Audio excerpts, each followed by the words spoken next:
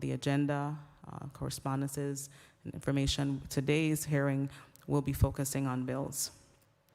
So we're going to start in the next, I'm just going to right now round up. I have just making sure, my committee members, the like, and I also want for you as the members of the public to use this as an opportunity to review the agenda yourself, and we get ready and get started. I'm very excited about today's hearing, especially as a number of the bills being offered are in, really important matters concerning curriculum and workforce development. So I look forward to today's hearing. Again, thank you to all involved in making today's hearing possible. We're going to take a brief 2-minute recess and begin at 10 o'clock, where we begin doing the roll call and proceeding with today's hearing. Thank you. At this time, the Committee on Education and Workforce Development will stand in a brief recess as we begin today's hearing. Thank you.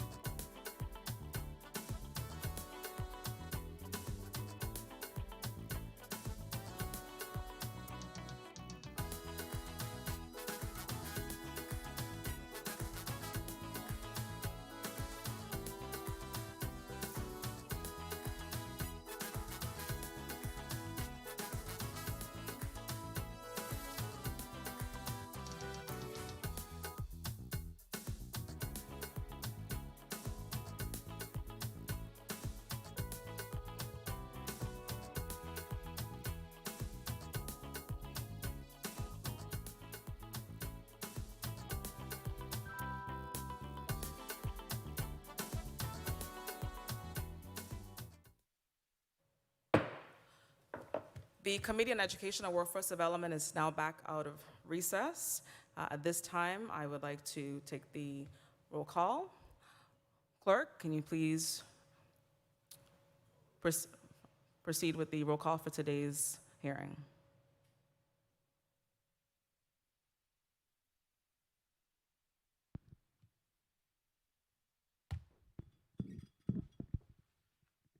Good morning. Let's speak louder. Senator Kenneth Gitt.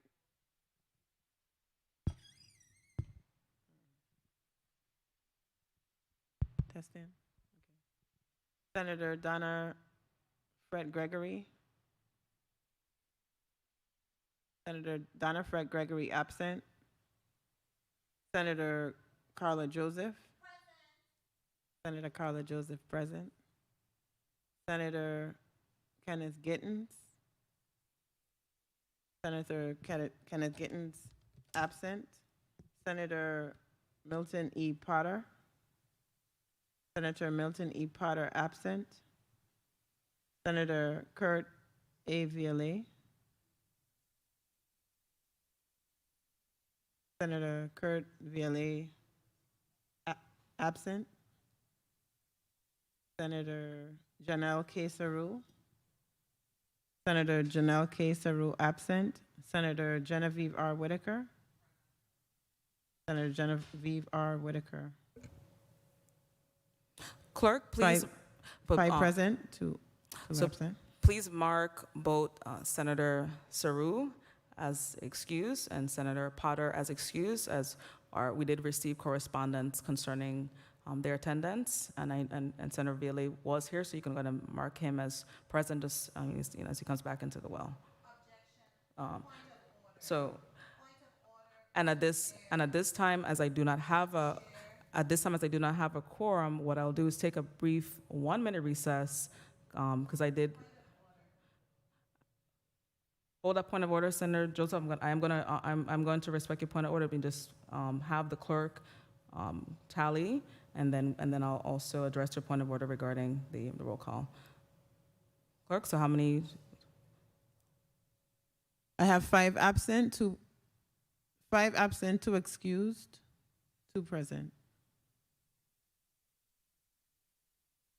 Proceed, just read over the present. We have 2 present, correct? 2 present, 5 absent. Okay, and 2 of which are excused, and as we receive the correspondence. Senator Joseph, your point of order. Can you please let me know what rule were we speaking about?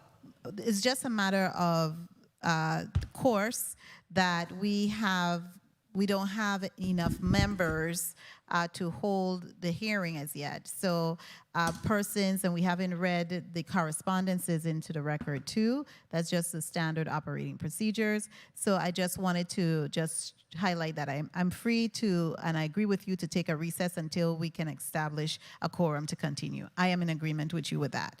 Thank you. Thank you. That would be in accordance to the rules. Thank you. Thank you very much. Clerk, could you please mark Senator Vialet as present.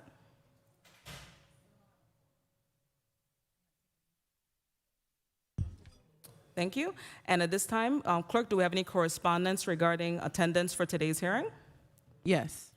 Please read those correspondence. Senator Janelle K. Saru. Honorable Genevieve Whitaker, 34th Legislature of the Virgin Islands, Capitol Building, P.O. Box 1690, St. Thomas, VI 00804. Dear Chairwoman Whitaker, this letter serves to inform you that due to a previously scheduled off-island engagement, I will be absent from today's Committee on Education and Workforce Development meeting.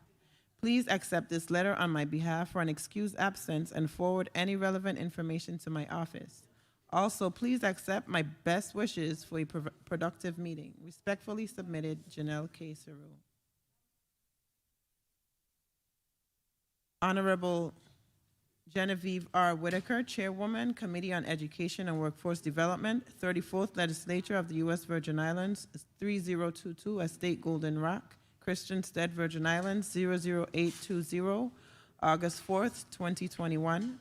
Dear Chairwoman Whitaker, I am unable to attend today's committee meeting as I am currently addressing the recent passing of my brother, Vivian Ed Potter.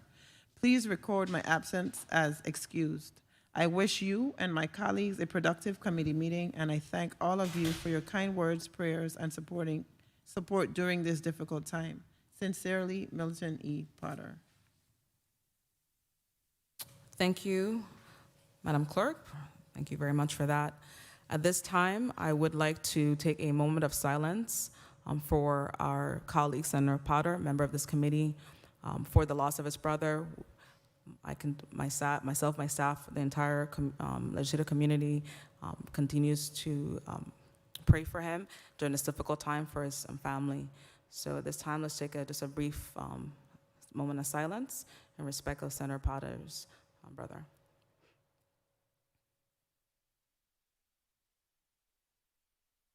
Thank you, and we also continue to offer, our prayers and condolences to all of those who have lost a loved one recently due to the pandemic, due to loss of life, and we continue to hold those individuals in our prayers and hold them up at this difficult time that they're going through. Next up, I would like to, at this time, we do not have a quorum, that is correct, as my colleague indicated. However, at this time, I can proceed with, certainly, we can't vote on measures without a quorum, but we can certainly move our hearing forward without a quorum. So good morning once again. Good morning once again to the people of the Virgin Islands. Good morning to you. And I hope that for those who tuned in us a bit earlier, you were able to go to the legislature's website, go to the committee folders, pull down today's information for the agenda and also the testimonies. I want to again highlight that one of the challenges that we continue to face within this institution as it pertains to hearings is that we consistently have situations where testimonies are submitted late, in the morning of, the evening of. We're getting updated testimonies. So just to the stakeholders, I appreciate those who are attending the hearing, where we do have to work a lot better on receipt of testimonies ahead of time. That's also as we continue to plan forward and for future hearings. So I want to delve in just to the purpose of today's hearing, all right? And yesterday was, in fact, Edward Wilmot Blyden Day, which, as those who tuned into yesterday's session, was shared towards the end of yesterday's session by Senate President Donna Fred-Gregory. And it was also shared through the Department of Education's division, Cultural Education Division. And it is really a mention of that goes to the fact surrounding the curriculum in our schools. And today's hearing, several bills will be presented that will have an impact on our curriculum, the foundation of which, and all of these curriculum matters, these courses of study over many decades long are on the books, but in some cases only on the books. They have not been included in the curriculum. Many know of the challenges that we face, and we know there are many gaps in the curriculum. We also know the situation with the maintenance of our schools. As we went out as committee members, non-committee members, senators went out to, and staff went out to tour the schools, and we know of the condition of them, the concerns over the reopening, a lot of things was going on this week, of course, as put out by Department of Education, the laptop distributions, MiFi devices, as schools remain in the virtual learning environment. But as we go through this pandemic and beyond the pandemic, just overall, it's going to be really important what our children learn during this time and any time going forward. The bills that are offered, number of the bills perhaps sponsored by myself. Also on the agenda is a measure by Committee Member Senator Gittens, member of the committee. And I use this opportunity because I wanted to also do some demonstrations, right? When we talk about curriculum, and I brought for me before Maria had a massive book library. One of my books was destroyed as a result of Hurricane Maria. But I did collect, and I begin to recollect many books. So when I talk about, and I had my staff, and I just want to give just a pointers. We talk about the curriculum, right? And I just brought a few of my books. Many of these books focusing on Virgin Islands history. We have, as an example, I have the media as best they can zoom in. James and the Fire Burn by Angela Golden Bryan. She was one of the individuals who took part in my second town hall meeting as we talked about charting a way forward for teaching of Virgin Islands Caribbean history in our schools. 1897, Queen Mary and Them, Richard Schrader, his book. We another author, and of course, just want to highlight there are many authors. I do not have all the books. I just wanted to throw out some of the books that are out there that I have in my possession.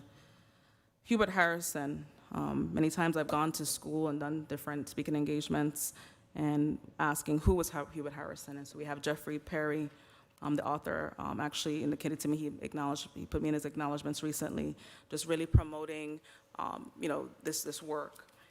And a few others, right?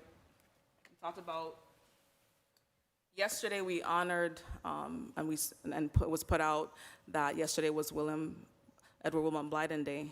But how many children in our school system know that one of his many books that he wrote was called Christianity, Islam, and the Negro Race, right? Is this in our school? And then finally, and I also want to highlight, when we talk about the inability for us to execute the agriculture curriculum, right? I dug up, as a member of the CTEC board, my board members and I working together regarding the agricultural curriculum.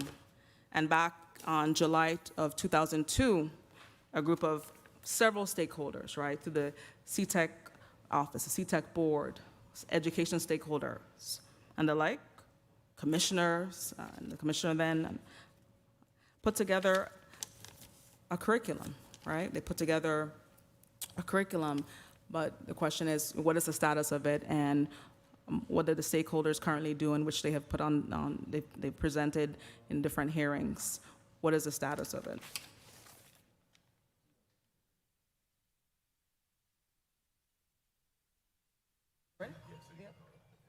And finally, I just want, as part of my opening, is just to continue to show different works, and as it relates specifically for today, one of the measures on the agenda concerns marine and environmental education. And a few weeks back, my staff and I went out to Camp Arawak. We went out to the new, refurbished center, and we had a really excellent experience in terms of going out there.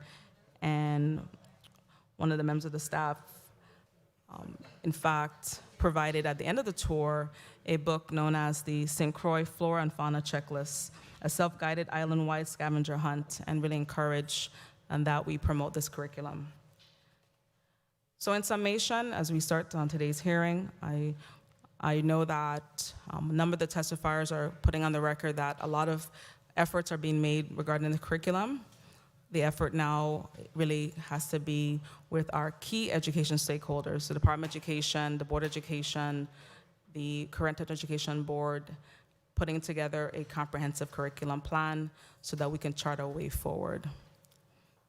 Okay, so at this time we'll take just a 1-minute recess, so I can do a check of, so we can begin, and then we'll have our first we'll begin with the reading of the agenda and bring up our first testifier.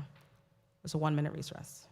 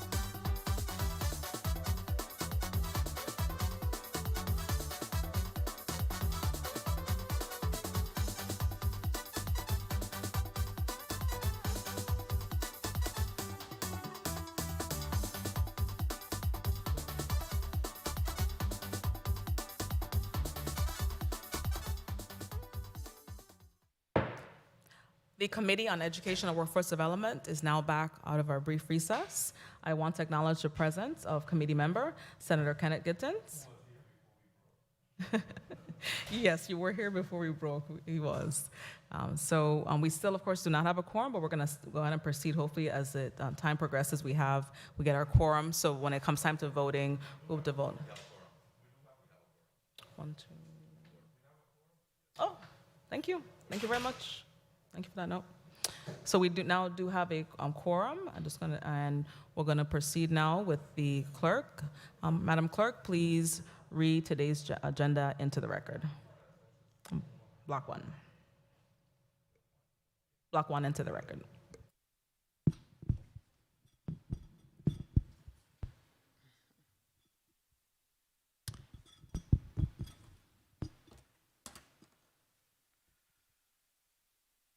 Committee on Education and Workforce Development. The Committee on Education and Workforce Development has scheduled a hearing for Wednesday, August 4, 2021 at 10 a.m. in the Fritz E. Lowitz Conference Room. The committee will receive testimony on the following bills. Bill number 340091, an act amending Title 17, Virgin Islands Code, Chapter 5, Section 41, relating to the courses of study in public schools to address gaps in education curriculum and workforce development by adding home economics, equine studies, information technology, by creating a reporting mechanism for the development and implementation of the curriculum, sponsored by Senator Genevieve Whitaker. Invited testifiers: Raquel Berry Benjamin, Commissioner, VI Department of Education; Kaiser Carlwood, Chairman, Virgin Islands Board of Education; Carol Carlwood, President, St. Thomas St. John Federation of Teachers; Dr. Michael T. Francois, Chairman, Virgin Islands Board for Career, Technical, and Education; Rosa Soto Thomas, President, St. Croix Federation of Teachers; Manley Acoy, Trainer; Margarita Benjamin, President, U.S. Virgin Islands Congress of Parents, Teachers, and Students Association, Inc.; Dr. Suzanne McGrath, Director, UVI Center for Excellence in Leadership and Learning; and Dr. Shinzeria Davis Kahina, Director, University of the Virgin Islands Caribbean Cultural Center. Bill number 34-0092, an act amending Title 17, Virgin Islands Code, Chapter 5, Section 41C, relating to courses of study in public schools to add paragraph 11 to establish a marine environmental education course, sponsored by Senator Genevieve Whitaker. Invited testifiers: Valerie Peters, Executive Director, Virgin Islands Nature Conservancy; Jennifer Valias, Director, St. Croix Environmental Association; Kaiser Carlwood, Chairman, Virgin Islands Board of Education; Carol Carlwood, President, St. Thomas St. John Federation of Teachers; Kemet Amon Lewis, Marine Scientist; Jean-Pierre L. Oriol, Commissioner, Department of Planning and Natural Resources; Raquel Berry Benjamin, Commissioner, VI Department of Education; Dr. Michael T. Francois, Chairman, Virgin Islands Board for Career and Technical Education; Rosa Soto Thomas, President, St. Croix Federation of Teachers. Madam Clerk, do we have any correspondence from any of the invited testifiers? Yes. Please read those. Department of Education, Raquel Berry Benjamin, Commissioner. Honorable Senator Genevieve R. Whitaker, Chairwoman, Committee on Education and Workforce Development, 34 Legislature of the Virgin Islands, 3022, Estate Golden Rock, Christiansted, St. Croix, Virgin Islands, 00820. Dear Senator Whitaker, given that the VI Department of Education will be the agency most impacted by the bill scheduled for review on August 4, 2021, I wish to suggest that you give consideration to the last week in August or later as an alternative time to conduct the hearing. This will ensure the appropriate personnel from the department, myself included, are available to testify. As you are aware, The planned August 4th hearing falls within the first week of 2021-2022 school year, when our educators and school-based staff are slated to return to school campuses. The department's leadership team and directors will be executing and/or participating in a host of previously scheduled activities for the start of the school year. If you cannot accommodate this request, I hereby ask that you excuse the VI Department of Education from the August 4th Committee on Education and Workforce Development hearing. Thank you for your consideration. We appreciate your flexibility in this matter. Should you have any questions, please feel free to contact me at 514-8005, as my mailbox is currently undergoing maintenance and will be offline for a couple hours. You can also contact my executive assistant, Rick Grant, at rick.grant@vide.vi. Respectfully, Raquel Berry Benjamin, Commissioner.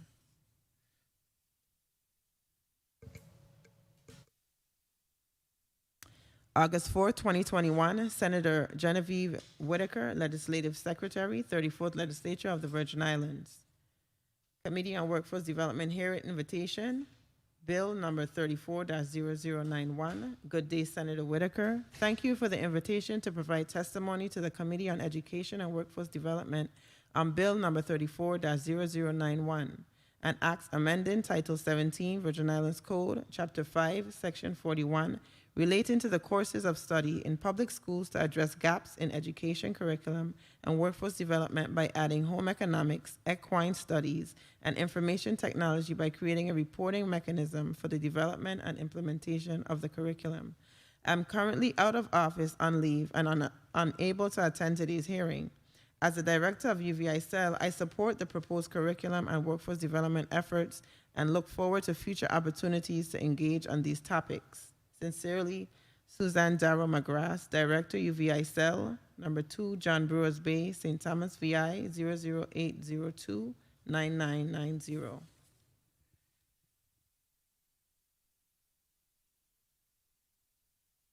U.S. Virgin Islands, PTSA.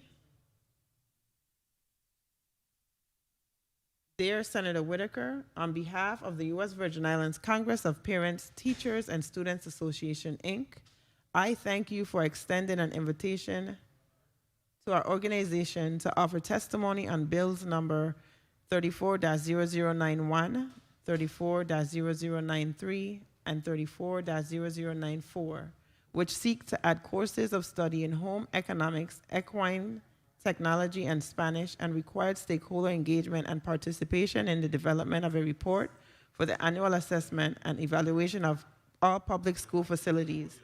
It is important to note that the USVI PTSA has no full or part-time staff and carries out its objectives solely via volunteers. Unfortunately, due to conflicts in our work schedules, neither Mr. Richard Mohammed, Chairperson of Legislative Advocacy Committee, nor I are able to appear to provide testimony. However, we know the importance of making our voices heard on legislation by advocating for laws that further the education, physical and mental health, welfare, and safety of children and youth in our community.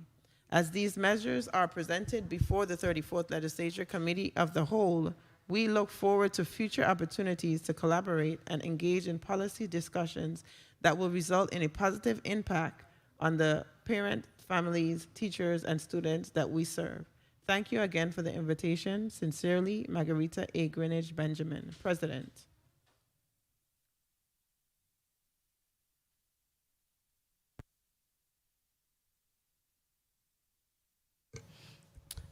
Thank you, Madam Clerk. We're going to take a 1-minute brief recess as we switch out, because I am prime sponsor of the measure. So we'll take a brief 1-minute recess.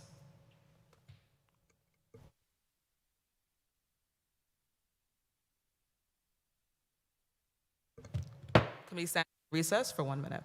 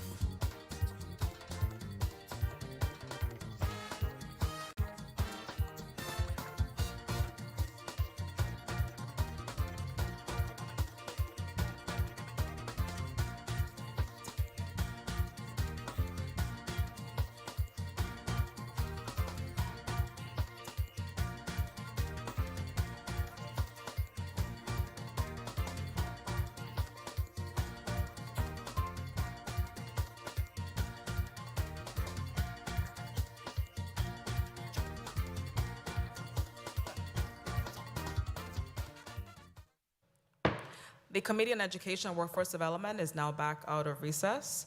This time, I would like for all the testifiers in Block 1 to put their screens on as we as you are sworn in.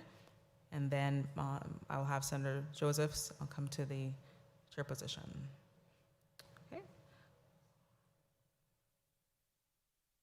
Thank you. Please raise your, not just Block 1, testifiers in Block 1.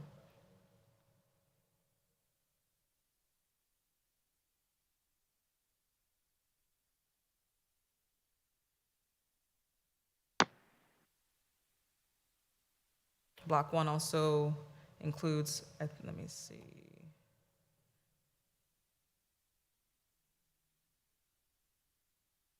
Yeah, those are 3 testifiers we have.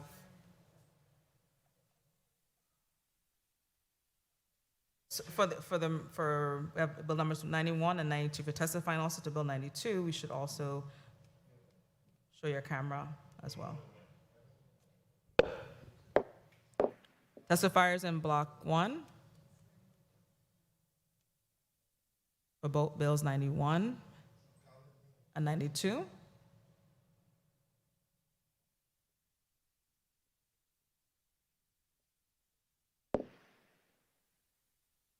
Okay, so there we go. We have, thank you.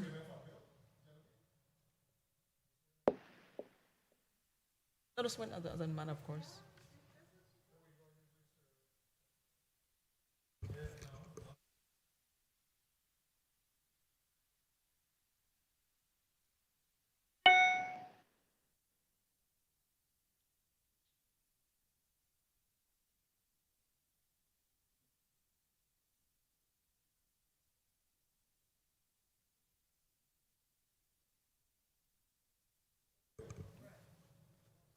It's right enough.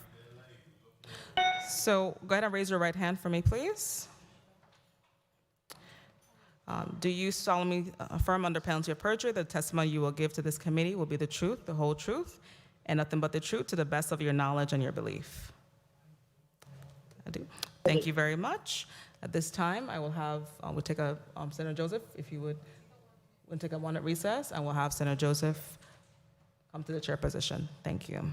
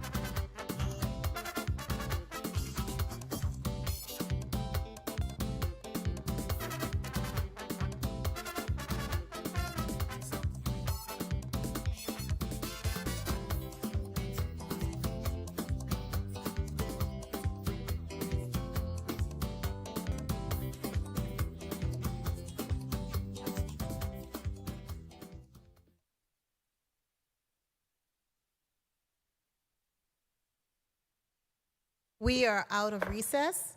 Pleasant good morning to our colleagues, our testifiers. Pleasant good morning to the central staff, as well as our listening and viewing audience.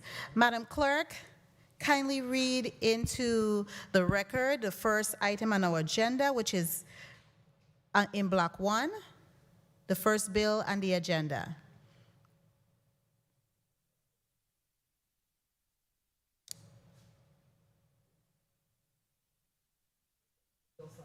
That's what's on the agenda, the bill summary. Just the bill summary.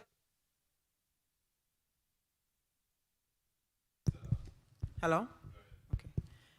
Bill 34-0091, an act amending Title 17 Virgin Islands Code, Chapter 5, Section 41, relating to the courses of study in public schools to address gaps in education curriculum and workforce development by adding home economics, equine studies, information technology, and by creating a reporting mechanism for the development and implementation for curriculum.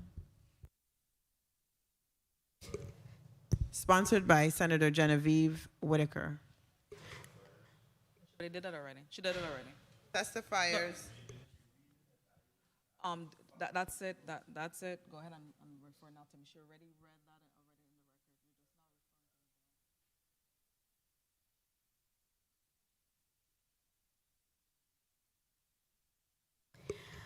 in the record. Thank you so much, Madam Clerk. I want to take this opportunity to acknowledge all the individuals who will be testifying on this bill, this measure, which includes who are present here virtually and who the chairperson have already sworn in, which would include Ms. Carol Callwood, President of the St. Thomas St. John Federation of Teachers, Dr. Michael T. Francois, the Chairman of the Virgin Islands Board of Career and Technical Education. We also have Ms. Rosa Soto Thomas. Are you there, Ms. Thomas? No? Dr. Susan McGrath is not here. Dr. Chinzara Davis Kahina is present, and she's joining us virtually, as well as Ms. Margarita Benjamin, and she's the president. She's excused. Okay, so we will proceed in this order based on who is here present and joining us virtually. We will begin with Ms. Carol Callwood, and then we will be following with Dr. Michael Francois. Who speaks on this measure? I do.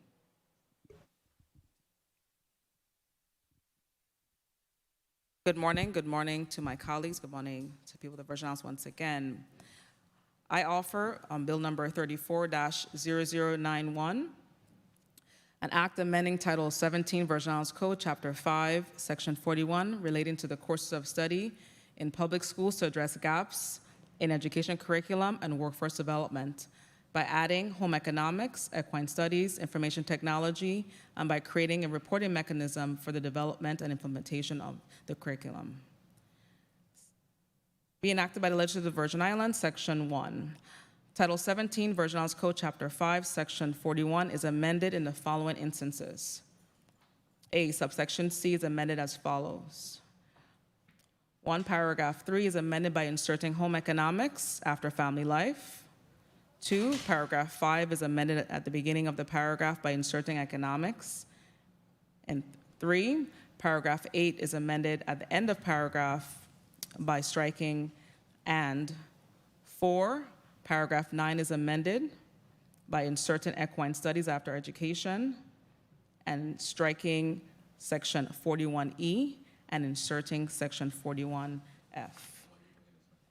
At the end of the paragraph by striking the period and inserting in its place a semicolon on the word and. 5, paragraph 10 is added to read 10, information technology for students in kindergarten through 12th grade. Subsection E is added and reads as follows. E, the Commissioner of Education, the Board of Education, and the Board of Career and Technical Education shall submit an annual report to the legislature on the status of and their progress in the implementation of the courses of study prescribed in subsection C of this section no later than June 30th after the close of each school year. In summary, this bill amends Title 17, Chapter 5, Section 41 to add home economics, equine studies, and information technology to the course of study in public schools. This bill also adds a provision that requires the Board of Education and the Department of Education to provide a curriculum implementation joint status report no later than June 30th at the close of each academic school year. I've offered this measure through both just awareness of several months in my tenure in engaging particularly the Department of Education in their curriculum plans. I recall, as of this year, taking part in one curriculum meeting, which was on May 11th, known as the Portraits of a Graduate, through their curriculum committee. I also submit to this committee, to my members and to the public, that during my last committee hearing, I was informed that while the commission could not attend, that curriculum matters are handled by, of course, different staff members in the department, and that they would make their effort to attend today's hearing. The bill seeks to address a curriculum crisis. As placed on the record, we have a number of challenges with the implementation of the current courses of study in Title 17, Section 41 of the Code. This effort, this legislation now, it involves now even the CTEC board, a board that continues to be left out of curriculum plans, whereby oftentimes we see information come out whereby all the stakeholders are not involved in that process. So at this time, I yield back to Madam Chair to have the testifiers offer their testimonies regarding this measure. I also want to submit that I have also offered an amendment, which I've had my staff begin to circulate the amendments, because during meetings with the various stakeholders and during today's hearing, those who could attend and those who were not able to attend, we did discuss amending portions of this measure, particularly updating home economics to speak to the standard of a family consumer science, as well as the other bill for the second block. I also offer, I'll move out now on to, I'll go ahead and have the testifiers testify to the first bill. Thank you. Thank you so much, Senator Whitaker, for offering your testimony on the record relative to the bill that you are sponsoring, Bill number 34-0091. I see that we were joined by a representative from the Virgin Islands Board of Education. That representative is Dr. Stephanie Berry. Dr. Berry, welcome. I would like to do a microphone check with everyone because we had a little pause in the time. And as I go through the microphone check for all the testifiers listed, you will be going through that order in your testimony. First, we will begin with Ms. Carol Callwood. Ms. Callwood, pleasant good morning to you. Microphone check. Good morning, everyone. Thank you kindly. Then we will go to Dr. Michael T. Francois. Dr. Francois, microphone check, please. Good morning, everyone. Thank you kindly, Dr. Francois. Then we will go on to Dr. Stephanie Berry. Dr. Berry, you are here to represent the Board of Education, I gather. Microphone check.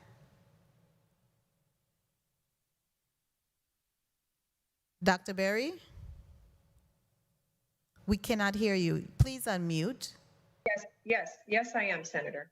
Thank you kindly. Thank you. And then for this block of testifiers on this bill, we have Dr.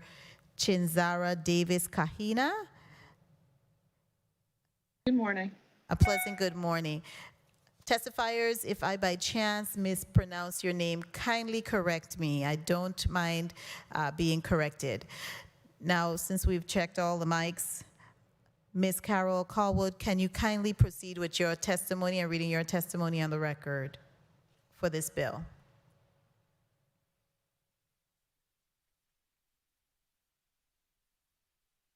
Good morning, Honorable Senator Genevieve Whitaker, Chair of the Committee on Educational Workforce Development, committee members, all other senators present, other testifiers, listening and viewing audience, and a pleasant good morning to the hardworking, diligent, and very patient members of the St. Thomas St. John Federation of Teachers Local 1825. I am Carol A. Callwood, President of St. Thomas St. John Federation of Teachers Local 1825, an affiliate of the American Federation of Teachers that represents the educational professionals, paraprofessionals, and school-related personnel, our support staff. On behalf of Local 1825, thank you for inviting our union to share in the discussions today. For Bill number 34-0091 as amended, to amend Title 17, Virgin Islands Code, Chapter 5, Section 41, as it relates to the courses of study in public schools to address gaps in education, curriculum, and workforce development. It is a good concept as we attempt to increase the courses offered to our students in their education path. My concern is that research and conversation prior to drafting these bills may have aided in the development of them. Some of the recommended courses in the bill are already offered, and presently, there has been some legislative mandates for education that have not been implemented due to a lack of resources. And I'm worried that as we add more, they will meet the same fate. At one point, several years ago, there was a technology curriculum that was being drafted to address the digital needs of our students from elementary through junior high school. Lack of resources and/or interest table the progress of this initiative. We do not want that to occur with any other initiatives that are brought forth by this body. The other testimony is for the next bill, so I will hold that until we come to the next one. But as I close for now, I would be remiss if I did not mention the current state of affairs as we are poised to begin the new school year. With the rise in COVID-19 cases, the government has ordered schools to be virtual. My concern is that we are not much more prepared to start this school year than we were to begin 2019-20. Yes, we did get some devices for our students to work from home, but we should have had our facilities prepared to safely receive the students and staff. We are painfully aware that many of our students have not developed the skills necessary to fully succeed in the virtual world. Just like all other skills, digital literacy and digital functionality must be taught so that our students can master them. This has to be done by the teachers. No one wants in-school instruction to resume more than the teachers, but that can only be done when Virgin Island Department of Education completes the preparation of safe and sanitary facilities, not just our schools. Our support staff also deserve a work environment that is relatively safe from COVID contamination, or at least a facility that has everything in place to reduce the risk of COVID transmission. We need everyone to work together so that the 2021-2022 school year is productive and safe. Thank you for this opportunity, and I'm here to answer any questions. Ms. Callwood, for your testimony, thank you so much. Just so we are clear, I know most of you who are testifying are veterans at this. Be sure to state your name prior to rendering your testimony, and in the course of the hearing, kindly state your name before answering or placing any of your comments on the record. Dr. Francois, I believe you are next. Good day. This is Dr. Michael T. Francois. Good day, Honorable Senator Whitaker, members of the Committee on Education and Workforce Development, other members of the 35th Legislature of the Virgin Islands, fellow testifiers, members of the listening and viewing audience. The Virgin Islands Board of Career and Technical Education members, thank you for the opportunity to testify before your committee. My name, again, is Dr. Michael Francois, Board Chair of the Virgin Islands Board of Career and Technical Education and Professor at the University of the Virgin Islands. With me virtually is Mr. Anton Deuce, Executive Director of the Virgin Islands Board of Career and Technical Education. Today, I have the responsibility of reading the Virgin Islands Board of Career and Technical Education's testimony on the record. critical to our mission as VIBCTE is the mandate that the employability skills, both academic and technical, be provided to all students in the Virgin Islands, regardless of their plan to attend college or enter the workforce directly after high school. In addition, teachers and students must be provided the proper resources required to keep up with the rapidly evolving career and technical education changes across the globe. According to Act number 8374, Section 1, subsection B, Virgin Islands Board of Career and Technical Education shall promote, maintain, and aid in establishing schools, departments, or classes that provide pathways to career readiness for the public school students in the 9th through 12th grades. Therefore, this board appreciates the opportunity to participate in the discussion of Bill number 34-0091, an act amending Title 17 Virgin Islands Code, Chapter 5, Section 41, relating to the courses of study in public schools. Virgin Islands Board of Career and Technical Education is adamant that career and technical courses at the high school level lead to industry certification, national certification, or license. Moreover, these certifications and licenses will increase our students' ability to enter the workforce with the necessary skills and qualifications that the certificates and license will also improve their employment opportunities. Programs that lead to accreditation should be associated with an industry or national governing body that will issue the certification. Therefore, the program should be using the governing entities' sanctioned curricula. Further, the Virgin Islands Board of Career and Technical Education would like to recommend that home economics be implemented at the junior high school level. Additionally, we envision home economics as a gateway to several high school certification programs such as culinary arts, childcare, and clothing, fashion, and designs.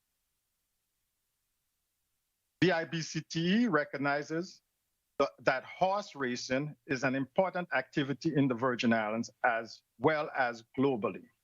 We support equine studies as a course of study under the umbrella of the agriculture program. Information technology, IT, is certainly a program of study that the Virgin Islands Board of Career and Technical Education supports. IT is already a program of study under the name of Computer Engineering at the Career and Technical Education Center. I went ahead and spoke about Bill number 34-0092 in my testimony because an act amending Title 17 Virgin Islands Code, Chapter 5, Section 41C, relating to courses of study in public schools, to add paragraph 11 to establish a marine and environmental education course. The promotion and support of these courses are supported by the Virgin Islands Board of Career and Technical Education at the junior high level. The Virgin Islands is surrounded by water. The territory is a vacation destination for sea activities. Therefore, the bill is necessary as we should prepare our students to participate and care for our marine industry and environment. The members of the Virgin Islands Board of Career and Technical Education, thank you for the opportunity to read this statement into your record. We are now ready to answer any questions you may have, and additionally, any additional information which you do not have upon your request will be submitted promptly. Thank you very much.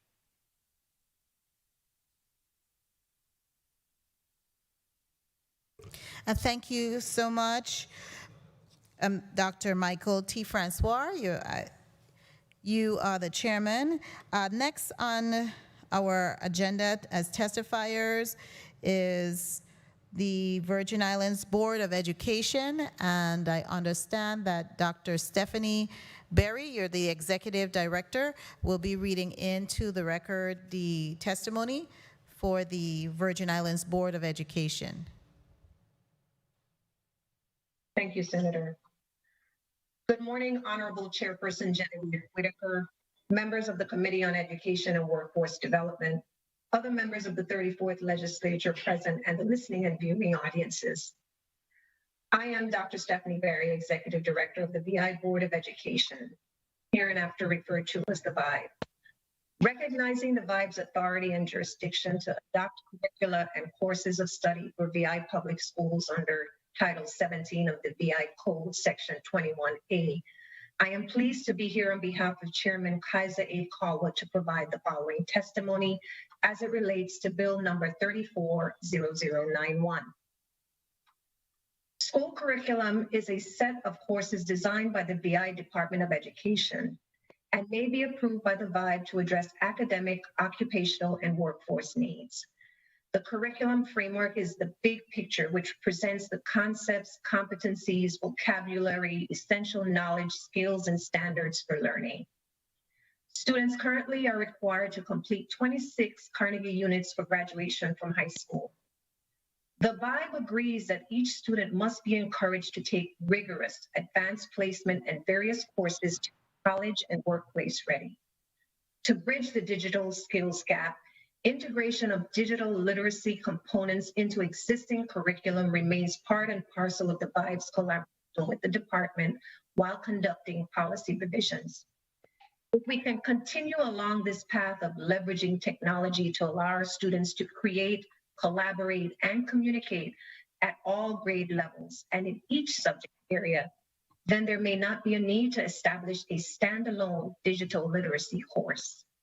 Additionally, as we look at the possibility of diversifying subject offerings, all stakeholders, including the Career and Technical Education Board, the Department of Labor, the Economic Development Authority, and the University of the Virgin Islands can offer input within their respective area of expertise, such as workforce gaps and surpluses, analysis of workforce demographics, trends in CTE subjects or university majors that students enroll in and graduate from, in order to determine territorial needs. Having this data and opportunities to collectively collaborate will allow the development of a systematic assessment of what courses, credits, and curriculum changes are needed, how they should be addressed, the challenges and solutions for successful implementation, and periodic evaluation. For students whose interests include subjects not currently offered, such as equine studies, marine biology, fencing, interior design, etc., they could have the option of an academic or elective credit. However, the current challenges to attract and retain qualified teachers for current subjects remain the same when we look at adding subjects. Funding the recruitment and retention of qualified individuals and maintaining competitive salaries remains a concern. Furthermore, diversifying the subjects offered also faces challenges, as the number of students interested in a course per semester and the consistent availability of resources specific to the subject matter, including funding, recruiting teachers with the education and/or experience in approved trade occupation and any applicable trade license, and maintaining up-to-date classrooms and equipment are among the few. Nevertheless, there may be opportunities through public-private partnerships. For example, equine studies may include supervised on-the-job internship experiences with veterinarians. Similarly, through entities engaged in equine activities and/or that have a contract or agreement with the government of the Virgin Islands related to equine activities, students may have access to specific resources such as training programs and scholarships to attend an institution of higher learning in this discipline. Through experiential learning, our students not only obtain new skills, but also gain an opportunity to explore career paths that include administrative operations of equine businesses and commissions, training, and veterinary techniques. as it relates to reporting mechanism. In 2019, the board approved curriculum development and implementation policy, which has been provided for your information and is referenced as attachment A in our testimony. This is currently being processed through legal counsel at the Office of the Governor. The board has reviewed the department's curriculum framework and are awaiting a new date from the department to meet and discuss the board's review and recommendations, which are highlighted via letter dated June 16, 2021, also included in this testimony and referenced as attachment B.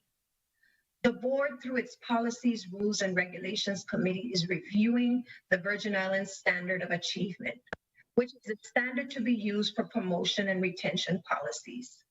It will provide an at-a-glance look at what the students are expected to learn and master.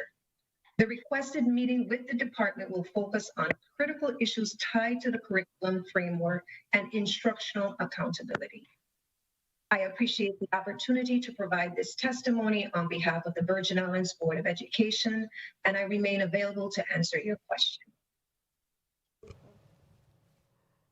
Thank you so much, Dr. Berry, for your testimony. We will now hear the testimony of the final testifier on this bill, Dr. Chinzera Davis Kahina. You're recognized to place your testimony on record. Thank you.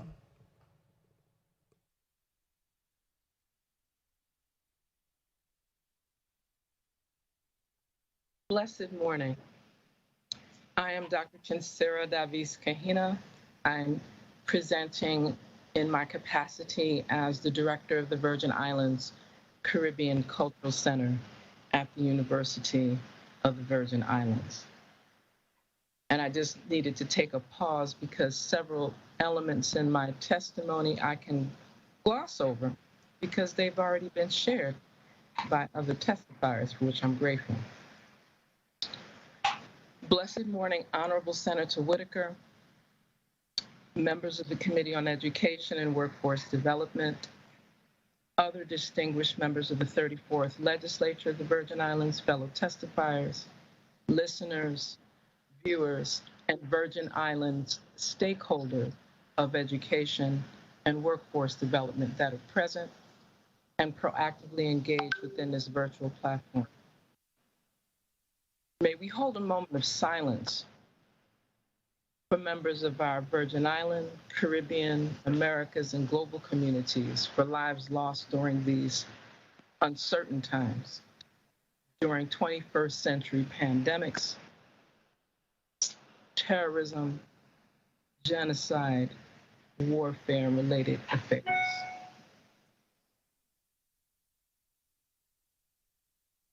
I'm Dr. Chinzera Davis Kahina, an indigenous ancestral global African woman of the Caribbean, raised, socialized, and guided with maternal and paternal familial heritage roots in the Caribbean Americas, República Dominicana, St. Martin, Antigua, Virgin Islands, Africa, and a daughter, a sister, an aunt, a mother, my favorite part, a grandmother of our shared earth.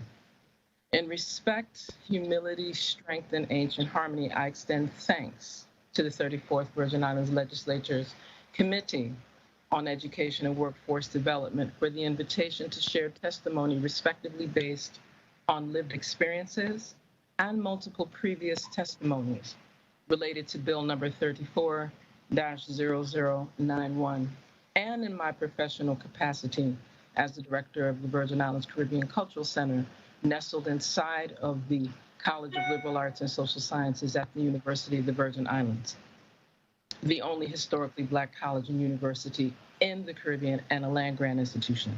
So I'm honored to be able to share this invitational testimony in support of Bill number 34-0091, which has already been defined.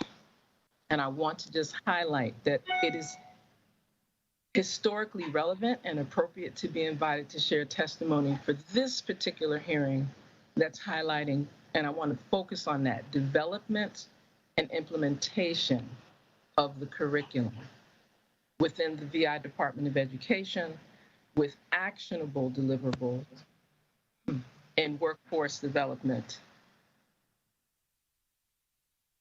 on the day after the 189th anniversary of the birth of the Honorable Reverend Dr. Edward Wilmot Blyden, a regal native son of the Virgin Islands of the United States, born free on August 3rd, 1832, on the Isle of St. Thomas, to free parents of Igbo, contemporary Nigeria ancestry, when these islands were colonized and legally designated as the Danish West Indies under the sovereign rule of the Kingdom of Denmark.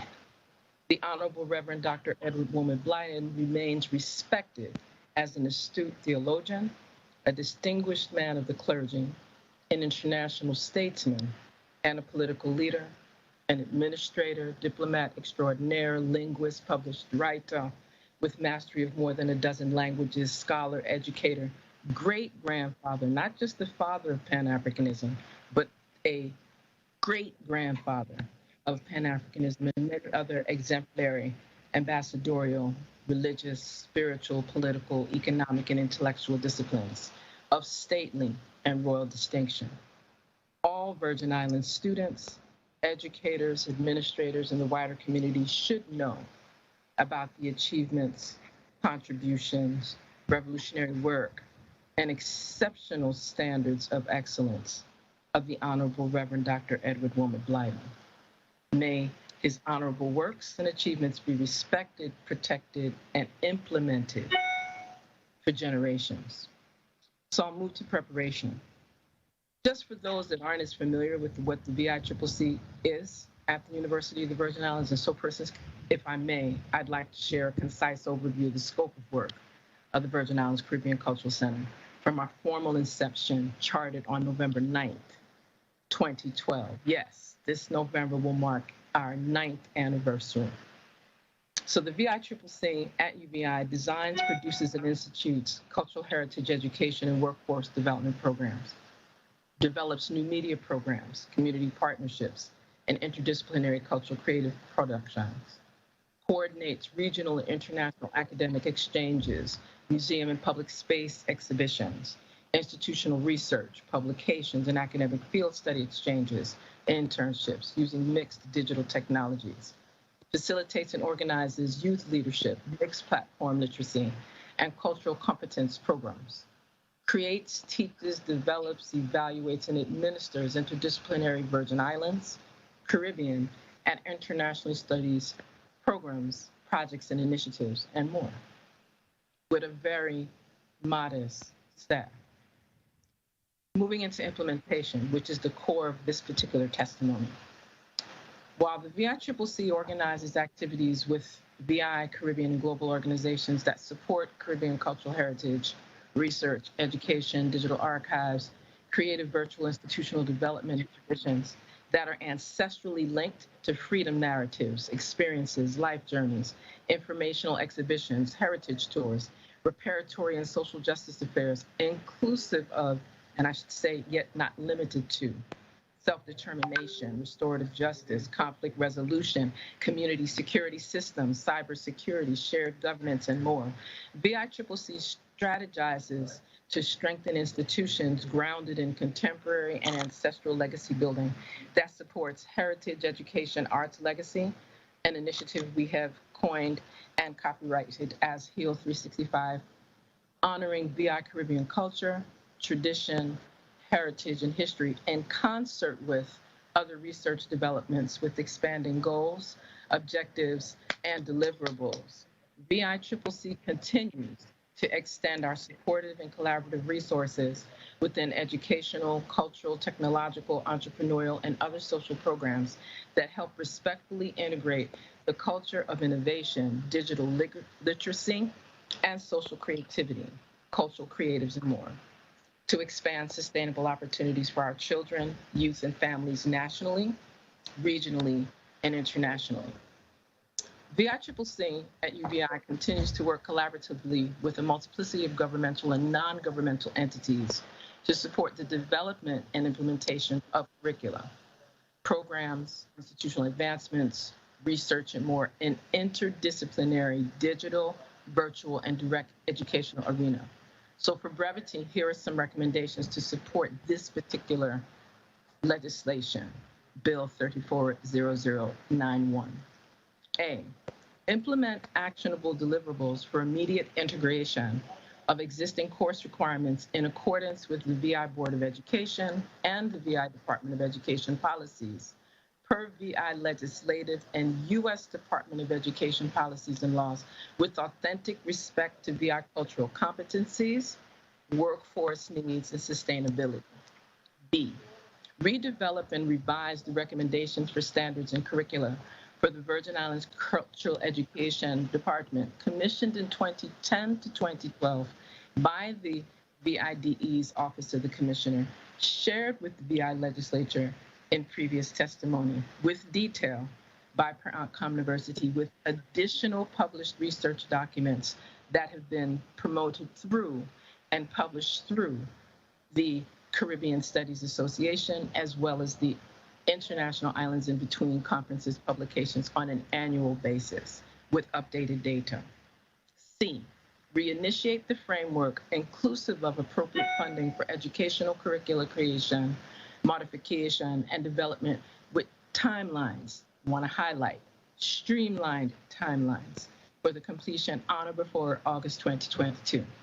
And D, secure funding for researching existing and previous legislative bills, acts, resolutions, proclamations, and respective testimonies that support the design, development, creation, and implementation of educational curricula that are in synchronization and compliance with existing legislation, i.e. requirements for institutional courses, instruction and certifications in the real estate industry, equine studies, digital literacy, VI and Caribbean history, literature studies, swimming, marine studies, agriculture and agribusiness, entrepreneurship, and plus more.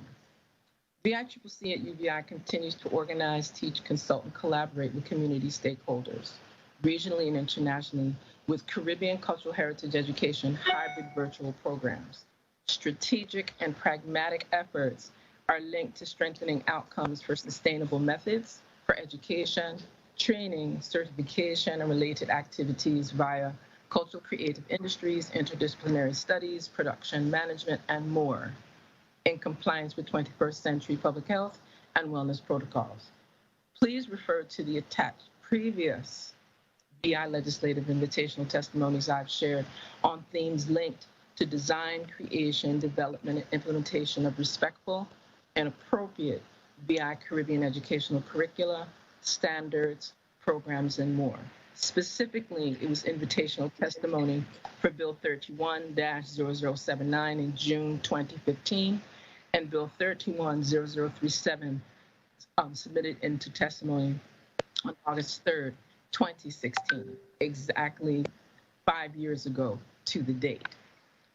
I want to just continue and close with, on behalf of the VICCC at UVI and as a mother, and like I said, one of my most important spaces as a grandmother, and a guide to youth and families deserving and worthy of authentic holistic educational opportunities with high standards of excellence that maintain pro-choice with historical accuracy and cultural competence, grounded in 21st century technologies as are appropriate. I remain available to address any questions or comments on this invitational testimony. Again, shared in culture, heritage, arts, and education. Remain inspired. Again, I am Dr. Chinsira Davis Kahina, and I serve as the director of the Virgin Islands Caribbean Cultural Center at the University of the Virgin Islands and part of the class teaching faculty. And the attachments to those respective previous testimonies that provide more detail of the hows and the whats connected to curricula and links therein are available within this combined testimony. Thank you very much for giving me the opportunity to share that testimony. Thank you so much, Dr. Davis Kahina. Now we will hear from the last, have the clerk read into the record the last bill on this block. Madam Clerk, kindly proceed. Bill number 34-0092, an act amending Title 17, Virgin Islands Code, Chapter 5, Section 41C, relating to courses of study in public schools, to add paragraph 11 to establish a marine and Environmental Education course, sponsored by Senator Genevieve Whitaker. Thank you, Madam Clerk. Who speaks on behalf of this bill? I do. Thank you, Madam Chairwoman. I offer Bill number 34-0092, an act amending Title 17, Virgin Islands Code, Chapter 5, Section 41C, relating to the courses of study in public schools to add paragraph 11 to establish a marine environmental education course. Section 1, Title 17, Virgin Islands, Chapter 5, Section 41, subsection C is amended by adding paragraph 11 to read as follows. 11A. For students in kindergarten through 12th grade, environmental education, including instruction in the uses of marine resources and development of and training in marine tourism pursuant to 3 VIC, Section 334, subsection B6. Bill summary. There is a need for our children to learn the marine industry, not only to obtain opportunities to work in the marine industry, but also to be educated in understanding the local ecosystems and preservation of our environment. This measure is for the promotion of the development of our marine industry, as the Virgin Islands education system seeks to provide a means for children to become ecologists, environmentalists, marine scientists, and work in other life science careers, as well as entrepreneurship in the marine industry, vessel operations, etc. This bill adds environmental education, including instruction in the uses of marine resources and marine tourism development to the courses of study in public schools. And I submitted this, this measure really as supported by a number of stakeholders who are invited testifiers and others as a means to address environmental education. When we talk about preservation, sustainable ecology and the like, as well as we promote, as a body, we've promoted the marine industry through past legislators and the like, and so this is a way now of really pushing forward with instituting, essentially through the Commission, the Department of Education, this CTEC board has its role, the Board of Education, all the education public entities, so that we can really build a system of education. One of which, as advocacy continues in the area of pressing that we expose children at much younger ages. And here we are in an island community. We have a lot of areas to work on in terms of environmental education that would address issues with, as we push forward with recycling, address issues with waste and how we're dealing with our environment and preserving our environment. And at the same time, also offering opportunities for our children to pursue careers in marine, right? That's our children becoming drivers, captains and the like, and really doing that through the education system. I have offered an amendment as well as to this measure based on meetings with the stakeholders, really calling for a clear understanding that this bill is both within the environmental and marine areas, really looking at the students learning about these two subjects in a way that utilizes current systems, as well as we will, through the testimony, learn of a lot of the efforts already being made for this type of education. And I do get that we already have a number of courses of study on the books, that those courses have been mandated but yet to be fulfilled. I also do know what advocacy looks like when you want to get a department and an entity in the government to do what they're supposed to do. So there's many angles, and I want to applaud advocates of the curriculum matters, as many know with the other areas, but particularly on this bill. We have a number of testifiers are advocates of environmental justice, advocates of the marine industry, and I want to also thank, while not testifying today, we did have a representative from the Department of Planning and Natural Resources. So we do appreciate that from the governmental side, and then from the nonprofit side. Of course, we'll hear today from our nonprofit stakeholders. Thank you. So at this time, I submit this legislation and offer this measure. Thank you, Chair. Thank you so much, Senator Whitaker. We have some invited testifiers, and they are online.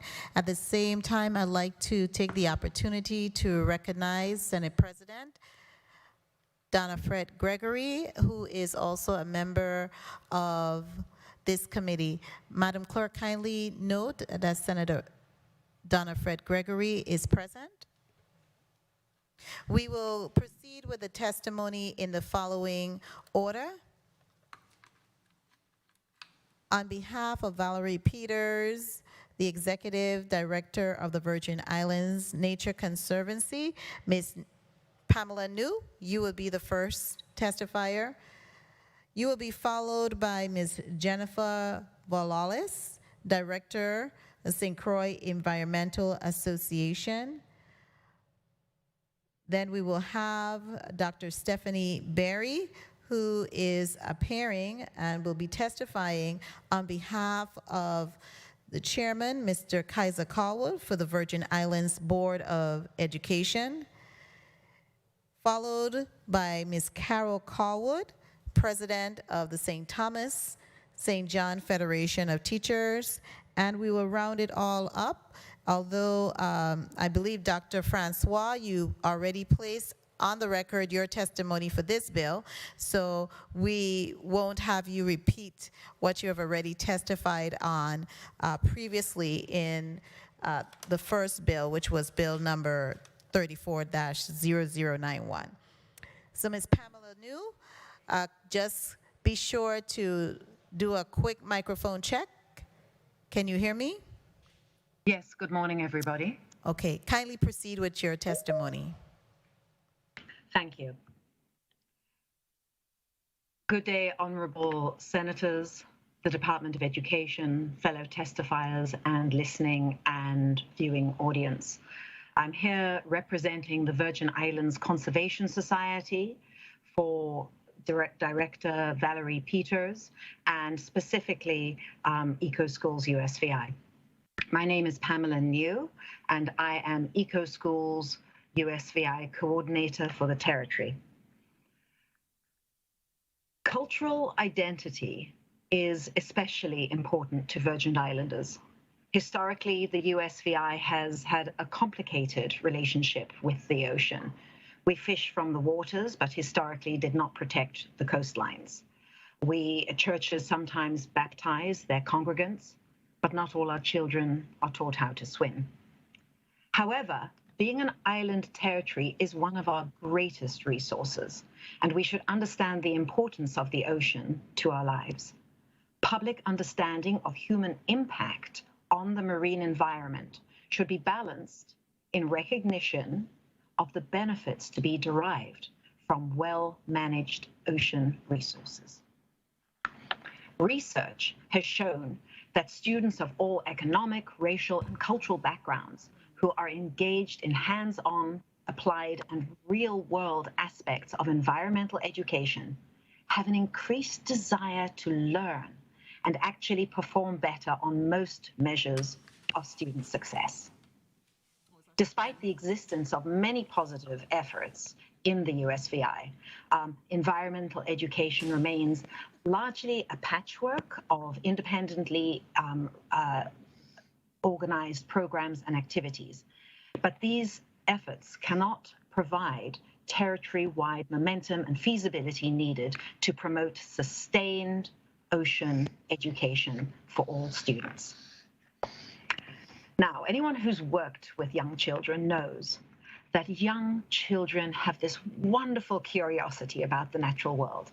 However, without encouragement and well-informed environmental education, that curiosity is often lost.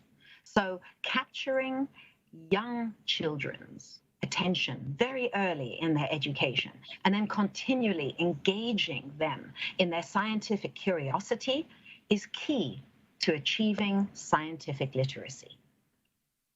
Hands-on and project-based learning has proven the most effective method of engaging young minds. And having all our schools within easy access to our shorelines, the ocean is surely a base for teaching STEM concepts and should be our natural go-to as educators and the Department of Education. On December 5th, 2017, the United Nations declared that a decade of ocean science for sustainable development would be held from 2021 to 2030. The Ocean Decade provides a common framework to ensure that ocean science can fully support countries to achieve the 2030 Agenda for Sustainable Development. And as I said on June 2nd at that Senate committee hearing, sustainable development cannot only be achieved through technological solutions, political regulation, or financial instruments. It requires quality education and learning for sustainable development at all levels and in all social contexts. Education for sustainable development is all about enabling students to address both present and future local and global challenges and create a new and more sustainable and resilient community. Our territory, our beautiful territory, needs a diverse, educated, and well-prepared workforce to develop the marine environment and make decisions regarding complex ocean and coastal related issues that will impact our islands for generations to come.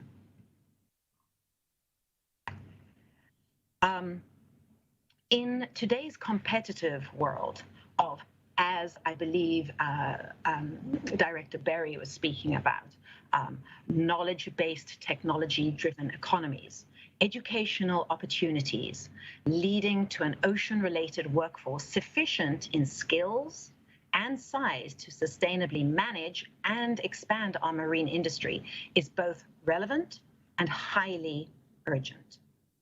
I was reading the U.S. Commission on Ocean Policy's preliminary report titled Ocean Stewardship, the Importance of Education and Public Awareness.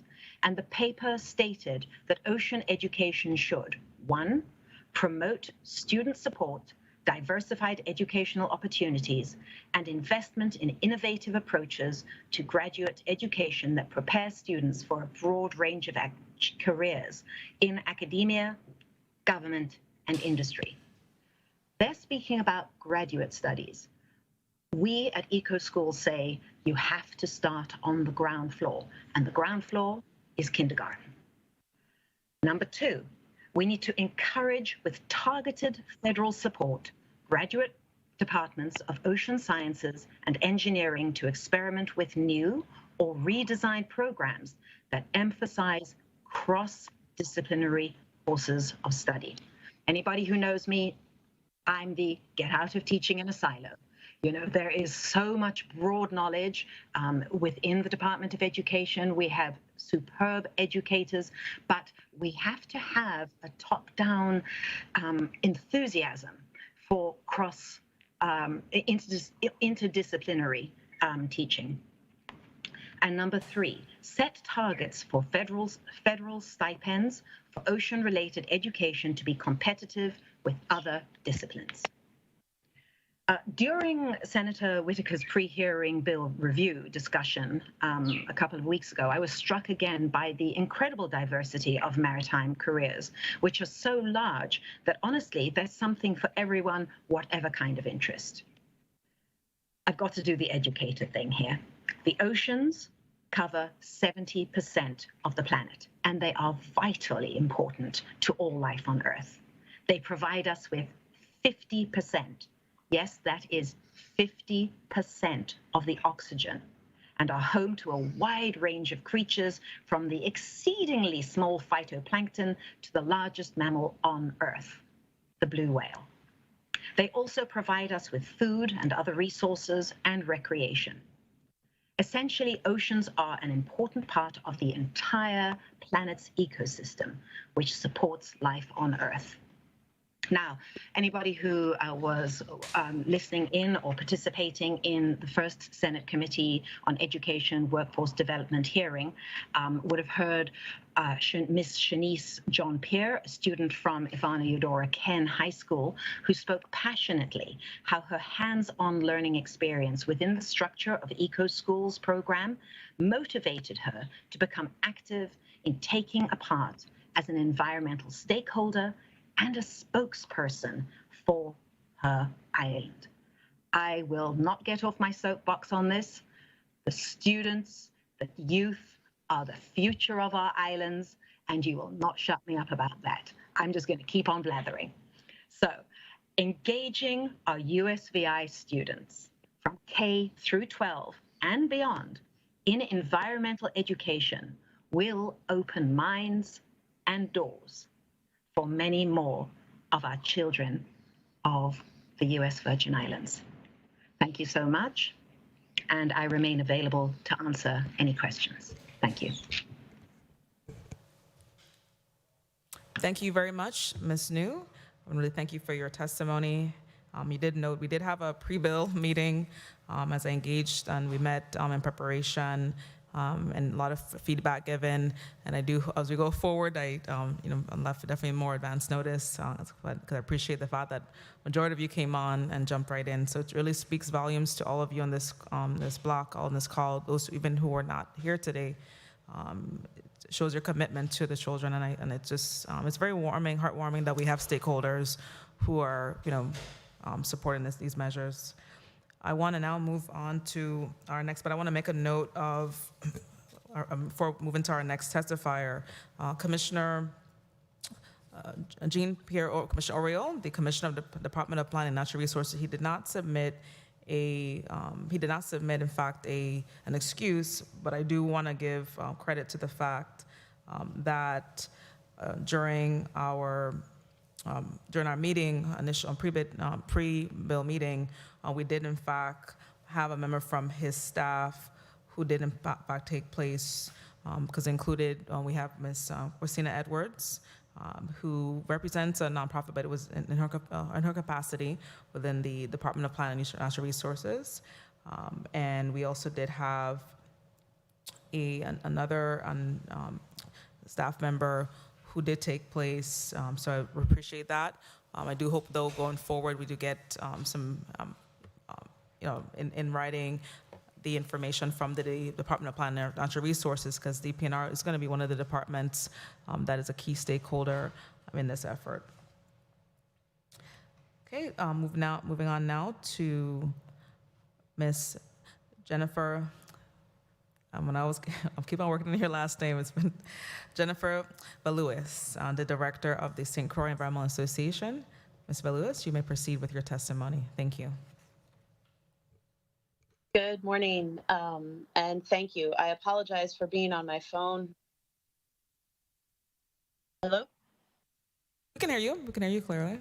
Oh, I apologize. My computer crashed about halfway through this meeting, so I'm working from my phone now. Apologies. So good morning, Madam Chair, committee members, and other senators who are present in the chambers and online, presenters, and other guests. My name is Jennifer Valulis, and I am the Executive Director of the St. Croix Environmental Association. I am happy to be here today to support Bill 34-0092, which adds environmental education to the K through 12 curriculum. It's probably not surprising to you that I am a big proponent of environmental education. I initially started at St. Croix Environmental Association as the education coordinator, and I have seen firsthand the value of environmental education and the opportunities that it presents, not just to learn more about our environment, but how it can engage students in unique ways. Studies have shown that environmental education promotes critical thinking, it strengthens communities, and it has direct health benefits for students. Environmental education spans nearly every subject area: sciences, math, reading, writing, and art, just to name a few. In our work, we have found that environmental education strengthens students' connection to and appreciation of their island, and it inspires a desire to be good stewards. Environmental education develops confidence for students to investigate and solve local problems. Engaging students to consider real-world environmental problems and find solutions is a valuable skill that prepares them the problem solvers of the future. Children have a natural interest in the environment around them. Interested students are motivated students, and motivation is a key ingredient for academic achievement. Indeed, a 2003 study illustrated the positive effect of structuring curriculum around environmental themes while still meeting the state standards. And in this study, students at these schools were more enthusiastic about learning and performed better academically. Teachers were also more enthusiastic about teaching. They brought more innovative instructional strategies into the classroom and took more leadership in school change. To speak to the workforce development aspect of environmental education, there is a strong need for diversification of the economy for long. The expansion of sectors such as renewable energy, the economy, agriculture, and place-based tourism were specifically identified in the Vision 2040 developed by the Economic Development with the community's input. Other jobs in the environment include air and water quality monitors, alternative energy engineers, nature tour guides, environmental lawyers, farmers, artists, urban planners, policy analysts, and more. We need to develop the educational foundation sectors so that positions can be filled by locals here in the Virgin Islands. I realize that the prospect of adding a course of study may be looked at with trepidation by some, but there are many organizations that are already deeply involved in environmental education, such as mine, that would be thrilled to work with teachers to assist in developing appropriate content or to directly lead lessons. Programs such as Eco Schools, led by the Virgin Islands Conservation Society, are specifically designed to promote environmental education. And VINE, the Virgin Islands Network of Environmental Educators, can provide further expertise and connections to and experienced environmental educators. The resources are here already, and we are help in any way we can. Thank you for the opportunity to testify, Bill, and happy to serve the best of my ability. Thank you very much, Ms. Valuis, for your testimony.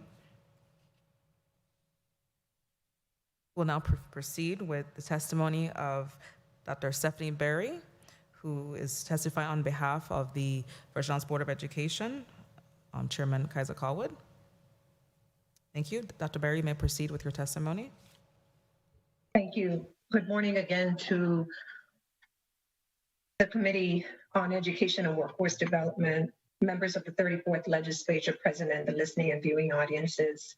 I am here on behalf of Chairman Kaiser A. Callwood to provide testimony as it relates to Bill number 340092.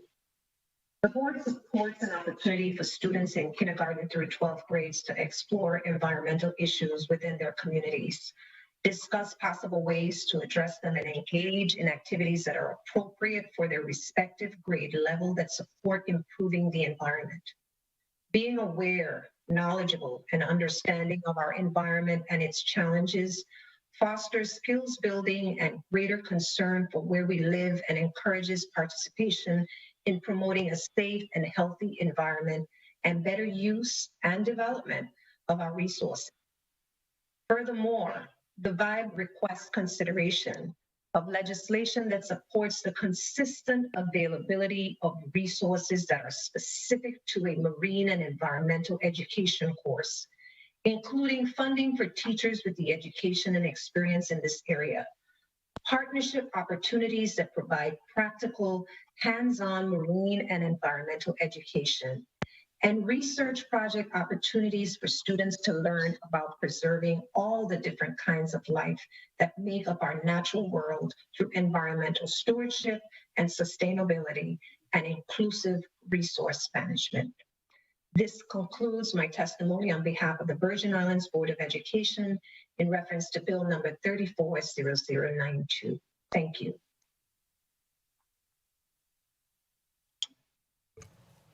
Thank you very much, Dr. Berry. We'll move now to Carol Callwood, the president of the St. Thomas St. John Federation of Teachers.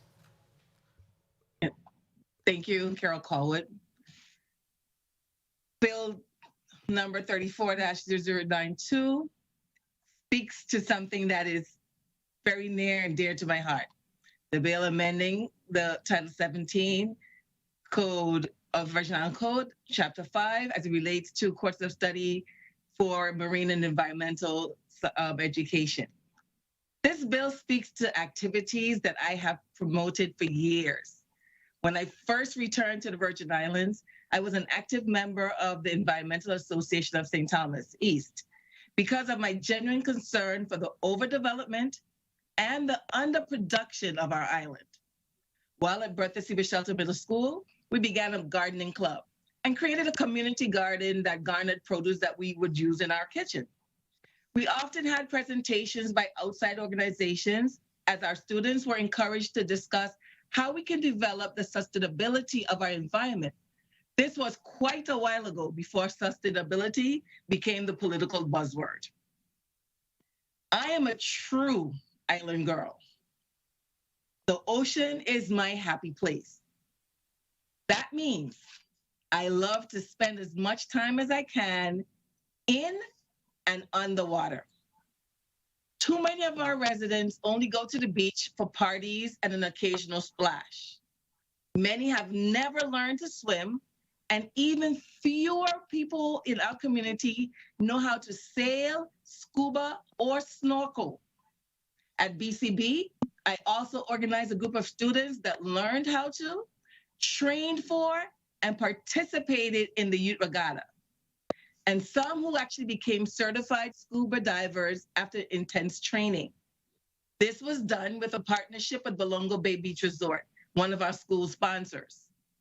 I am in full support of this bill. But just like Bill 34-009, we must also understand that increasing curriculum offering also requires increasing staffing for those courses. And I'm pleased to hear that Dr. Berry did mention that. It continues to be a challenge here in the territory and the nation on the whole to find qualified teachers and instructors for core content and elective classes. So as we plan on introducing new courses, be mindful that we need to hire staff to teach these students that would enroll in these classes. Thank you.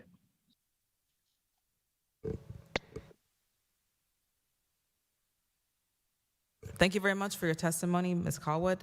And that's definitely consideration, leaving off of your testimony concerning who would be teaching those courses. And I think that's why also as part of the effort, we have a number of nonprofit entities who are currently actually doing a lot of this work.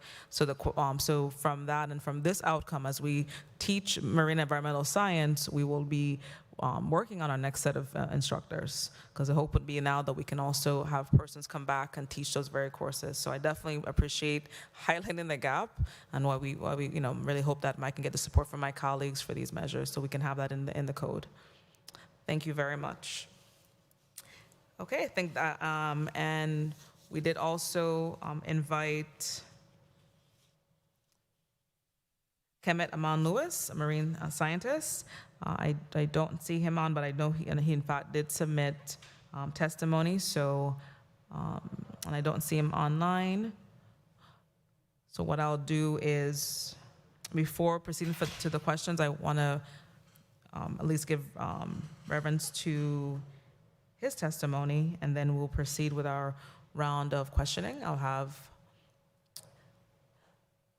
refer to the Madam Clerks for Mr. Kemet Aman Lewis's testimony.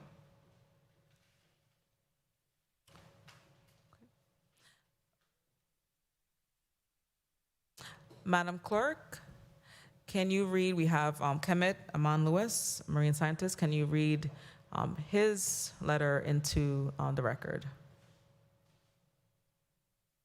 Thank you.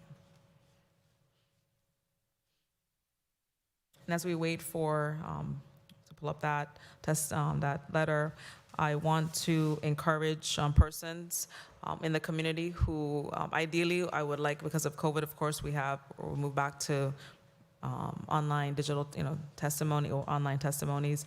I really do encourage, if you are a stakeholder, to reach out to my office, 712-2379. Email me at senatorwhitaker@ledgevi.org, because one of the things I would like to hear from also as we move forward with curriculum redevelopment, it's going to be really important that we get all the stakeholders involved as we move forward. These measures, just one of a couple measures to address some of the gaps, but going forward, we definitely I look forward to. So if you are out there, please do reach out as we move forward. Mr.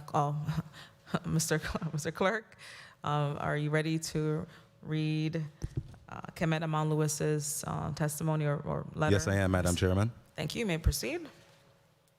August 3rd, 2021, Genevieve R. Whitaker, Senator, Legislature of the Virgin Islands, number 3022, Estate Golden Rock, Christiansted, U.S. Virgin Islands, 00820. Dear Senator Whitaker, thank you for the opportunity for me to share this testimony on Bill number 34-0092, an act amending Title 17 Virgin Islands Code, Chapters 5, Section 41C, relating to courses of study in public schools, to add paragraph 11 to establish a marine and environmental education course. My name is Kemet Aman Lewis, a marine scientist with Perry Institute for Marine Science, a nonprofit organization focused on marine research and conservation. Prior to my role at PIMS, I managed the Coral Reef Conservation Program for the Nature Conservancy's Caribbean Division as the regional science lead for coral reef restoration. Prior to that, I was a resource ecologist for the Virgin Islands Coastal Zone Management Program at the Department of Planning and Natural Resources. I also taught part-time at the University of the Virgin Islands for a few years, and I'm the current chairman of the board for Ocean and Coastal Observing Virgin Islands Incorporated, OCOVI. Most importantly, I am a Crucian, born and raised on the islands of St. Croix. That's the important part. As a child, I grew up exploring the waters around St. Croix. From a very young age, I decided that I wanted to study marine science to become a marine scientist. I received my Bachelor and Master of Sciences degrees in marine sciences at Savannah State University in Georgia, while conducting all of my research at home in the USVI. The most important and influential years of my life, however, were spent at the St. Croix Central High School. Although I was heavily involved in the Future Business Leaders of America and in the Business Administration and Management track at Central High, my first exposure to a marine science course, to scuba, and to underwater research was at a public high school on my home island of St. Croix. Thanks to William Morris and Dan Odell, we had a scuba club. I have traveled many places for work, from the Bahamas to Curacao, Grenada, Cuba, Dominican Republic, Haiti, British Virgin Islands, Jamaica, and across to the Pacific in Guam, Hong Kong, and China. None of my colleagues from any of those islands were as fortunate as I was to have a marine science program at their high school as I had at my alma mater. It was that experience that solidified for me that I would go on to college to study marine sciences. In fact, I personally chose to attend the St. Croix Central High School because of its marine science program, the only one of its kind on St. Croix. It is a decision I have never questioned. I applaud and support your effort to establish a marine and environmental education course in the public school system from the elementary, middle, and high school levels. I feel strongly that if the field is made more accessible to youth as they explore career options, that we will eventually have more marine and environmental scientists that are local. In doing so, you would bring more value to the field and the territory because of the added layer of lived experiences. A few years ago, I helped to implement Stewards of the Reef, a program that taught local high school students about marine conservation and coral reef restoration while getting the students scuba certified. That program resulted in almost all of the participants going on to study marine science in college. Lastly, but most importantly, I hope that initiatives like the amendment of this bill and further energy to encourage local students to study marine and environmental science will result in more locals qualified to manage and make decisions about local natural resources. For too long, The norm has been to invite visiting scientists to research and to make decisions that affect locals. That is a fundamental flaw. We aren't empowering locals to make those important decisions. Yes, I believe in objectivity when it pertains to the sciences, so much so that I believe it is the most important aspect of science. However, there is much to be said about balancing nature, culture, and economy, and we, locals, should be the ones empowered and entrusted to do so. Thank you again for the opportunity to share this testimony. Feel free to continue to reach out as the curriculum is being developed for the courses. I will gladly make myself available to assist however I can. Sincerely, Kemet Aman Lewis, Crucian, Marine Scientist. That ends the letter, Madam Chair. Thank you, Mr. Clerk. Thank you very much for reading that into record. Thank you very much, Mr. Lewis, Kemet Aman Lewis, for providing your testimony. And I also want to thank each and every one of the invited testifiers for their work and commitment in this arena. And it's actually very exciting to hear from, and just making a note of Mr. Lewis, who, we look at the younger generation, millennials, engaged in this work, and him, and others, really setting the tone and really, really and truly being an inspiration to the upcoming children who might pursue that. I want to make note too that this summer the Department of Department of Sports, Park and Recreation did hold marine camps, and I have a personal experience with my own son and also the children of the marine camps. I reached out to Commissioner White and indicated that the program was really well run. It was really great to have children spend part of their summer in the water, right? And the lagoon, and I did emphasize on a great note that my son said it was his best summer ever, he told me. And so that speaks on the children there. You should see their faces every day. You see the children, you pick them up, and that excitement is great. So let's continue to spur that excitement among our children in this industry. So that's great. So let's move on. I know we have to move on with the agenda, and we'll proceed with 5-minute rounds. And I'll call up the first, my first colleague, Senator Carla Joseph, for your 5 minutes. Thank you, Madam Chairwoman. Pleasant good morning once again, colleagues, as well to our testifiers and listening and viewing audience.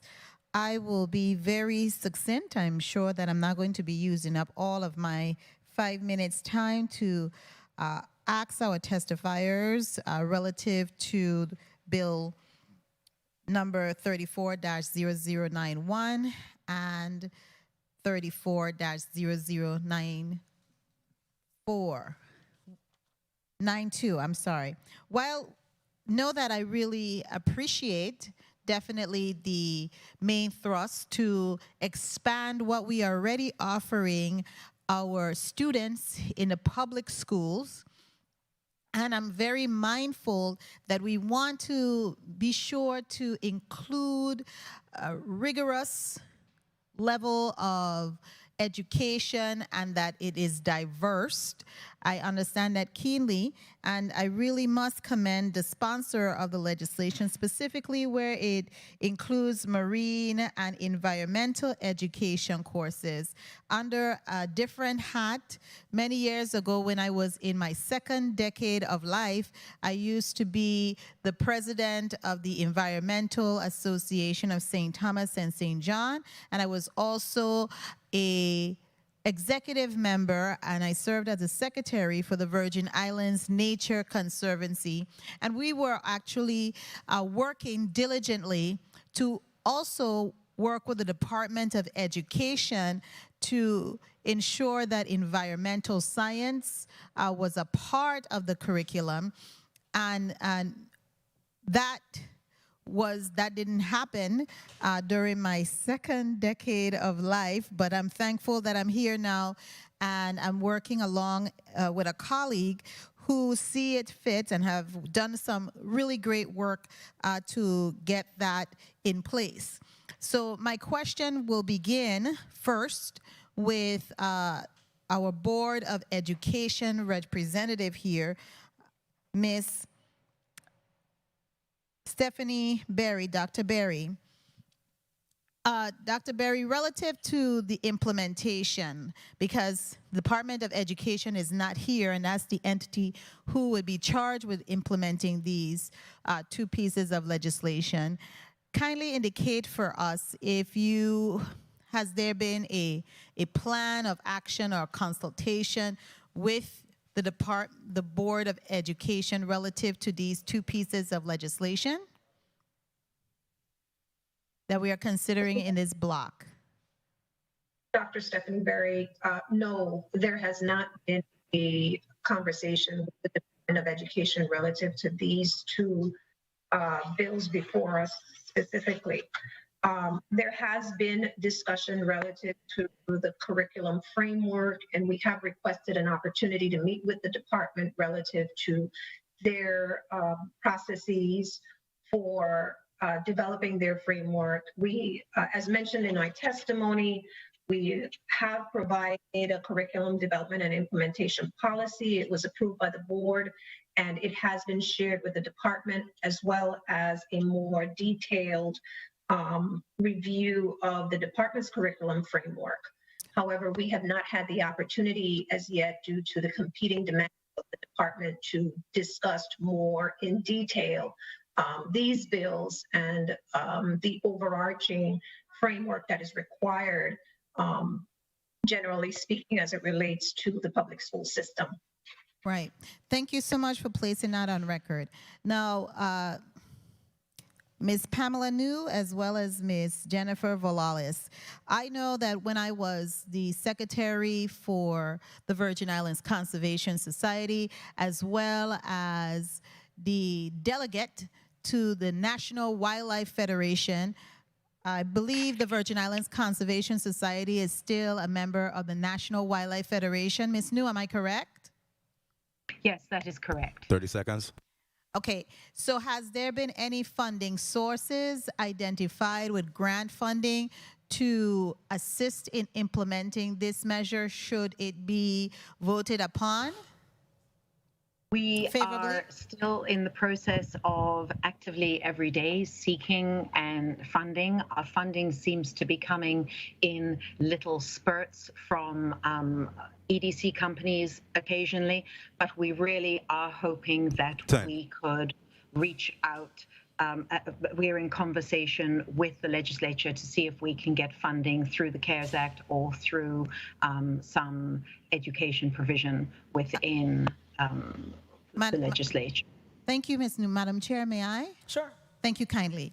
Now, what about you, Ms. Valalis of the Environmental? Are you still a member? Is the St. Croix Environmental Association still affiliated with the National Wildlife Federation? No, we were not affiliated with the National Wildlife Federation originally. We are our own entity. Are you still a member of VIX, the Virgin Islands Conservation Society? Nope, we're our own unique organization. Okay, so then speak to me on how you anticipate specifically the marine education component of this bill, and I'm speaking about specifically 34-0092, would look to get implemented. And how will you be partnering for its implementation? Okay. Jennifer Valulis from St. Croix Environmental Association. We have some programs in place already that I can speak to that we would, I think, expand. We have snorkel clinics that we offer to the public already, free of charge. And the funding for that is, you know, we fundraise for it a little bit differently every year. Some years we're fortunate to get large donations or grants. Some years we have to do it piecemeal. We also offer a marine camp in the summer. But if this bill were to be passed, we would look into expanding some of the programming that we already kind of have in place, the lessons, the curriculum, and make that work for the schools. So we have the structure there. We just need to adjust it so that it works to fulfill the needs of the schools. And again, our fundraising, there is a fair amount of environmental education grants out there. We do have a full-time environmental educator who is knows a certified diver. She's a specialist in marine ecology, and so Thank you. Thank you, Ms. Thank you so much. Madam Chair, I just have one final question, and it's to Ms. Carwood. Ms. Carwood, kindly indicate if you have members within your union who would be able to implement these two measures, because they are credible measures. My main concern is whether we have the capacity, I'm borrowing that word, to implement, and we have the funding available to implement. Kindly speak to that, Ms. Carwood.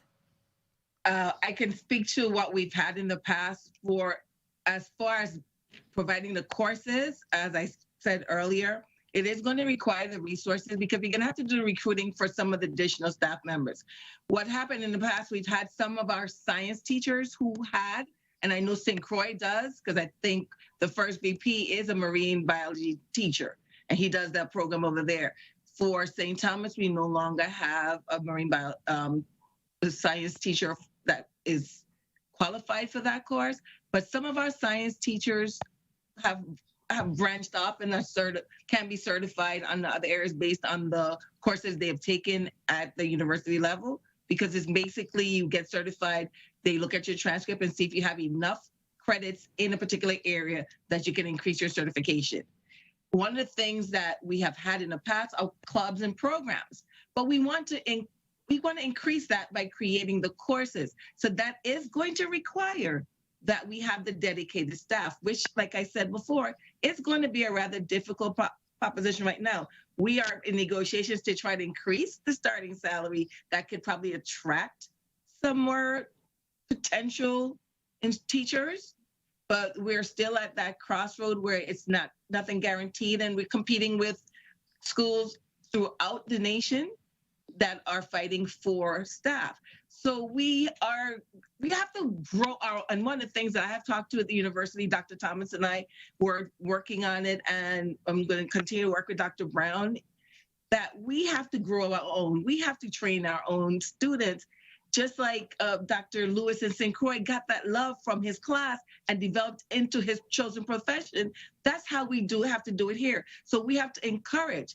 I can speak to one of my former students that started with me in gardening, that went to UDOR-Ken and became part of the future agriculture students, and then got to university, and there was no funding for him at the time. So he literally had to leave school, and he started working in the construction field because he had to earn funds because he could not afford to go to school while still trying to do additional things to support his family.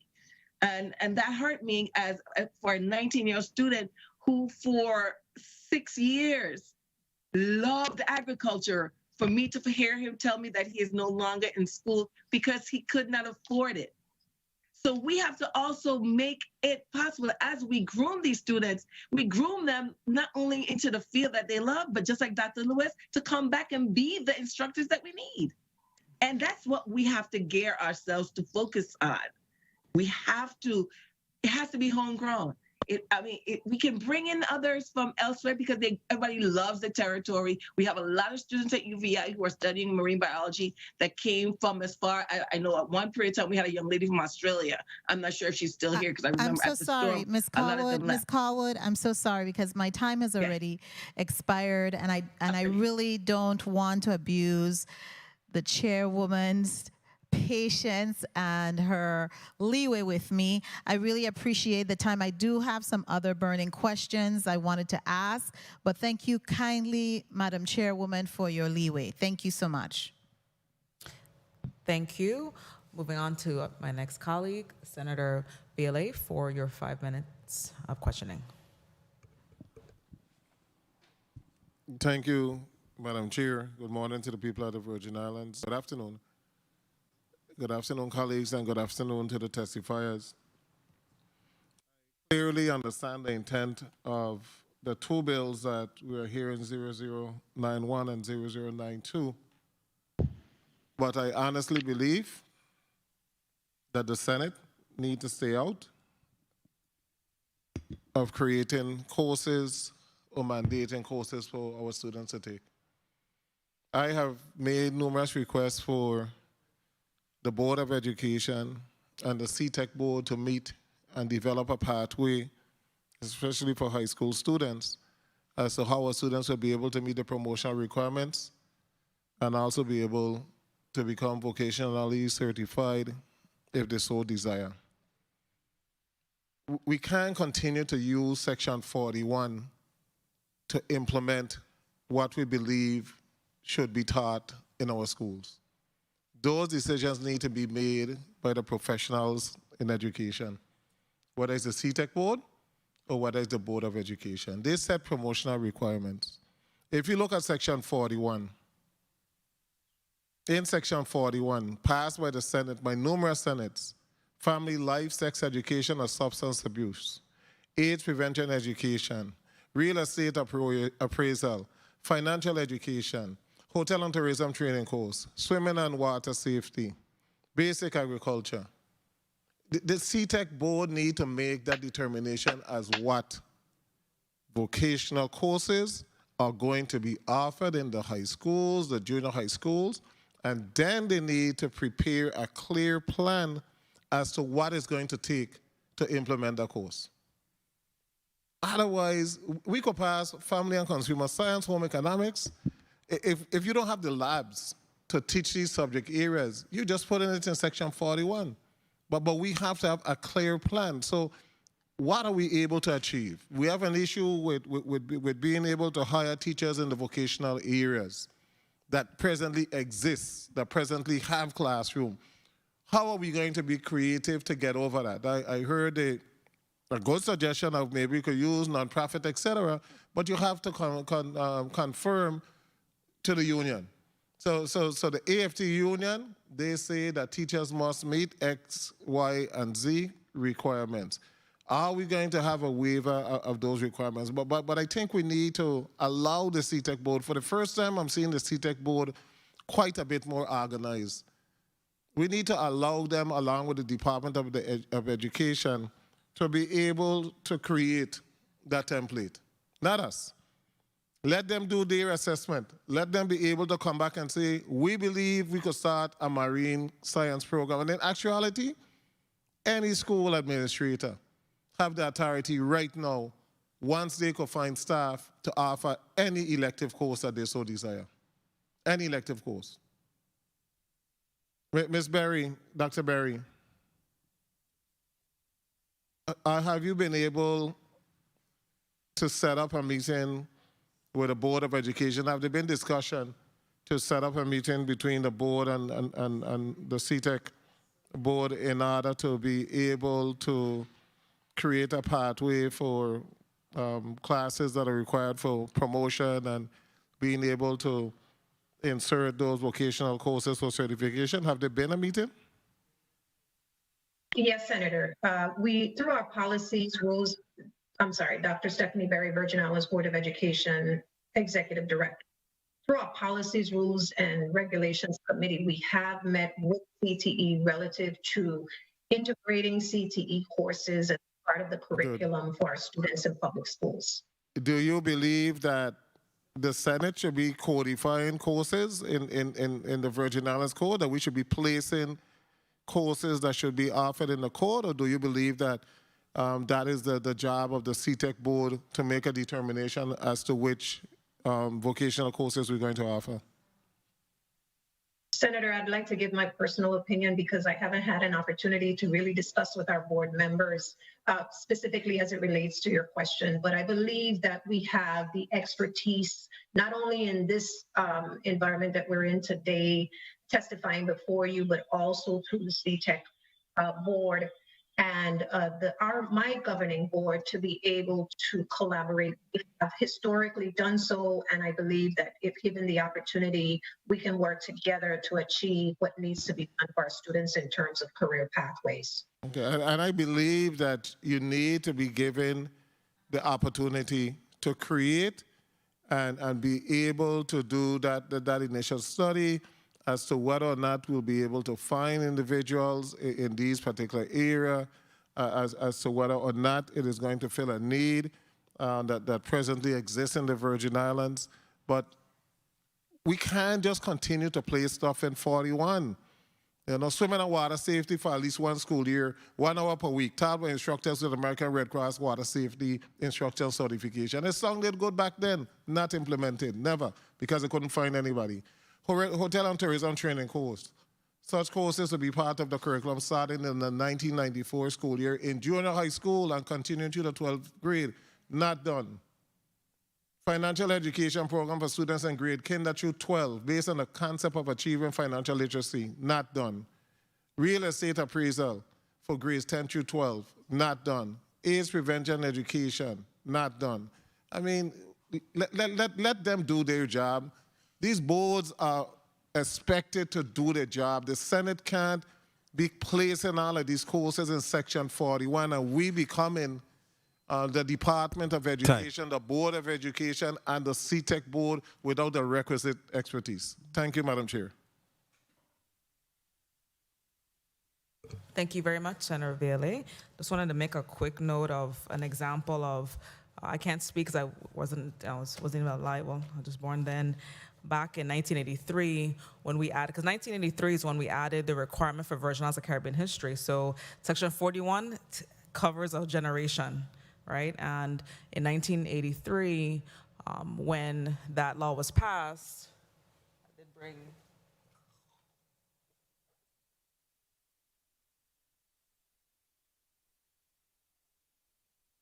there in 1986, you had the compilation. It's about it's close to a 300-page outline where, just like in the case, of course, agriculture, that was in July of 2002, that you had all the stakeholders get together and draft the curriculum. And so the evolution and the most recent edit to that Section 41 was adding the civics course. I myself, a stakeholder, testifying in support of the civics legislation offered by our Vice President, current Vice President, Senator Francis.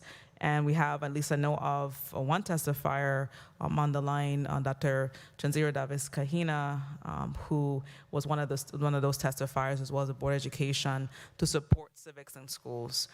So I do understand that there are a number of courses not being implemented, but in contemplation of this legislation, one of the things that myself and my staff do, and I look at best practices.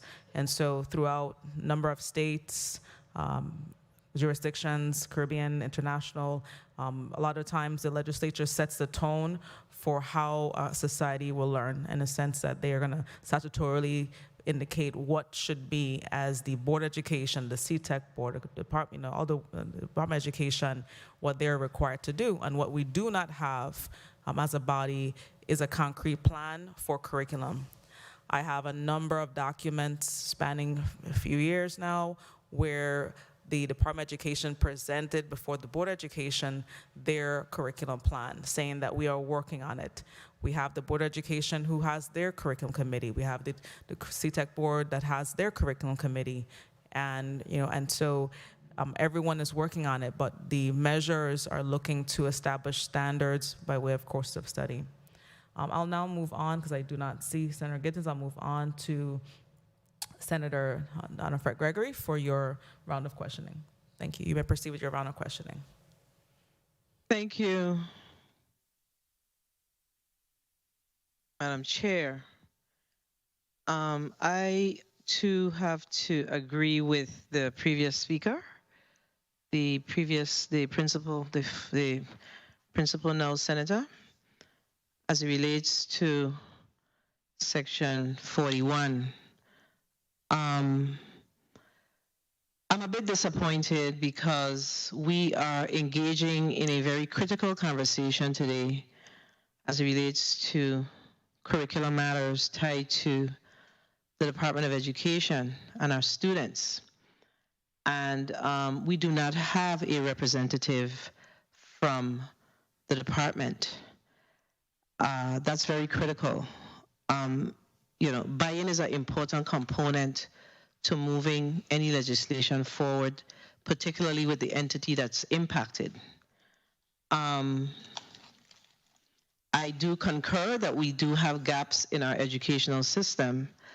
However, there is a curriculum and instruction division within the Department of Education, and it is important. I can't ask, I mean, let me just ask, I'm not sure what questions I can ask, but let me just ask Dr. Berry, did the board or yourself have any conversations with the sponsor of these two pieces of legislation prior to us having this discussion today?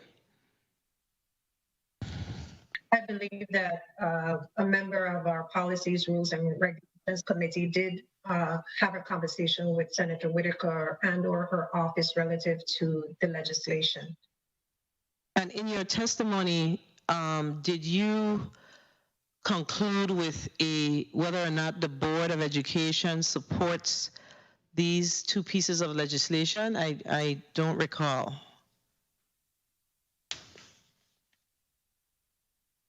The board does support the pieces of legislation in theory and provided information relative to what is currently being done to address the curriculum. So from a theoretical perspective, and we all do support these particular courses from a theoretical perspective, but I believe that what's important is the push should be that the Department of Education really begin to single-handedly, or not single-handedly, work along with the stakeholders to develop a curriculum for our public school system. So let me ask you, have you been in any discussions with the Department of Ed where there is some team that has been established to really begin to carve out what our curriculum should look like in various areas? Barry? Stephanie Berry, yes, Stephanie Berry, Virgin Islands Board of Education. The answer is yes, Senator.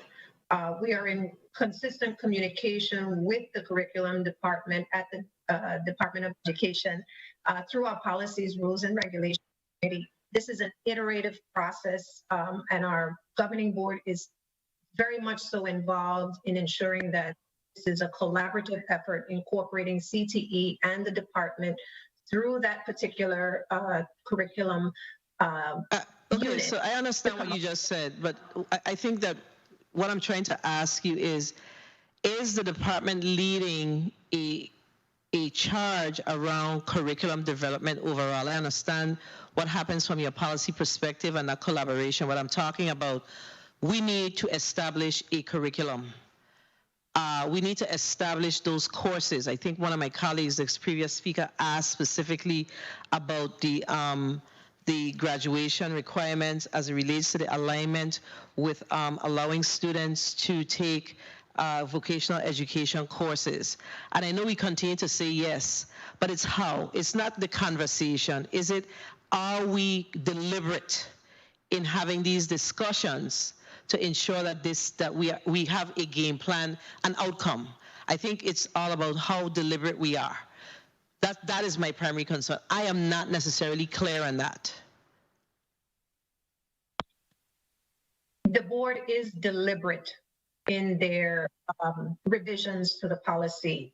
We have No, that's not what I'm asking.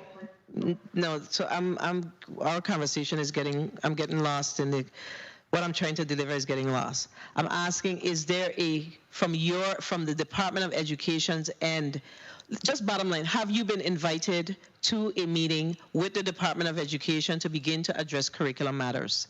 That's what I'm saying. The board has been in conversations with the department relative to curriculum matters, Senator. Have you been invited to a meeting? I want to be specific here. I don't need to, have you been invited to a deliberate discussion around this is a plan and this is where we're going and we need you to sit at the table so we can begin to flesh out curriculum matters? That's what I'm asking. Yes, Senator, we have been invited. And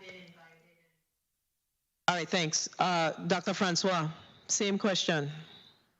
30 seconds. Dr. Francois? Yes, Senator, we've met with both the Department of Education and the Board of Education as far as that's concerned. And what's the status of what you've met on? Okay, with the Board of Education, one of the things that we've accomplished or will be accomplishing is that they're giving us six credit hours as far as credits required for CTE programs. And one of the things we're trying to get across to the Department of Education and make sure they understand that all CTE programs on the high school level will be using the certifying entity curricula, and that the Department of Education will not necessarily be creating curriculum for those certification courses. Okay, I know that you supported, in your testimony, you sort of give some supporting discussion around the career pathways, but I know that you are a big proponent of Act number 8374. I think that's, yes, 8374. And it speaks specifically to say in Section H, notwithstanding any other law to the contrary, the board, meaning the CTE board, shall receive from the Department of Labor and Workforce Development Board relevant data at least every 5 years to determine needed career pathways based on the job market in the territory, and shall provide the Department of Education State Office of Career and Technical Education with updates on colleges and pathways that target the Virgin Islands economy. We basically have these things in place. We just need to pick them up and begin the implementation. So I expected from you, Dr. Francois, that today we would have heard from you that this is something that you are aware that was passed, and the board, the Workforce Development, the Career and Technical Education Board is actually working with the Workforce Development Board to, in fact, begin to have these types of discussions and put those pathways together. And this will prevent us from moving these types of legislation, which, in fact, will not be implemented. It briefs well, but they will not be implemented, as we have seen with all of the other sections in Section 41 of Title 17. So, I mean, I think I heard my time was called, but I would like to hear from you on that. I'm going to say one more statement, and I'd like to hear from you on that. Bottom line is, from my perspective, the portions of the title of Section 41 needs to be repealed, with the exception of the Virgin Islands and Caribbean history requirement. We should not be involving ourselves as legislators in curriculum matters. We need to utilize our oversight responsibility to ensure that the Board of Education, the Board of Career and Technical Education, and the Department of Education are, in fact, collaborating as it relates to curriculum and instruction for our students. And we could insert ourselves as it relates to the oversight. But to codify these things, then it means that we also have to figure out how are we going to ensure the implementation. Thank you for the time, Mr. Chair. I would like to hear from you, Dr. Francois, Madam Chair, as it relates to the implementation of that particular section of the code that I just read. Thank you.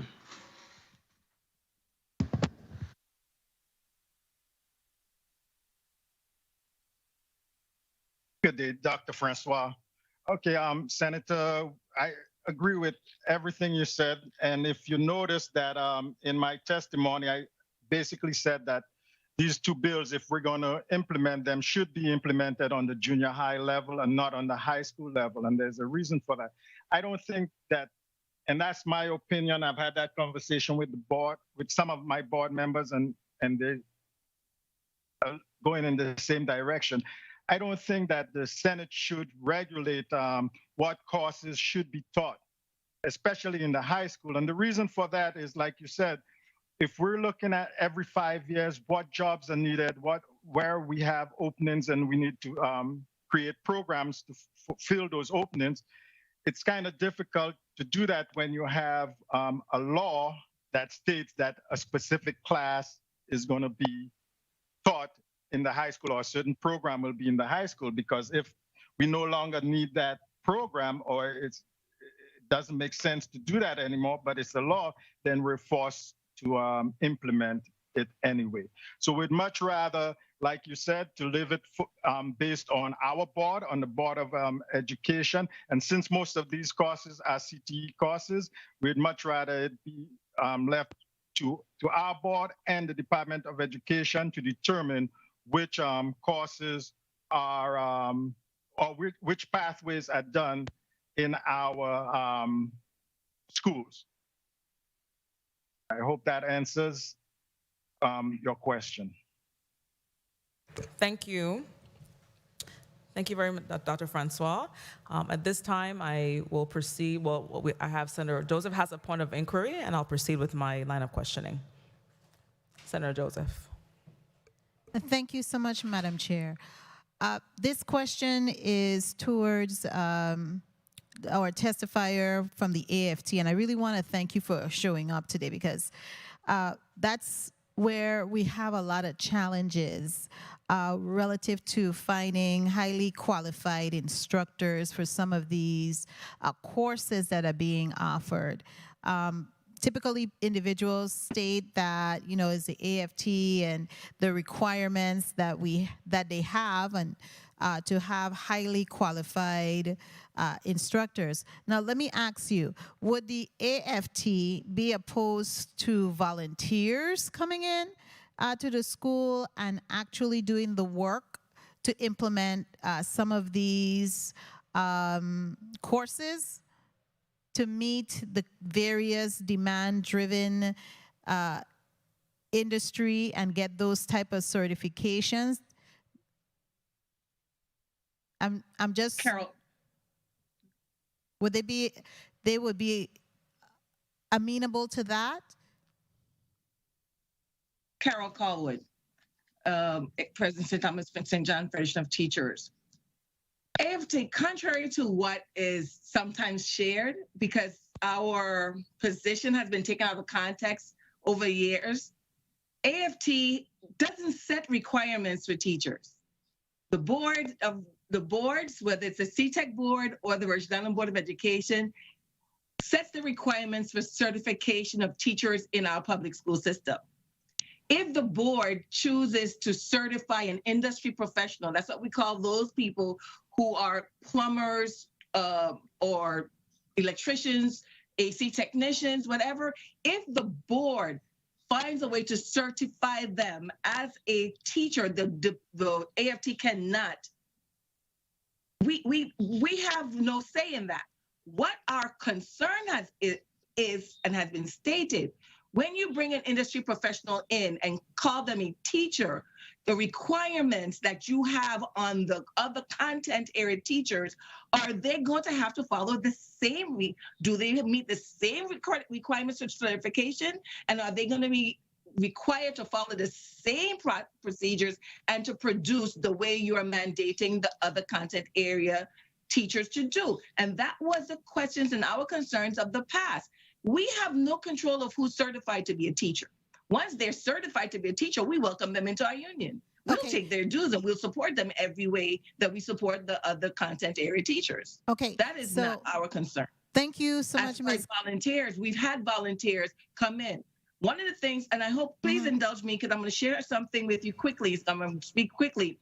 Part of the thing when our national AFT, when I became president, we brought in national AFT and some of our leadership who were also vocational teachers and who worked in vocational programs. And we've talked about sharing and having more meetings with the department to talk about the pathways and how those schools that are successful offer programs for their students. And we even talked about, and I thought the governor was very, very interested in it, because of how we are located. In New York City, they have a school that gears towards the marine industry because they have all those docks and they prepare the students for that industry. And we thought that we were going to have an opportunity to develop that pathway or to develop the interest for that pathway here so we can encourage and show how those courses are done. We have the teachers and they have industry professionals that come in and do the labs and do the training and the hands-on. So they don't have to necessarily be certified teachers to produce in those programs. The industry professional, when they have those charter programs, they have the labs and they have those organizations where they created those teaching labs. They bring in the airplane mechanic to teach the students the hands-on part, but they have a classroom teacher to work on the manual instruction, the vocabulary, that the necessary portions of So the you're academic saying, instruction. you're saying, Ms. Caldwell, you have a teacher to implement the theoretical. You have And then you have the lab person, right, and then you have a different teacher or instructor, and I look at them as all teachers or instructors, to actually implement the practical.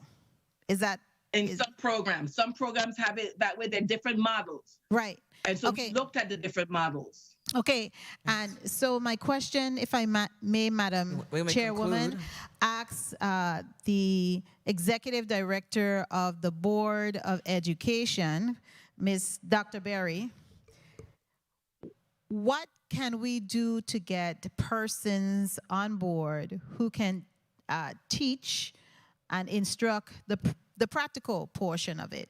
Do they have to become certified now? Is the Board of Education looking at that type of certification for those instructors who can actually do the hands-on?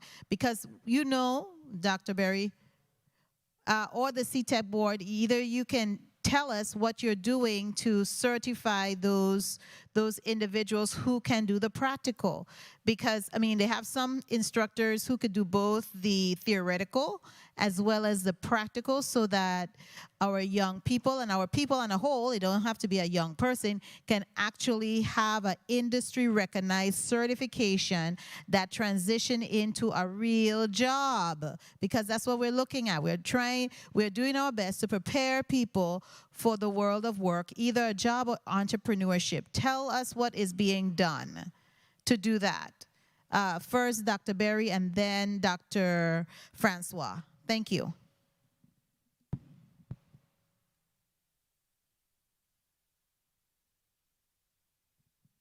Dr. Berry, you're muted, Dr. Berry. Go ahead, speak now. No, we still can't hear you. Okay, so while you figure that out, let's on Dr. Francois, and while you figure your mic out, Dr. Francois? Okay, good day, everyone. This is Dr. Francois. Yes, we're looking at ways of getting instructors, and we like to use the word instructors instead of teachers. To me, there's a big difference when it comes to career and technical education, because a lot of our instructors are professionals and they're not necessarily teachers. So part of the issue we have, based on what Ms. Caldwell was saying, is that in order for us to get industry certifications or national certifications, the individual that's teaching the course must be certified by that certification entity, right? So it's not just about bringing somebody in and having a teacher teach one part of the course and then bringing somebody in to teach the lab. If we do that, then both individuals would have to be certified by that entity that the student will be getting the certification or the certificate from. So that's one thing. That's very important. Part of our issue also is not necessarily getting instructors, and it goes back to what Ms. Caldwell mentioned, is salary. And then to end it, one of the things we try to do, this board, we don't want to bring people, just anybody in from the streets to teach a course. We want to make sure they meet the qualifications, and there are a lot of qualifications that we want to make sure they meet, because we're putting these people with our students. They're the ones that's going to be teaching our students. We got to make sure that they have, that they have the qualifications to ensure that our students are getting what they need. Classroom management is part of that, right? We got to make sure we're not bringing somebody that's going to be molesting our kids and so forth, right? So it's not just grabbing somebody off the streets because they say they're a plumber or carpenter and putting them in a classroom. There's a lot more to it as far as certifying our teachers. So, but the board certification is on our website, and anybody is free to go on there and see what's required. And one other thing that Ms. Carlwood mentioned as far as comparing teachers with instructors, a lot of times it comes across that, well, the teacher has an undergrad degree or master's degree in such, and the instructor only has certifications. But a lot in the real world, a lot of these certifications are equivalent to master's degrees and undergrad degrees. So we take that, my board takes that into consideration. And on top of that, we look at experience, right? How much experience that individual has in the field. Okay, thank you very much. Thank you, Dr. Berry. Let me see. She probably went out and came back in. I do want to place on the record, because it's really important that we are clear on the record. Board member Winona Hendricks, she is the vice chair of the Virgin's Board of Education. She took part in my pre-bill sessions. In fact, she even shared with me an email about the Board of Education coming together in response to all the bills on today's agenda. Also, just by way of background and information, several meetings that I engaged with them from the time of inception of me becoming the chairwoman. So the bills that were forthcoming have a lot to do with a number of stakeholder engagements. I thank the Board of Education because what they did when I happened to bump into the chairman, he engaged the board and asked who could take part in the bill review sessions. Vice Chair Hendricks jumped right in, and she gave critical feedback about their curriculum efforts. So I want to make sure that's clear, because what was put on the record earlier was that there was no engagement, and that is not true. I will move to Senator Viale for your point of inquiry. Information, Senator Viale. Thank you so much, Madam Chair. First, I wanted to put on the record that volunteers can't assign grades. They could supplement a program, but they can't assign grades. Secondly, in a lot of these areas, you need certified tradespeople. And those certified trade people, actually, they make more money at one job than you could pay them to teach. So a skilled mason could make more job at one money, and that's why we had the discussion in reference to the possibility of bringing on individuals part-time, and how would that work in conjunction with present contract negotiations as to whether or not that would be a violation of the contract. I go on to our facilities. Recently in St. Croix, the junior high schools were expanded, in which Eulalie Rivera, Juanita Gardine, and Pearl B. Lawson became junior high schools, or became a K-8 program. They converted those schools to K-8 without having the requisite vocational classrooms. So at just about all of those schools, there are no CTEC facility in order to accommodate expansion, and to provide those CTEC facilities would take funding. Lastly, I believe that we need a comprehensive plan. At this point, we should not be adding anything. CTEC need to come up with a comprehensive plan. They need to look at the availability of personnel, how much money we need to spend on outfitting classrooms, etc., and then let us know, well, based on need in the Virgin Islands, these are the areas that we need to hit right now. So we want to establish a masonry program at Shatamali High School, but to do so, we need to build out a classroom. We need X amount of money. The legislature job is to fund. Their job is to create those programs. And we can't continue to move on a path where we're going to expand Section 41. 2 areas in 41 to me need to stay. The Virgin Islands, education, and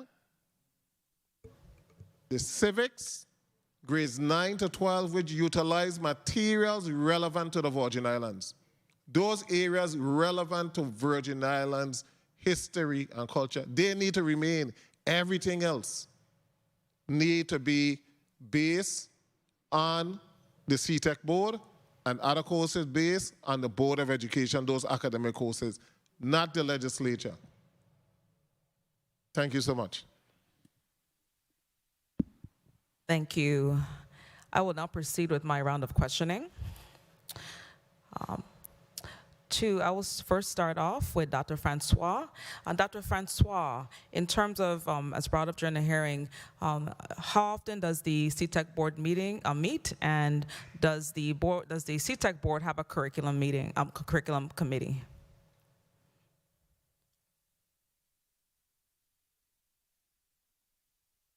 Good day, Dr. Francois. Yes, Senator, we meet, the CTEC board meets once a month, the third Wednesday of every month at 2 o'clock. Anybody that wants to join the meeting is open to the public, could go to our website and click on the Zoom menu and click on a monthly board meeting, and they're in. And yes, we do have a curriculum committee, Senator. And if I'm correct, I think you're part of that curriculum committee. So, and we passed everything on to that committee as far as curriculum. And one of the challenges that committee has is to make sure that any program that we look at for the high schools, to be specific, has an industry certification component to it. Thank you. Thank you. And another was brought up, has the CTEC board engaged the Department of Education and the Board of Education in any series of meetings in the past 2 years? Oh yes, we've been meeting with the the Department of Education almost monthly. And the Board of Education, we've been sometimes even more than once a month. You know, we meet, we get together sometimes twice a month. Sometimes it's based on what's going on and what we need to clarify. So we've been meeting with both entities. Yes, Senator. Thank you. And is it your testimony that for bill number 34-0091, particularly as it pertains to requiring that the would on behalf of the board, would you support the requirement that you coordinate with the Board of Education and the Department of Education and provide to this body an annual report about your progress of implementing the courses of study? Would you be opposed to that? In your expert opinion, would requiring a plan be something that has not ever been done by a legislative? As in your experience, would that be wise to do, to ask you all to submit a report annually? Dr. Francois, Senator, yes, we would support that because.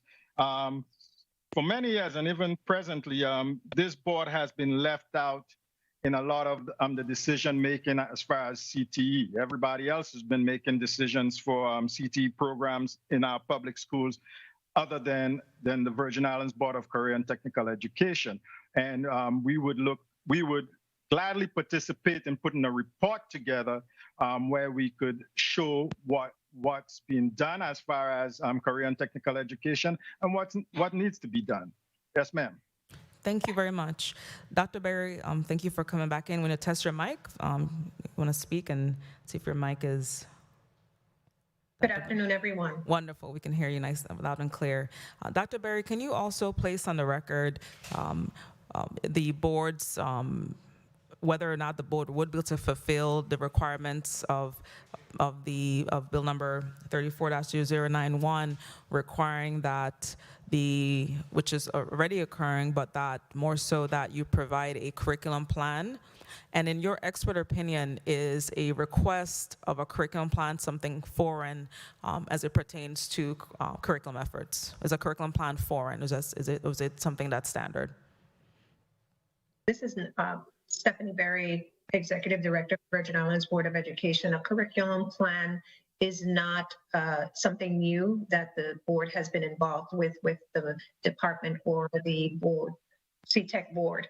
And we look forward to the opportunity to incorporate this information into our annual report that's provided to the legislature. Thank you very much. Because also to highlight you're the lead agency also for the accountability report. Thank you. To Ms. Valuas, are you, in your expert opinion, is environmental and marine science, are you aware of this being a requirement in other jurisdictions throughout the country, even in the world? Time. I don't know for sure. I believe there are jurisdictions where it. I think I've lost her. Well, as we wait for her to come back in, I have the same question for Ms. I think we lost the teams. Okay, let's take a 1-minute recess. I'll get back. The Committee on Education and Workforce Development stands for give it a 2-minute recess.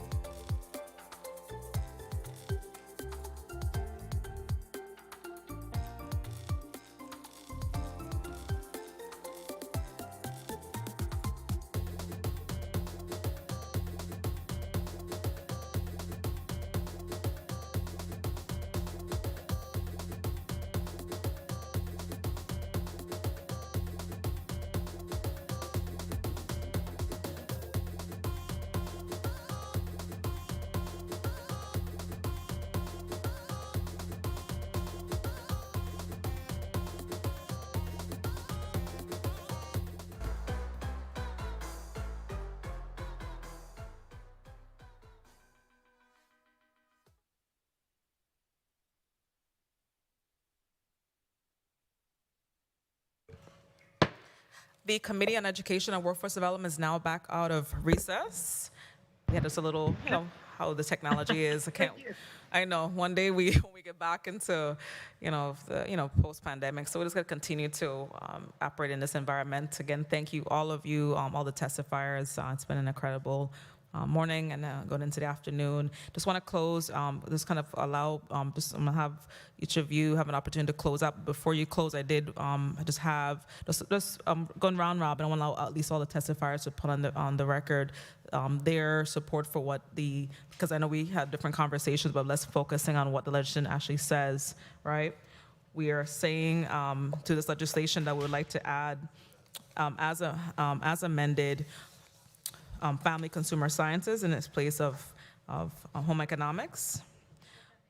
The information technology, I'm requesting that we add to the code equine studies. And then in the second part of the legislation, asking that the Department of Education, the Board of Education, and the Virgin Islands Board of Career and Technical Education all work together to provide to this body a curriculum plan on their progress of the outstanding areas, as well as going forward as we build. And I just want to continue to emphasize that I have done the research, and it would be a champion. It would be when especially the marine and environmental area, the Virgin Islands will be added as one of the jurisdictions in this country, and we look at the world too, that has their people, their children, learning marine environmental science. We will be among all of those.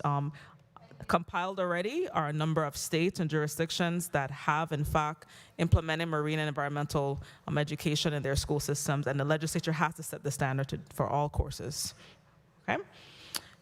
So just real quick, I want to go to Nancy, my apologies, Carol Callwood she's up in the next box, Carol Callwood and you can either choose to close now or just basically put on the record your support. I want to also emphasize and put out there that we did have Ms. Carol Callwood, who both during the pre-bill meetings, but even leading into that, did provide, which was a response, which helped with the amendments, was that we need to go with the standard of calling it's the correct name of family and consumer science. So I really thank you for that. So Ms. Callwood, the adding of those courses, and finally the second part of the curriculum plan. Would you support that? Yes or no? Carol Callwood, President of St. Thomas and John Federation of Teachers. I'm sorry, there's an echo. I am in support of the bills that have been presented.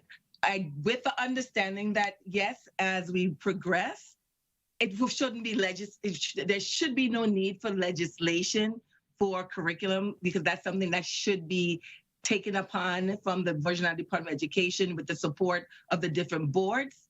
But until that time, we have seen that in order to bring the issues to the forefront, it has to come through this body. So for the future, what I would really love to see is that there's a task force between the boards of the Department of Education to look at that code, and especially that Section 41, and not delete it, but create it, draft it where it can encompass all the things in the correct wording that would cover what we need, so that even as times change and curriculum needs change, you won't have to reword it. It will be written in a way that it can encompass the shift and the changes in curriculum as our students need. So that's something I would like to see as something for the future, where that can be drafted by a task force created by the Department of Education, the boards, and other stakeholders, so that it can be one document, one statement within the code that covers everything. Until then, bringing it forth into this body is allowing us to bring forth what is needed in our school system. Thank you for the time. Thank you very much. Dr. Chinzira Davis Kahina, would you like to also put on the record, particularly when asking you your support as we deal directly with the legislation, adding those 3 areas of courses, and as well as requiring the 3 entities to submit a plan to this body on the progress of implementing the courses.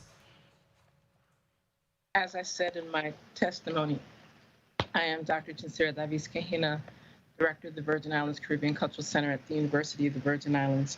I will reiterate that I support the legislation as presented, with the full understanding that there will be a streamlined commission.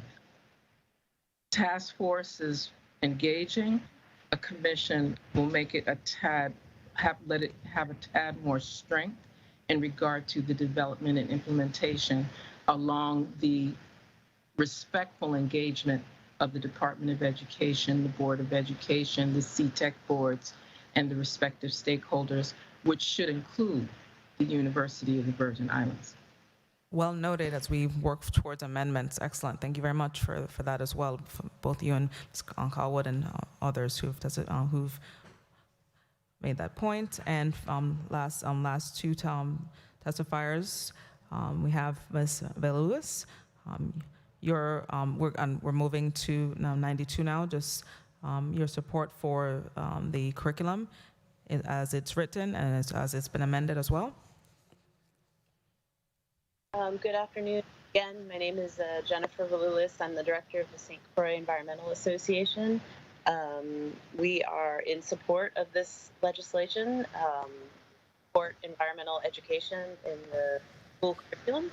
Environmental education, as I stated earlier, is not just about environment, or just not just about science. It covers all science, math, art, reading, writing, art, and can be integrated that way, and is a key part of development as well. And having a local knowledge of our environment will allow people to fill the jobs that are needed.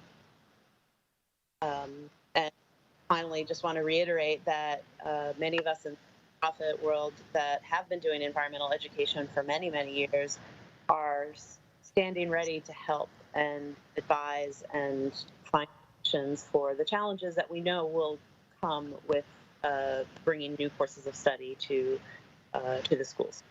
Thank you. Thank you.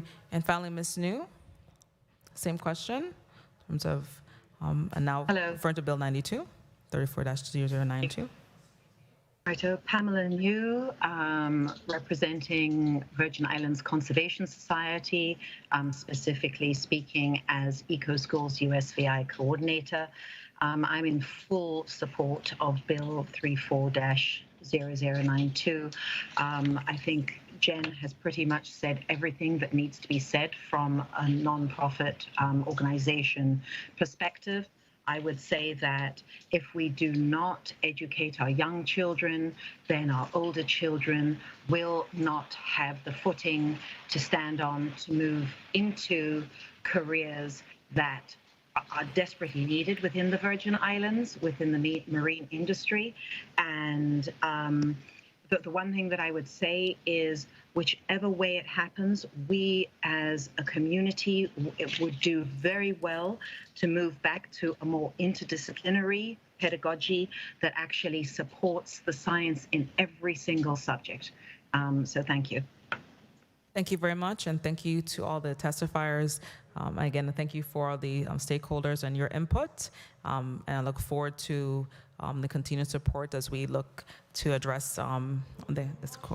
So, hearing a motion, Senator Carla Joseph. Thank you so much, Madam Chair.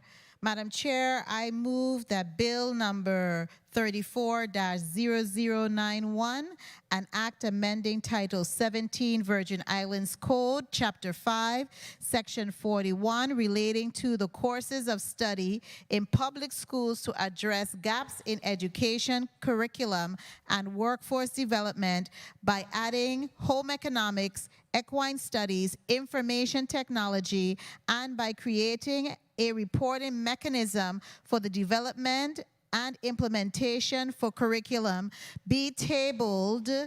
I so move. Do I hear any second? Seconded by Senator Giddens. Roll call on bill number, roll call on tabling bill number 34-0091. Senator Kenneth Gittens. Senator Gittens, yes. Senator Donna Fred Gregory. No. Senator Donna Fred Gregory, no. Senator Carla Joseph. Yes. Senator Carla Joseph, yes. Senator Milton Potter, excuse. Senator Janelle K. Sora, excuse. Senator Kurt VLA. He said yes. Yes. Senator Genevieve Whitaker. Yes.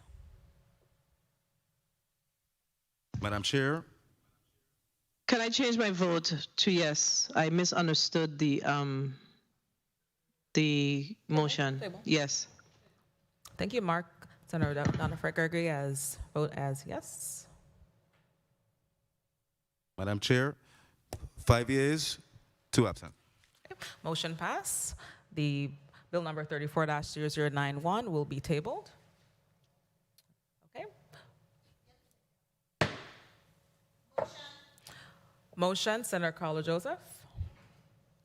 Madam Chair, I move that bill number 34-0092, an act amending Title 17 Virgin Islands Code, Chapter 5, Section 41C, relating to courses of study in public schools, to add paragraph 11 to establish a marine and environmental education course, be tabled. I so move. Or a second? Seconded by Senator Kenneth L. Gittens. Roll call on bill number 34-0092 to be tabled. Senator Kenneth L. Gittens. Senator Kenneth L. Gittens, yes. Senator Donna A. Fred Gregory. Yes. Senator Donna A. Fred Gregory, yes. Senator Carla Joseph. Yes. Senator Carla Joseph, yes. Senator Milton E. Potter, excused. Senator Janelle K. Sora, excused. Senator Kurt A. VLA. Yes. Senator Genevieve Whitaker. Yes. Madam Chair, 5 yes, 2 excuse. Okay. Bill number 34-0092 has been tabled by this committee.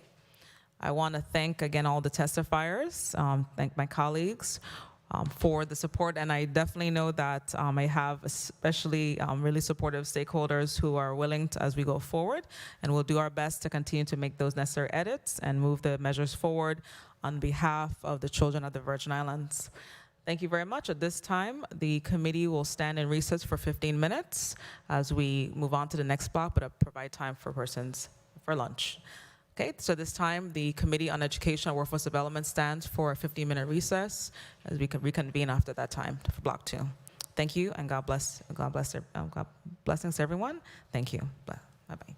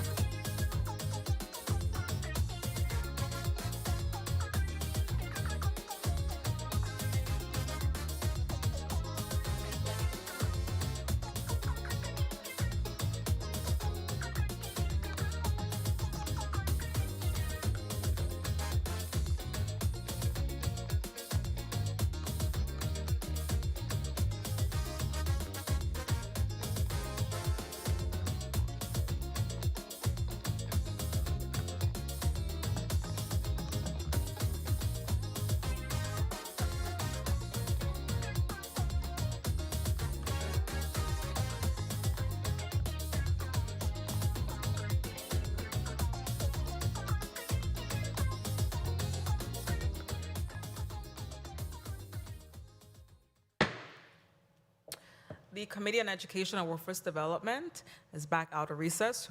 We're going to do what's called a call of the chair to get everyone situated, everyone back into the well, my committee members, so we can continue on with today's agenda.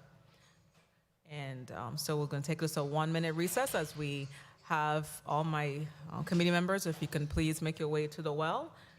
And also we have the testifiers online as well, so we can proceed with Block 2 and the rest of today's agenda. The Committee on Education and Workforce Development stands in for a brief 1-minute recess.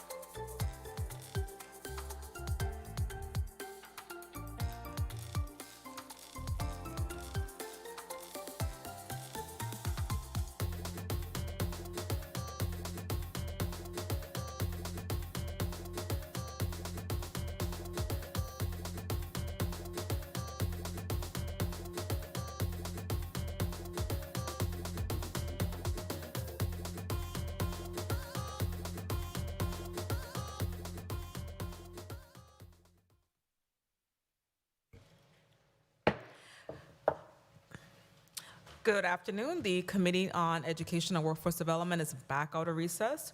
We are now asked the clerk to read the items in block number 2. Bill number 34-0094, an act amending Title 17 Virgin Islands Code, Chapter 3, Section 24A22 to establish and mandate stakeholder engagement and participation in the development of a report for the annual assessment and evaluation of all public school facilities, and adding subsection E to require stakeholders to hold town hall meetings on St. Croix, St. Thomas, and St. John, sponsored by Senator Genevieve Whitaker.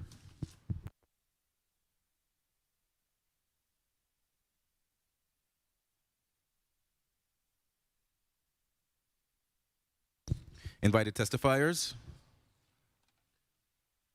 Stephanie Berry on behalf of the Virgin Islands Board of Education,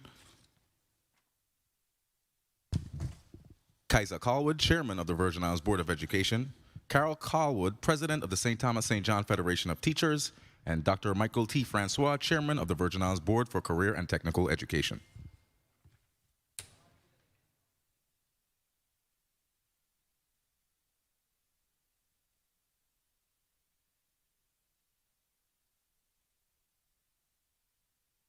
Pardon me. Invited testifiers for Bill 34-0094. Commissioner Raquel Berry Benjamin of the Virgin Islands Department of Education. Rosa Soto Thomas, President of the St. Croix Federation of Teachers. Kaisa Callwood, Chairman, Virgin Islands Board of Education. Carol Callwood, President, St. Thomas St. John Federation of Teachers. Dr. Michael T. Francois, Chairman of the Virgin Islands Board for Career and Technical Education. Margarita Benjamin, President of the U.S. Virgin Islands Congress of Parents, Teachers, and Students Association, Incorporated. Thank you.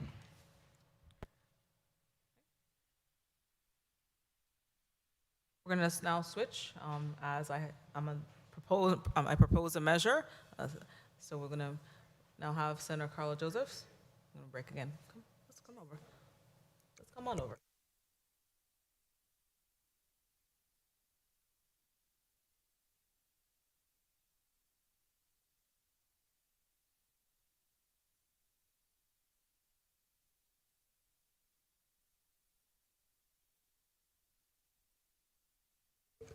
A pleasant good afternoon. I see that we have a number of testifiers who are scheduled to testify on this bill. If you can begin by putting on your camera. I know, thank you, Ms. Callwood. Dr. Stephanie Berry, are you present? Dr. Michael T. Francois, I see that you're there. We don't have anyone testifying from the Department of Education. Who else is on the line who is scheduled to testify on this bill? Ms. Rosa Sato Thomas, she's not available. So we only have online right now is Dr. Francois and Ms. Carol Callwood. Since we rose out of a recess, I just want to make sure all the technology pieces are playing and operating appropriately. So Ms. Callwood, we will start with you to just do a microphone check. Good afternoon, Carol Callwood. Thank you kindly. And Dr. Francois, you next. Good afternoon, Dr. Francois. Thank you. Before we proceed with the testimonies, I will ask the primary sponsor of the measure, Bill number 340094, to kindly present the measure that we have before us and speak on behalf of this bill. Senator Whitaker, you are recognized. Kindly recognize Senator Whitaker's mic. Thank you. You may proceed. Thank you, Madam Chair. I offer Bill number 34-0094, an act amending Title 17, Virgin Islands Code, Chapter 3, Section 24A2, to establish and mandate stakeholder engagement and participation in the development of a report for the annual assessment and evaluation of all public school facilities, and adding subsection E to require stakeholders to hold town hall meetings on St. Croix, St. Thomas, and St. John. Section 1, Title 17, Virgin Islands Code, Chapter 3, Section 24 is amended in the following instances. A, subsection A, paragraph 2, subparagraph A, is amended after the comma, following the word education, by inserting the following: the Career and Technical Education Board, both American Federation of Teacher Unions, the Administrator Supervisor Unions, the USVI PTSA or Parent Teacher Association, Student Government Associations. Subsection E is added to read as follows: the Board of Education, along with all the stakeholders identified in subsection A2, shall hold a minimum of 4 town hall meetings in each in St. Croix, St. Thomas, and St. John. In summary, the current law mandates that only the Board of Education execute the accountability report, and the exclusion of stakeholders is the norm. And the reports have been executed, have been submitted to the inclusion of stakeholders. However, the standard throughout the country is to include all stakeholders named in subsection A of this bill. Many of the listed stakeholders are invested in the welfare and success of the schools, and most importantly, our students. This bill is intended to include all the stakeholders in preparation of the annual assessment and evaluation of all public school facilities. And for those who have been following, especially this matter surrounding a requirement for the Board of Education to submit on an annual basis the school accountability report, this stems from the beginning of my term in the first committee hearing, and it was a report due on June 15 to the legislators, to the Senate President, to all senators, which speaks to the management of the school facilities as well as student progress. What through these last months, through myself along with stakeholders, what is felt is that there are not enough persons involved with the development of the report.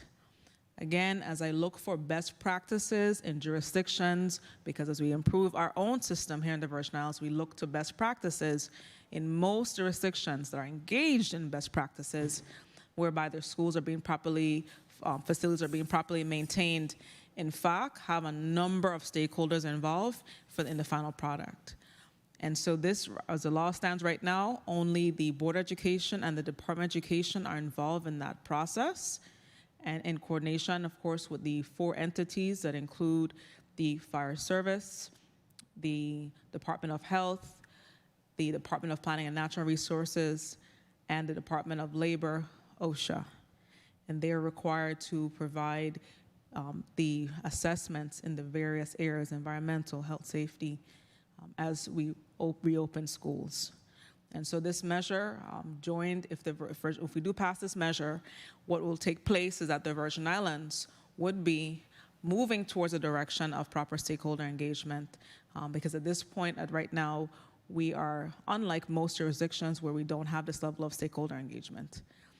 So I present this bill as a measure to seek support, especially as we deal with the developing of our schools, the rebuilding of our schools, and we as a body have a mechanism by which to engage more stakeholders so that we have more and more robust and comprehensive reports. Thank you very much, and I yield at this time, and I submit this to the committee. Thank you so much, Senator Whitaker. I see that Dr. Berry, representing the Virgin Islands Board of Education, has joined us. A pleasant good afternoon, Dr. Berry. We did a preliminary microphone check. Would you care to be so kind to just speak into the mic? Good afternoon, everyone. I apologize for my late arrival. Thank you kindly, Dr. Berry. Testifiers, I really want to thank you for being here and joining us today. The lineup, as far as the order of your testimony, will go and proceed as follows. Ms. Carol Callwood, you will start, and you will be followed by Dr. Francois, and Dr. Berry, you will round up the threesome who are testifying and scheduled to testify on this piece of legislation. Ms. Callwood, you may proceed. Good afternoon, Honorable Senator Genevieve Whitaker, Chair of the Committee on Education and Workforce Development, committee members, all other senators present, other testifiers, listening and viewing audience, and a pleasant good afternoon to the hardworking, diligent, and very patient members of the St. Thomas St. John Federation of Teachers Local 1825. I am Carol A. Callwood, President of the St. Thomas St. John Federation of Teachers Local 1825, an affiliate of the American Federation of Teachers that represents the education professionals, paraprofessionals, and school-related personnel, our support staff. On behalf of Local 1825, thank you again for inviting our union to share in the discussions today. As it relates to Bill number 34-0094, the Act amending Title 17 to establish and mandate stakeholder engagement and participation in developing a report for the annual assessment and evaluation of the public school facilities, it is a pleasure to share with you where we stand. For me, the need to legislate this speaks to a disconnect that's in our system.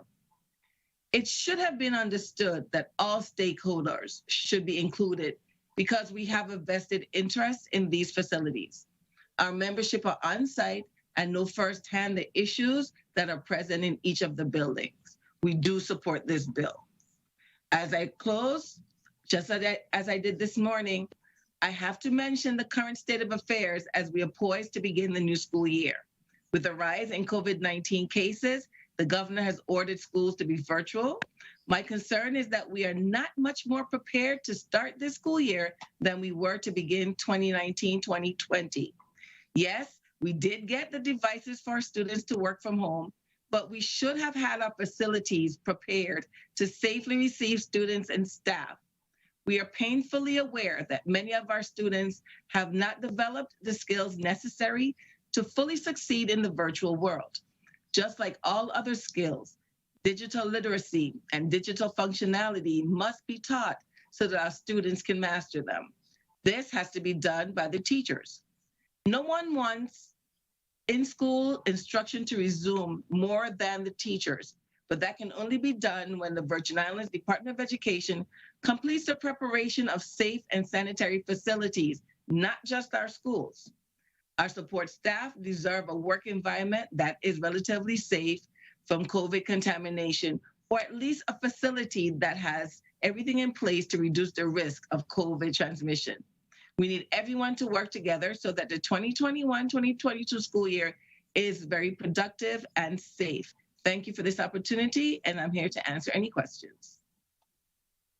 Thank you so much, Ms. Callwood, for your testimony. Dr. Francois, you can now proceed with putting your testimony on the record. Good day, Honorable Senator Whitaker, members of the Committee on Education and Workforce Development, other members of the 35th Legislature of the Virgin Islands, fellow testifiers, and members of the listening and viewing audience. The Virgin Islands Board of Career and Technical Education members, thank you for the opportunity to testify before your committee. My name is Dr. Michael Francois, Board Chair of the Virgin Islands Board of Career and Technical Education and Professor at the University of the Virgin Islands. With me virtually is Mr. Anton Deuce, Executive Director of the Virgin Islands Board of Career and Technical Education. Today, I have the responsibility of reading the Virgin Islands Board of Career and Technical Education's testimony on the record.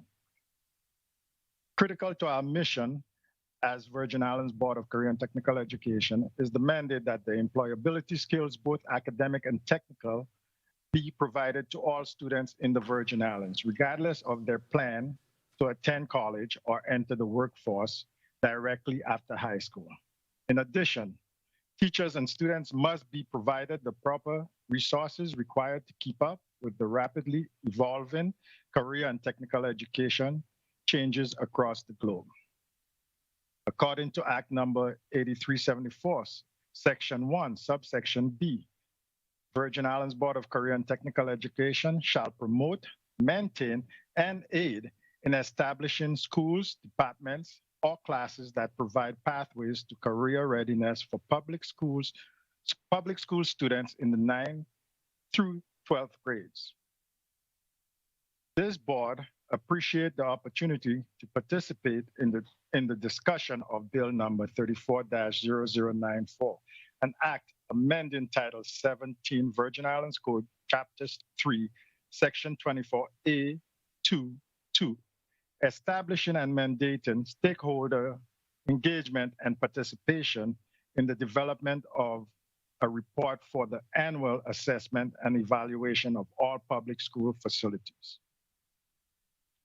Virgin Islands Board of Career and Technical Education has brought to the attention of this body on numerous occasions our concerns about the facilities that house CTE programs and the lack of input this board has on approving these facilities for usage. Furthermore, the board acknowledges that the readiness of the facilities that house CTE programs goes beyond the brick and mortar being in condition to be utilized. Equally so are the equipment being operable and safe. We agree that input from all stakeholders is necessary to ensure that nothing has been overlooked. The safety and well-being of our children are paramount to the Virgin Islands Board of Career and Technical Education. The members of the Virgin Islands Board of Career and Technical Education, thank you for the opportunity to read this statement into your record. We are now ready to answer any questions you may have, and any additional information which we do not have upon your request will be submitted promptly. Thank you. Thank you very much, Dr. Francois, Chairman. Thank you for your testimony. Okay, and we will now move on to Dr. Stephanie Berry, who's testifying again on behalf of the Board of Education, on behalf of Chairman Kaiser Callwood. Thank you. Good afternoon, Honorable Chairperson Genevieve Whitaker, members of the Committee on Education and Workforce Development, other members of the 34th Legislature present and the listening and viewing audiences. I am Dr. Stephanie Berry, Executive Director of the Virgin Islands Board of Education. I am here today on behalf of Chairman Kaiser A. Callwood to provide the following testimony regarding Bill number 340094. It remains the position of the board to provide and support an inclusive environment for our teachers, students, and education partners to the fullest extent reasonably possible. The board has received input from our teachers, administrators, students, and other key stakeholders during the annual assessment and evaluation of all public school facilities. The VIBE has also held town halls in the past and will continue to do so. Additionally, the board supports having the CTE board participate in school plans and facilities walkthroughs to report on CTE areas of concern identified through inspection, assessment, and evaluation process. CTE participation allows for the development of more holistic and comprehensive annual inspection standards and guidelines, inclusive of CTE classrooms, teachers, administrative functions, program compliance, vocation program entrance, and other areas that are specific to CTE. This concludes my testimony on behalf of the board. And I would like to thank you for the opportunity to provide this testimony on this bill and remain available to answer any questions you may have. Thank you very much for your testimony, Dr. Berry. Thank you very much on behalf of the board. So this time, we have, exhausted in terms of everyone has testified who is present. We're going to move now into our round of questioning. We're going to go ahead and move into 3-minute rounds of questioning, and I'll start off with Senator Carla Joseph for your 3 minutes on bill number 34-0094.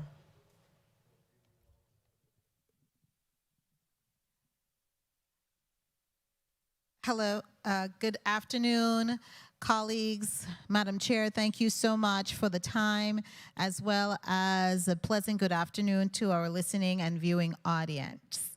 This piece of legislation is very straightforward, and I know based on Dr. Stephanie Berry's testimony relative to holding town hall meetings, etc., that the board has been engaged in doing that. My concern is, of course, legislating activities for boards and commissions that they have already started to do it and having it codified. I think this is a very good legislation, and the intent of it is well intentional, and it's a good step forward for us to look at as far as implementation. Ms. Callwood, let me start with you first. I know you have mentioned the position of the AFT relative to this type of legislation. How do you, in your capacity as the president of the St. Thomas and St. John AFT, look at how this legislation can be implemented and to assist with the overall operation and functionality of teachers being engaged over the years and now going forward? How do you see that you can use this legislation to do that?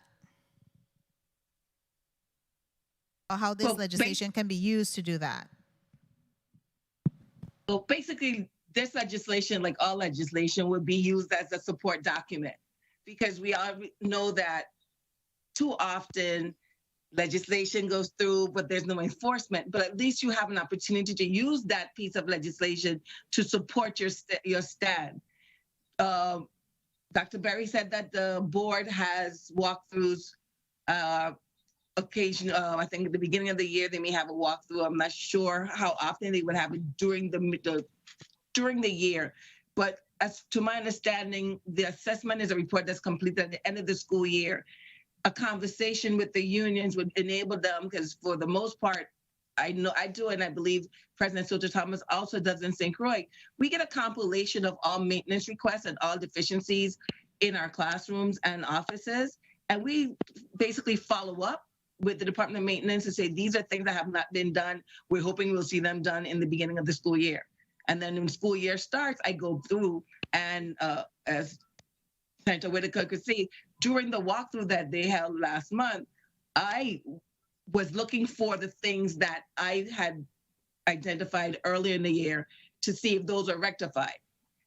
During the assessment report, the putting together that assessment report, collecting that information, if it's requested, I can share with them what we have. That way they have an in-depth report of what structural repairs or the the status of the structure, because every year DOE comes in front of the legislature and talk about what needed to be done, what wasn't done, what monies they didn't have to do. And we always find ourselves in the same position where when school begins, the same issues that we brought up the year before and the year before that, because of the deferred maintenance limitation, they have not been addressed.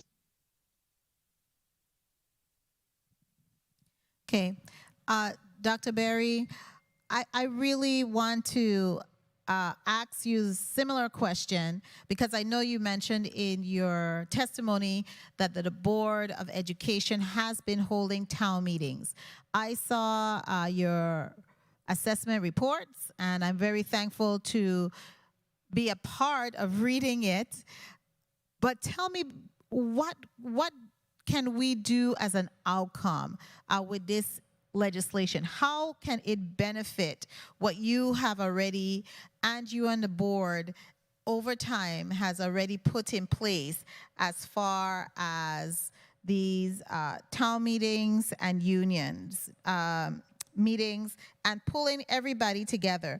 I'm looking at all partners and stakeholders at the table so that we could formulate really a great and realistic, let's be realistic, implementation plan for our schools, our public schools.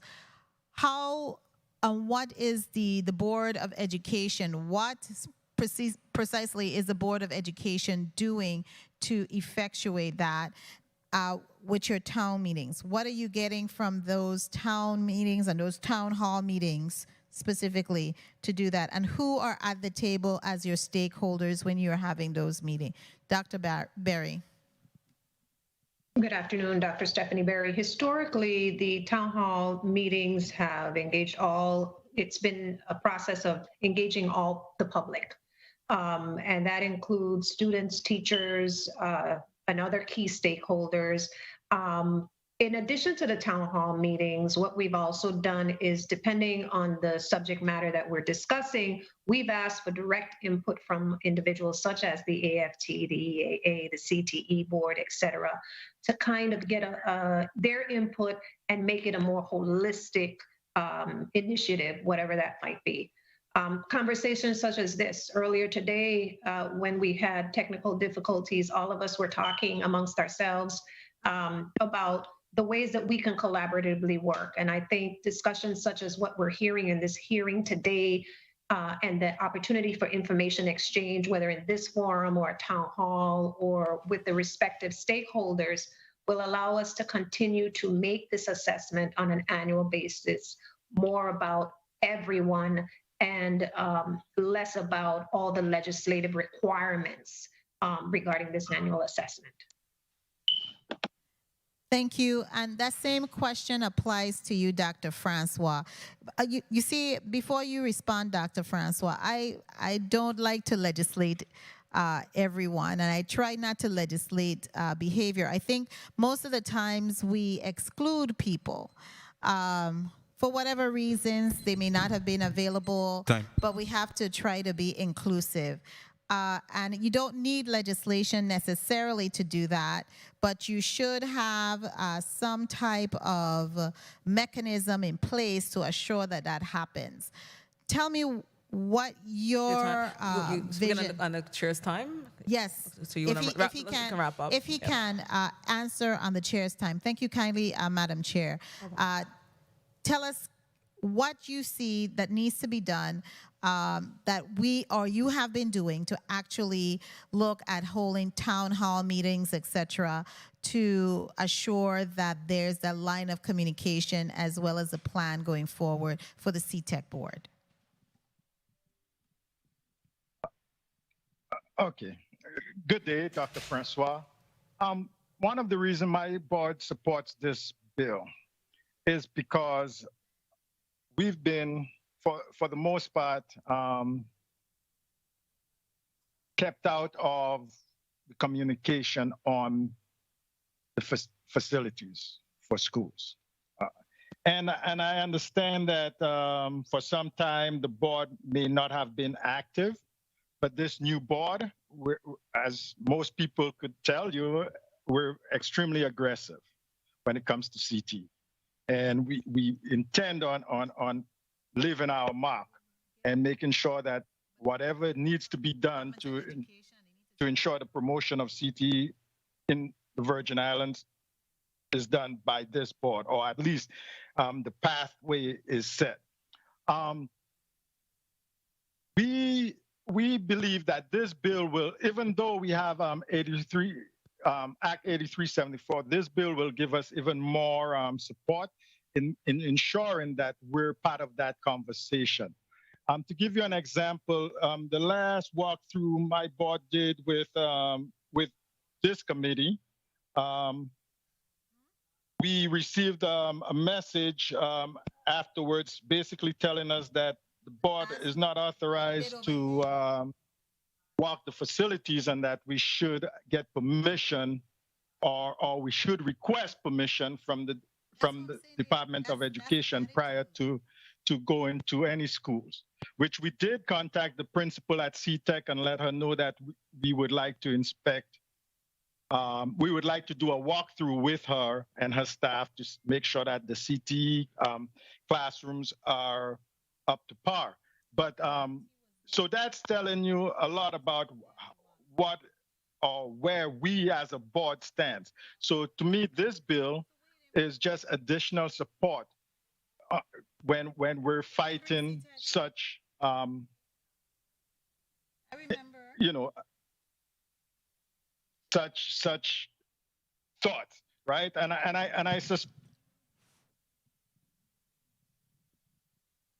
I suspect it's because this board has been somewhat inactive from what I gather, but just to let the Virgin Islands know, this CT board, we're here and we intend on doing whatever it takes to make sure CTE is prominent in the Virgin Islands. So yes, that's why we support this this bill, because it gives us that additional support.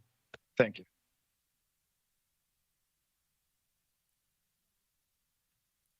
Thank you very much, Dr. Francois.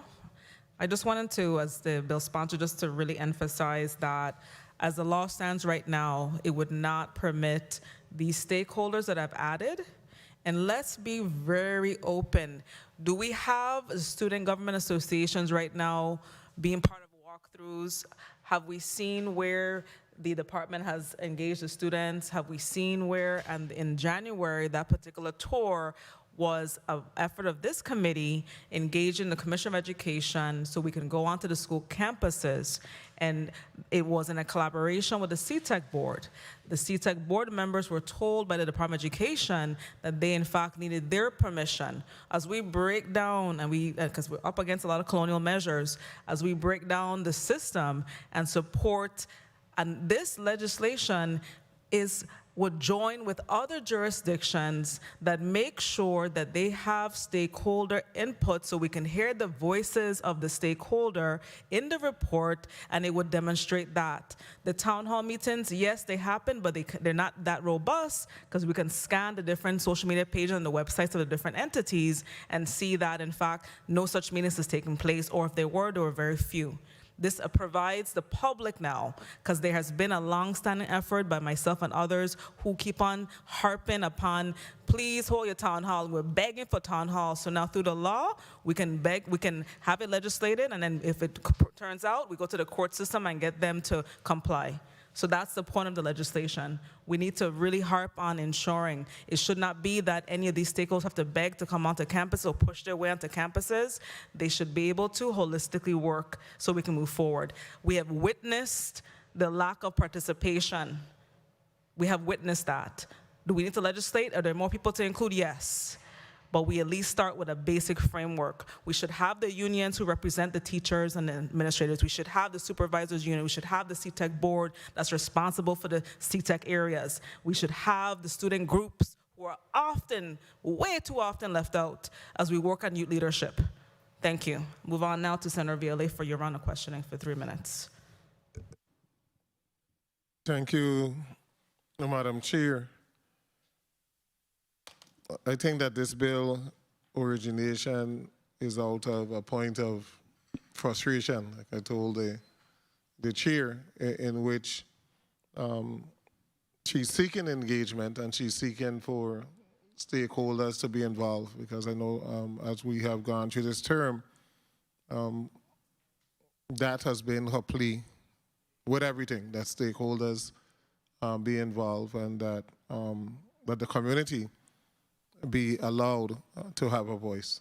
So this bill is literally asking for not only the Board of Education to have a voice, but for the CTEC board. And I think with the CTEC board especially, I know that the bill goes on to town hall, et cetera, but my real concern is the CTEC board, because the CTEC board plays a vital role in all of these campuses. And if they're not a part of that particular report or that particular walkthrough, then they don't have an opportunity to have input. And I have always been disappointed when the CTEC board come before us and I ask, well, how many vocational courses do we have at the complex or at Charlotte Amalie, and they struggle to answer. But you would struggle to answer if you're not a part of the process, and this board seems to be very proactive. So I'm hoping that we will be able to have answers, because the chair seeks to provide full access to the members of the CTEC board and other stakeholders. I honestly believe that we need to seriously revisit who is the state coordinator for vocational education, because nothing is going on. Nothing is going on in terms of moving CTEC forward, and that state coordinator has to be the voice, must be the voice of vocational programs across the Virgin Islands. And I am not sure, but I'm just hearing about this lack of engagement consistently. And in all of these meetings and all of these bills, definitely the chair of the the state coordinator should have been here to weigh in on all of these issues. You know, the commissioner don't necessarily need to be here. I didn't expect the commissioner to be here. But Department of Education is top heavy. And with all the individuals we have in the Department of Education, you can't send your curriculum person, or you send your state coordinator for VOCAD to this meeting. There's no way that all of them need to be not here today. You don't have to be here as a commissioner, but you have all responsibility and right to send your state coordinator for VOCAD, for CTEC, to put on the record the direction of the Department of Education. And failure to do so means you don't care. Because when have we really had the state coordinator come before us and say, these are the plans, this is what we're doing. Yes, we have a plan for the cosmetology room at Central High School that is in disrepair. We have a plan as to how we're going to fix it. We have a plan for Charlotte Amalie to fix the leaking roofs in their vocational wing. We have an integration plan so that the students from Eudora can be able to be involved in the vocational courses. For 4 years now, I've been asking, why can't you do something similar to what we do in St. Croix? The students in Central High go down to complex to take the vocational classes. It is not fair to isolate one group of students to take vocational class in St. Thomas, that you must be at Charlotte Amalie High School to take what is the bulk of the vocational courses. There's a lack of creativity. And I am seeing, I think that is why the chair in certain areas are saying, well, let me just mandate that, but it's really bigger than that. And we need individuals to just do the job.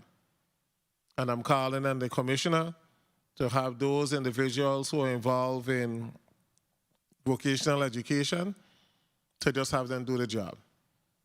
And all of these schools that we have that offer vocational programs, CTEC, et cetera, to just be creative.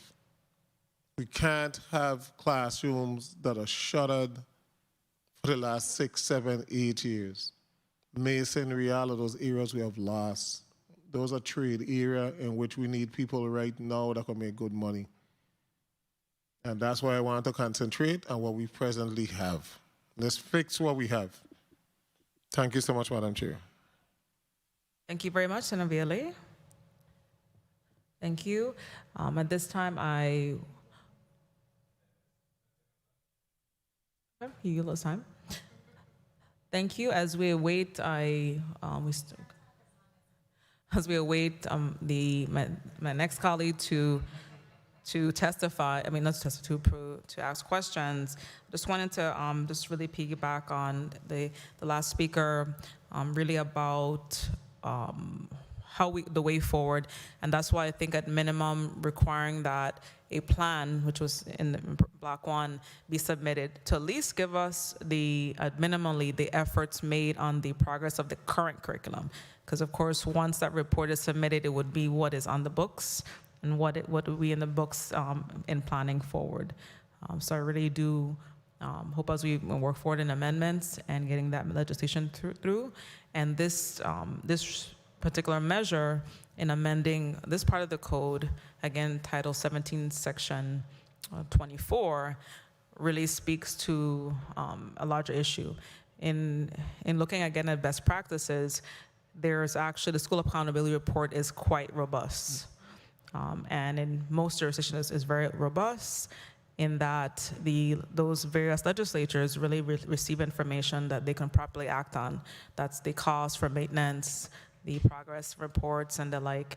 I also put out the other requirements. Okay, so I'll yield now to Senator.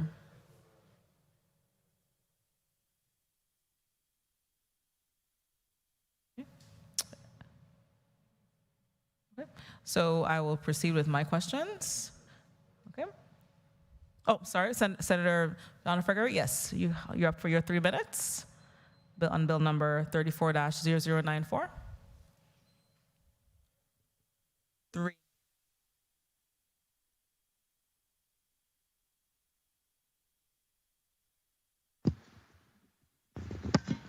Thank you, Madam Chair. It's a sad day when we have to actually legislate engagement with our stakeholders. This should come naturally.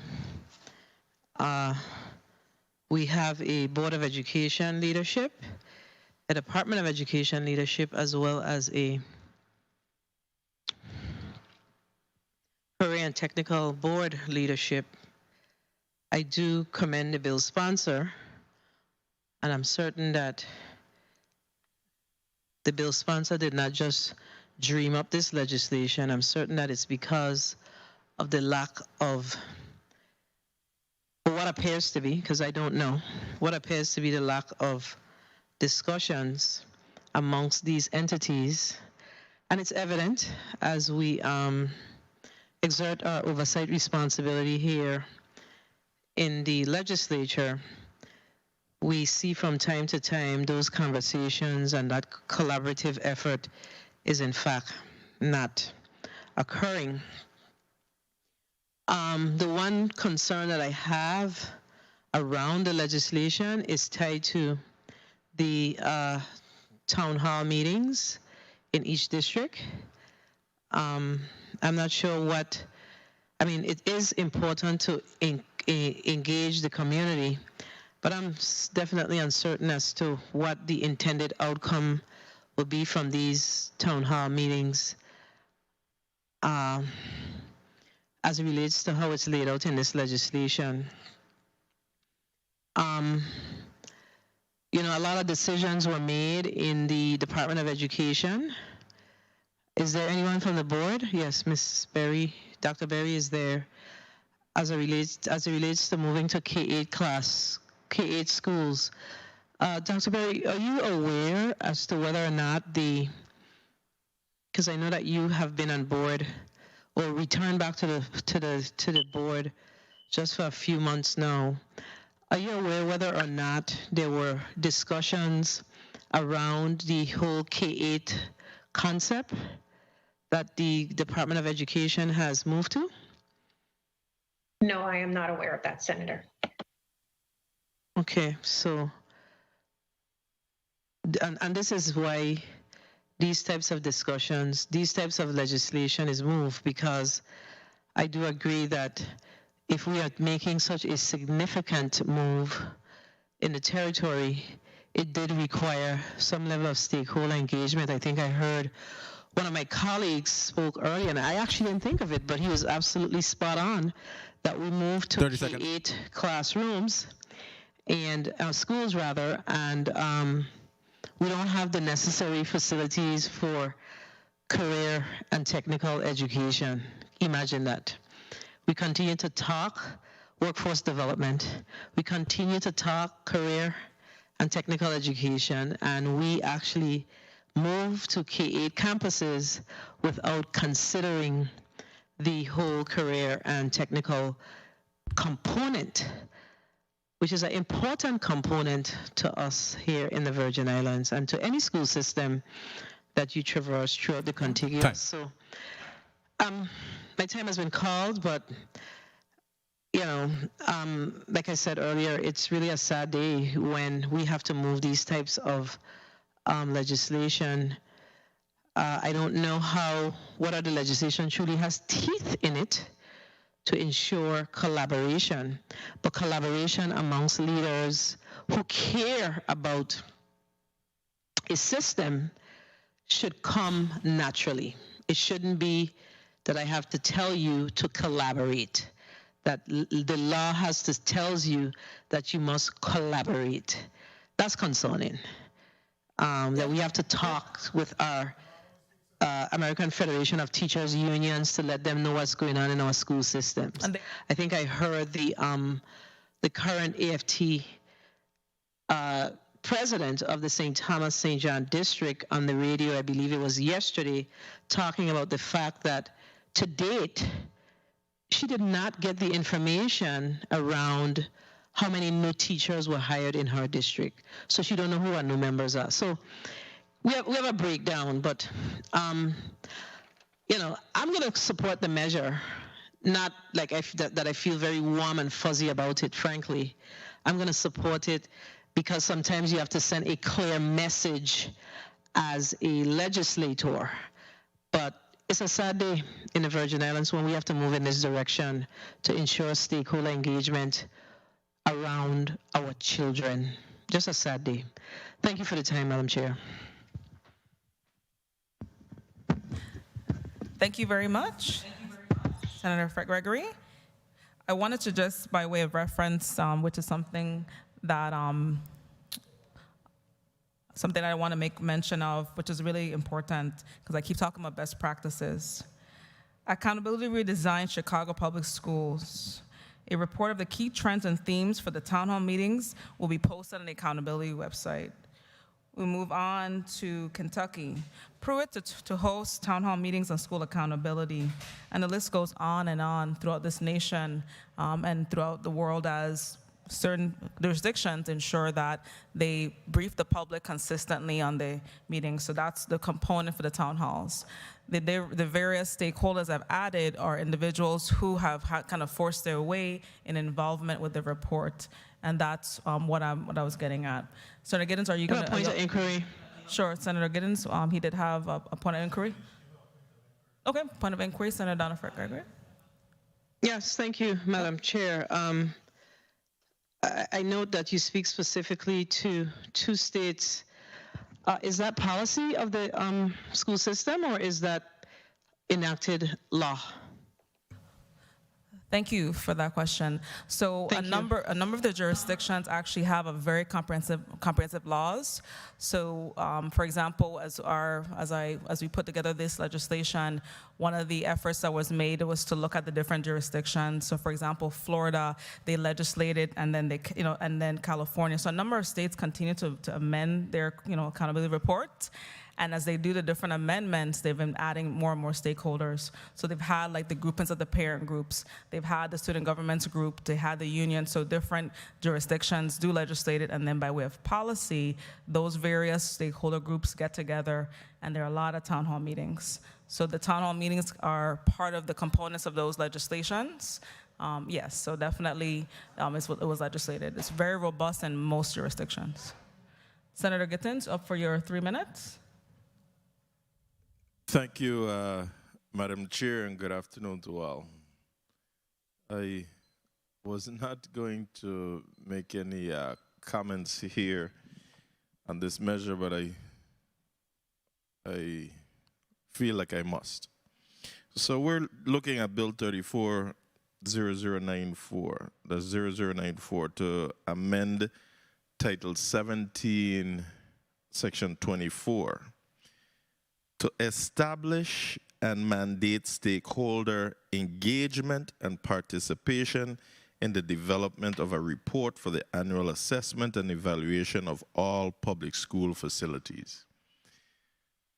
I'm not really sure what it is we're trying to accomplish here. To me, as I read Section 24, School Management Accountability, it is clear on the stakeholders' responsibility.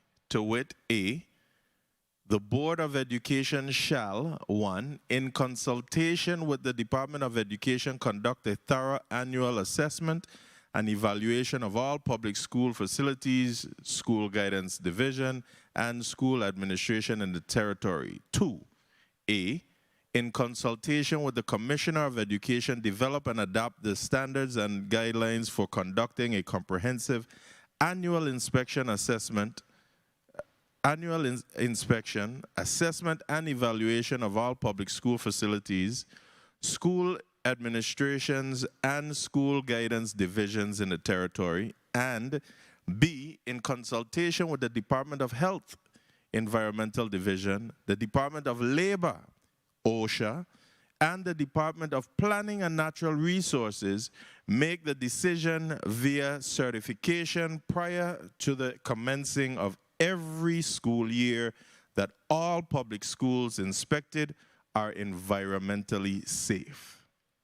3, utilize the services of the Departments of Planning and Natural Resources, Public Works, Health, Environmental Health Division, Occupational Health and Safety, OSHA, and Fire Service to carry out the provisions of this section.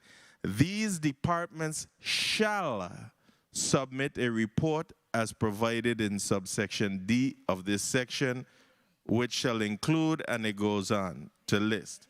Again, the Virgin Islands Code is clear on all the stakeholders and what they shall do, not what they may do. So I'm not understanding. If individuals, I'm hearing colleagues singing on my left that they're not doing it, they're not doing it. If they're not doing it, it is for the chief executive to pull up these individuals whom they answer to. The executive branch is responsible to implement and enforce the laws created by the first branch of government. And I'm just saying that this measure appears to be redundant in telling the stakeholders again what they should do by establishing and mandating their engagement. At the appropriate time, I will vote my conscience on this measure, but I think it's just duplicative. Thank you, Madam Chair. Thank you. I will now move on to my round of questioning. And before I do proceed with my round of questioning, for the public, if you're just tuning in, if you're just for your awareness for what's taking place with this bill, bill number 34-0094, I'm seeking to add in the assessment of schools, the student progress and support for student success. I'm seeking to add the Career and Education Board. I'm seeking to add both of the unions, both the AFT as well as the supervisors unions. I'm seeking to empower our youth, our students, the student associations, and as we go forward and move forward, we can see who else we'll need to add to that. And so that as the report is vetted, we're going to see information reflected in the report that for those representative groups that were not part of previous reports. So, sure, good point of information, Senator Violet. Thank you so much, and I just wanted to put it on the record before you speak so that you can think about it. The CTEC board is clearly missing. I mean, we can see that in terms of their ability to be a part of any annual assessment of public school facilities, school administrations, and school guidance. But those two words are what bother me, the school administration and the school guidance, because then when you add in the unions are part of the school administration and part of the guidance. So to me, we might end up with a conflict by including all of those other areas. And if you're going to include me, we should just include the CTEC board, because they're doing a report and they're independent. The CTEC and the Board of Education, they're independent of the school itself. But if you're doing an evaluation of school guidance division, which is the counselors, et cetera, they're members of AFT. If you're doing assessment of school administration, they're members of EAA. So that might end up being a conflict in that particular part, that you might only need to just have the CTEC board. And maybe at the town hall thing, the stakeholders could be invited to that, but I don't know if they should be an actual part of the inspection and development of the plan, because there might be a possible conflict that exists there. Thank you. Thank you very much for that, Senator Bailey. That's important to note, and that's really it's really good feedback. So as we develop the legislation, and if changes to be made, I know that in engaging the supervisors union as well as both unions on a consistent basis, what I am finding though is that as much as they on their end do the engagements, there's a lot of pushback, a lot of conflict in terms of getting to be part of that report. What I think we could look at, because I think the section has to really evolve. We have a lot of work to do with that section 24, because we should be able to indicate where conflicts exist, that we would push against that. So in other words, we do have obviously the supervisors union, even the presidents. One president in particular is a principal right now of a school, and at the same time that he is a principal, is part of their current report as it pertains to his school. So we can work through that. But I think, the intention of the legislation is to ensure that all these entities are part of the report and that they are included in the assessment and the assessments that take place. So I want to just, for my round of questioning, I probably won't use most of my time. Dr. Francois, in testifying for Bill 34-0094, can you indicate how is the board normally notified of issues with the different facilities in the schools? Dr. Michael Francois, Chairman of the Virgin Islands Board of Career and Technical Education. No, we're not, okay. Senator. Thank you for that. And Ms. Callwood, from the perspective of the union, AFT, St. Thomas, St. John? I get reports from the staff. Basically, we encourage them when there is an issue, there's a protocol that follows. You submit your maintenance request and then submit it to me if nothing has been done within a period of time for follow-up.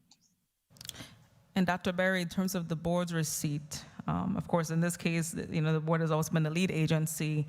Can you speak to, just in a quick summary, any challenges that you guys have faced in terms of compiling the report, even this most recent experience with this past report that was just submitted on June 15th? The challenge remains the competing demands of the department and their ability to timely submit the data as it's been requested. We've, in recent times, repeatedly requested for meetings, and while the board empathizes with the competing demands, I think that we would be able to provide a more substantive annual report if we had the data.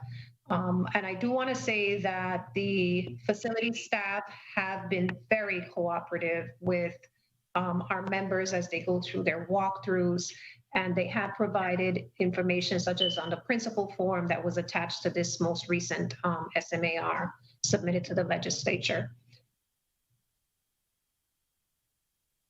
Thank you very much. And so at this time, we have concluded all the testimonies for this block. And I just kind of just allow for each testifier to just provide some brief closing remarks, and we proceed with the vote. Oh, sure, Dr. Senator Violet. Thank you. Dr. Berry and Mr. Francois, in reading the particular section, do you find it to be a conflict if you involve the teachers' union and the administrators' union?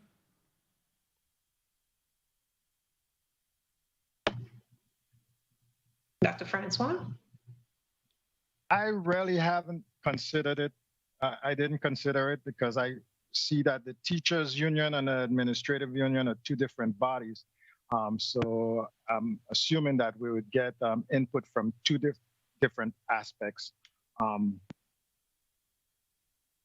don't know if that answers your question, Senator. In terms of producing a report?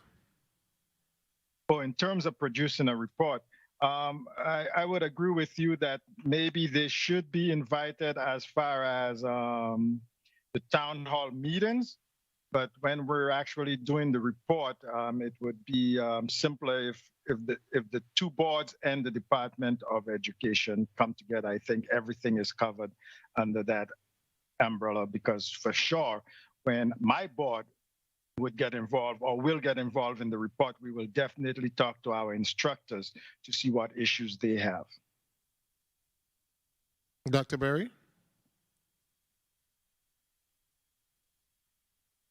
Sorry, Senator. Yes, I do believe that there is an opportunity for conflict, and this is my personal opinion, I'm not speaking on behalf of the governing board. Solely as it relates to, as our Ms. Callwood has indicated, there is an opportunity for due process in terms of an escalation to her level from the staff facility. And in the event of a grievance occurring or some sort of action taken by the collective bargaining unit, there may be a conflict. However, I do want to make sure that it's stated on the record that we do receive feedback from members of the AFT as well as the administrators union during this process, but there may be a slight chance of a conflict in the event that there's some sort of grievance or collective bargaining action taken with regards to maintenance or the facilities in general. Thank you for the answer. I think, Madam Chair, that the unions need to be given like an observer status, but not actually a part of writing the report, because the union could file a grievance against the Department of Education. So you got to be careful that we're not crossing lines. The CTEC board supposed to take care of vocational education. The Board of Ed supposed to take care of academics, etc. So they should receive input, from the teachers union and also the administrators union, and there's a form that is submitted by every school in reference to maintenance, etc. They should receive all of that information, but I don't think that we should make the other groups an actual part. I think we need to add the CTEC. That's the component we're missing. But the others, you need to say that that they would have observer status. So thank you for allowing me to put that on the record. Thank you very much for that, Senator Viola, and I definitely we can get with legal and parse that out. That would be a simple technical amendment. Thank you for that input. Senator Gittens? Thank you, Madam Chair. Madam Chair, my point of information is that, simply put, the executive branch has a responsibility to execute, to enforce and execute the laws of the Virgin Islands, and they don't have a choice but to follow the law. And if we find that individuals who sit in government are not following the law, that's why we have a third branch of government. And it is our responsibility to ensure that these individuals who sit at the helm or in these positions, that is already codified as to their responsibility towards this end, speaking to the school management accountability system. If individuals sitting in these positions are not performing their duties, then I believe it is our responsibility to bring it to the attention of the chief executive. And if the chief executive doesn't do anything about it, then we take the next step in ensuring that the laws of the Virgin Islands are enforced at all times. Thank you, Madam Chair.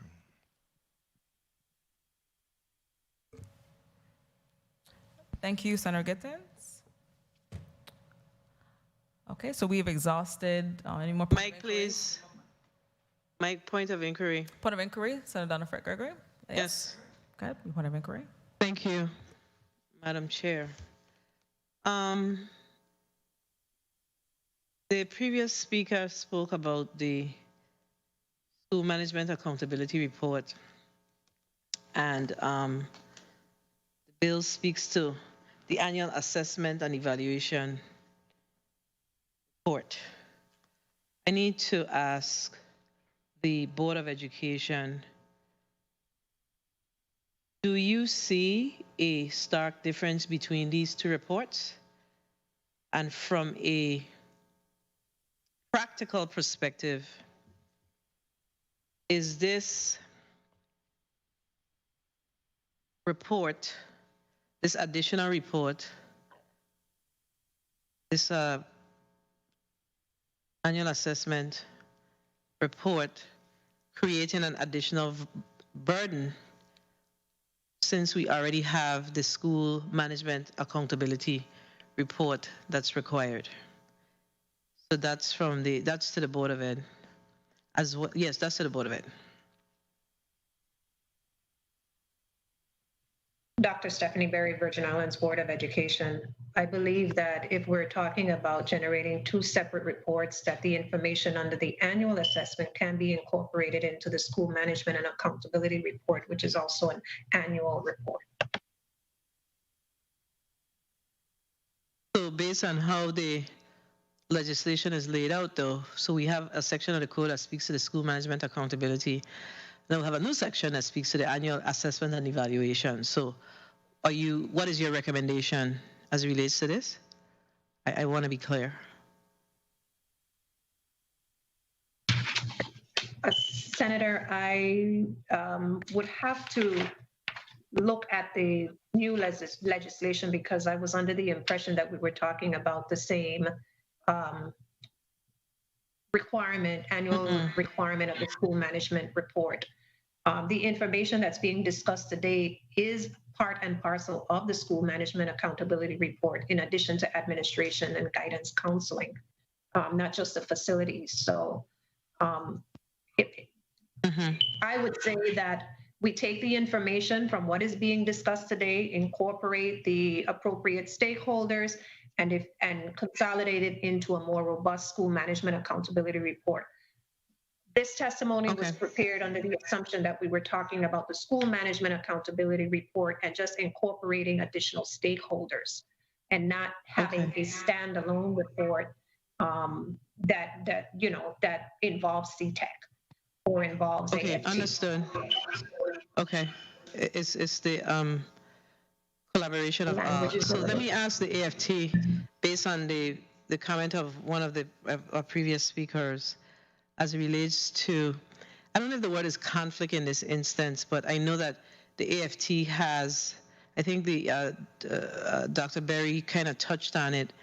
The AFT has their perspective, the government has their perspective. So, how do you see that, this legislation working with the AFT being a required party? When I received this legislation or this bill was basically we were focusing on the assessment report of the facilities, what is supposed to be submitted at the end of the year.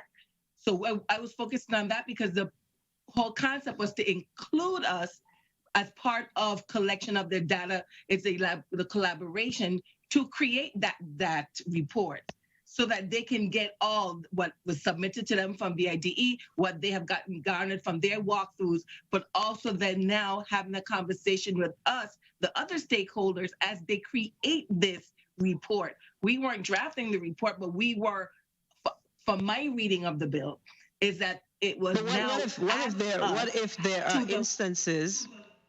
What if there are instances as? Let me wrap this up because it's I only asked for a point of increase. I need to wrap this up. So what if there are instances, and there will be, where you do not necessarily agree to Dr. Berry's point? How will that align? For this bill, it's only for the evaluation of the buildings. So we're identifying and we're labeling the deficiencies we find. That's what this is about, to my understanding, this section. But even if that's in fact the case, I'm saying, right now the board does that. The board does the assessment, they send it to the legislature, to the Department of Education, etc. You should be able to do your own assessment. We should be aligning the assessments to determine, what makes, whether or not folks are being upfront, because you're going to have a different perspective. The board going to have a different perspective. The Department of Education going to have a different perspective. So how in the world are we going to get along? What is the outcome? What do we intend to see as the outcome? So this report comes to the legislature of the Virgin Islands. So what the legislature is supposed to do with it? That's what I'm trying to understand. Like, how does this really work for the greater good? So if I can quickly answer that, to my understanding, this report is already done. The problem is, for years, the report has been done. We see it after it's been submitted when it comes up to the Senate hearing the following year. That's the first time we see it. That is why when this part, making us part of that initial conversation, so before it becomes part of documents submitted to legislature, that the board has then collaborated with us and gotten from us what we have that was not submitted to them by the department. So that is what I'm looking at, because the report is done, the assessment is done, the report is submitted to the legislature, and then we see it after the fact. I understand, and I just as I continue to drill on this, I just find that I think that, from a union and government perspective, the government is treading on some dangerous waters with this discussion that we're having, because nothing prevents the union from taking this government to court. As you sit at the table and you have these discussions and there's disagreement, then, we have to be mindful of how we are dealing with these types of things. I see where we are treading on some very, very interesting waters as I continue to drill down and have this discussion around this legislation. I'm very concerned. Thank you for the time, Madam Chair. Point of information, Senator Ville. Thank you, Madam Chair. Those reports, and everybody listened to the education hearing and the way in, and somebody just made a good point, and they said that the boards are independent of the Department of Education. The CTEC board is totally independent. The Board of Education is totally independent of the Department of Education. So that would be a next reason why you won't have the unions involved in the process, because it's an evaluation done by, and when I say independent, I mean that none of the members of any of those boards are employed by the Department of Education. So you have an independent analysis being done of the facilities, the guidance, the administration, etc. So you can't really now include this actual stakeholders in that independent analysis. They could provide information, input, but they can't be a part of producing what is supposed to be an independent analysis of those school systems, the Department of Education, etc. So I just wanted to put that on the record. Thank you, Senator Ville.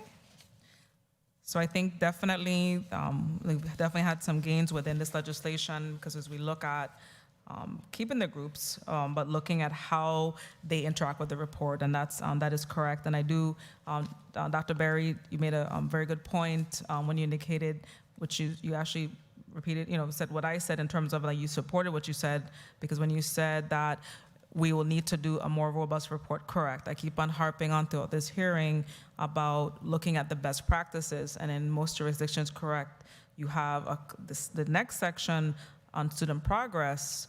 That's another area that needs to be addressed, because for a good example, outstanding to the committee is even a report on the dropout rate. That was another act that's another legislation.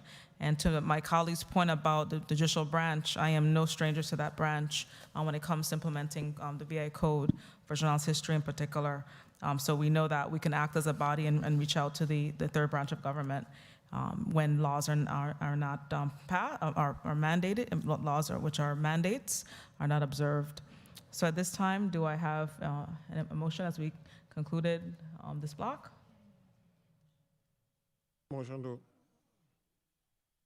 Motion, Senator Viale. Thank you, Madam Chair.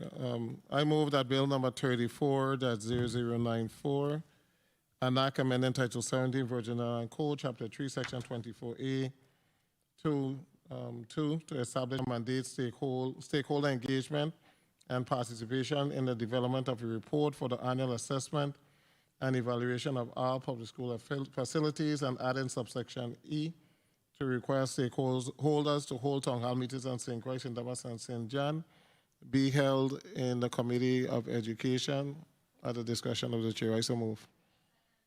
Seconded by Senator Joseph. Roll call on bill number 34-0094.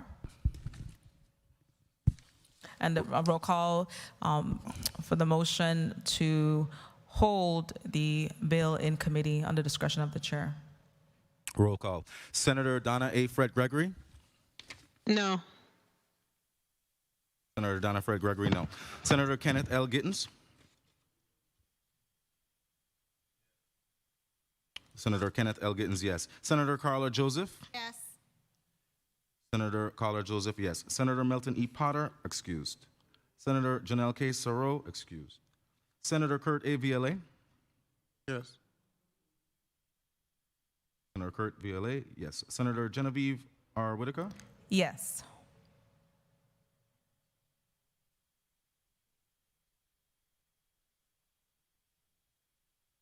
Madam Chair, 4 yeas, 2 absent. 1 no. 1 no. Madam Chair, 4 yeas, 1 no, 2 absent. Thank you. The motion passes.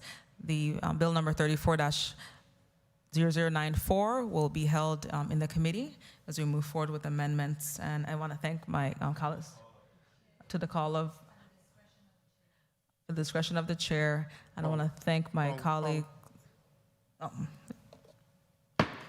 And I want to thank my colleagues for, in fact, those who supported, and as we move forward, and to all the stakeholders as well, thank you very much for the support, and we know going forward we'll have other exchanges over this measure, and I look forward to those meetings. At this time, we'll now move into the final block on today's agenda, block number 3.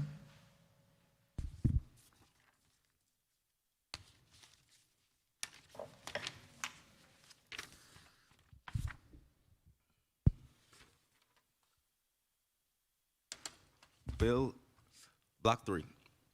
The committee will receive testimony on the following bills. Bill 34-0053, an act amending Virgin Islands Code, Title 17, Chapter 5, by adding Section 41I to establish the Emergency Medical Services Program, amending Title 33, Chapter 111, by adding Section 3099A to establish the Emergency Medical Services High School Program Fund, and making a $160,000 appropriation from the Centennial Special Fund to the Department of Education to fund the Emergency Medical Services Basic EMS Education Program, sponsored by Senator Kenneth L. Gittens. Bill number 34-0093, an act amending Title 17, Virgin Islands Code, Chapter 5, Section 41C, relating to the course of study in public schools to establish the Spanish language as a course of study, sponsored by Senator Genevieve R. Whitaker. Invited testifiers, 34-0053, Commissioner Raquel Barry Benjamin, Training Officer Jacqueline Greenwich Payne, EMS Coordinator David Sweeney, Dr. Michael T. Francois, Chairman of the Virgin Islands Board for Career and Technical Education, Nancy Callwood, State Director for the Virgin Islands Office of Career and Technical Education, Lyle Evelyn, on behalf of the Virgin Islands Fire Services. And for 34-0093, invited testifiers, Commissioner Raquel Berry Benjamin, Stephanie Berry on behalf of Kaiser Callwood, Chairman of the Board of Education, Virgin Islands Board of Education, Carol Callwood, President, St. Thomas St. John Federation of Teachers, Margarita Benjamin, U.S. Virgin Islands Congress of Parents, Teachers, and Students Associations, Rosa Soto Thomas, President of the AFT St. Croix, Jose Martinez Sr., Papi Love, owner and host of the Crucian Educational Nonprofit Group, Incorporated.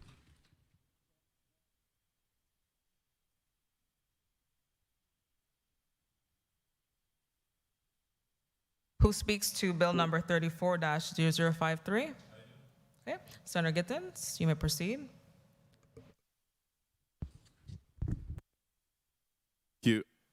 Thank you, Madam Chair. Good afternoon to all. Madam Chair and colleagues, I'm proud today to introduce legislation that will create a program to train our young people in emergency medical services. Bill number 34-0053 creates a program to pique the interest of high school students as emergency medical technicians and build a qualified workforce, not only helping our young people graduate with an important skill, but also ensuring that the U.S. Virgin Islands retains a source of local talent to fill these critical positions. This is the kind of early workforce development that is needed. This legislation directs and appropriates funding to the Department of Education to establish an emergency medical service training program for the territory's public high school students, which will enable students to be fully certified as EMTs prior to or upon their graduation, if they are at the legal age and so choose. This measure took longer than I would like to finalize. It took longer than we would like to finalize. However, we thought it was best to work with the stakeholders to address concerns of the language, curriculum, and implementation standards. Today, I'm happy that we have worked together to that end, and here we are today ready to move forward. I would like to thank all those who assisted in offering their input thus far, particularly those from the Department of Health, Emergency Medical Services, Jacqueline Greenwich Payne, paramedic and training officer, now acting coordinator. Also, Mr. David Sweeney, paramedic and EMS coordinator. At the same time, I'd like to wish him a speedy recovery. He's unable to be here with us today because of medical reasons. Also thanking the Department of Education and the Career and Technical Education program and the board in the names of Mr. Pedro Parija, the District Director of Curriculum and Instruction, Tanya Lackard, the Assistant Director of CTE, Ms. Jewel Mills, I can't recall what her title is, Mr. Michael Francois, the Chairman of the VI Career and Technical Education Board, and Mr. Antonio Deuce, Executive Director of Career and Technical Education. With the shortage of emergency medical technicians in the territory and the demand for their services throughout the nation, I strongly believe that providing such training within our public school system can help to fill this critical void and provide our youth with avenues to pursue technical training and certification options in this significant field. I would like to see us create more certificate programs like this in our schools. While we always encourage our students to seek higher and further education, it is important that we also help give them useful skills and tap into their interests while still in high school. I am quite sure that we will see some of these students advance in this field and also look toward other careers in emergency management and public service. I wish to also thank Senators Novalee Francis Jr. and Kurt A. Vialet for their interest, input, and co-sponsorship of this bill. I'll be remiss if I didn't say that it is our intent upon the successful passage of this bill to name it in honor of paramedic Noel Garcia of St. Croix, who lost the battle to cancer. He was very much instrumental in pushing a bill such as this, seeing the shortage of EMTs in the territory. To the family of paramedic Garcia, I say thank you and continue to hold on to great memories you have created. And to the current EMTs serving our territory, I say thank you on behalf of a grateful territory, and we love and appreciate all that you do daily. Help is on its way. I look forward to a productive discussion today, and I ask the members of the Committee on Education and Workforce Development for your support and to consider signing on to this important piece of legislation. Thank you. Thank you, Senator Gittens. Okay, as I look on, okay, so we have, of course, as put on the record earlier, Commissioner Barry Benjamin did submit a letter, letter that should be absent. And so we're going to move, we have online, just wanted to, so we have, I see Mr. Lyle Evelyn, of course, Dr. Francois for this next block.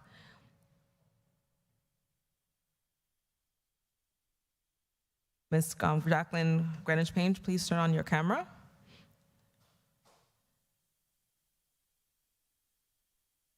Hi. Good afternoon, and good afternoon to each one of you. And let's see, okay, and we have Nancy Callwood. Clerk, did we receive from Nancy Callwood, State Director? Can you please provide, place on the record from a communication from Nancy Callwood? Did we receive anything from her? From Nancy Callwood.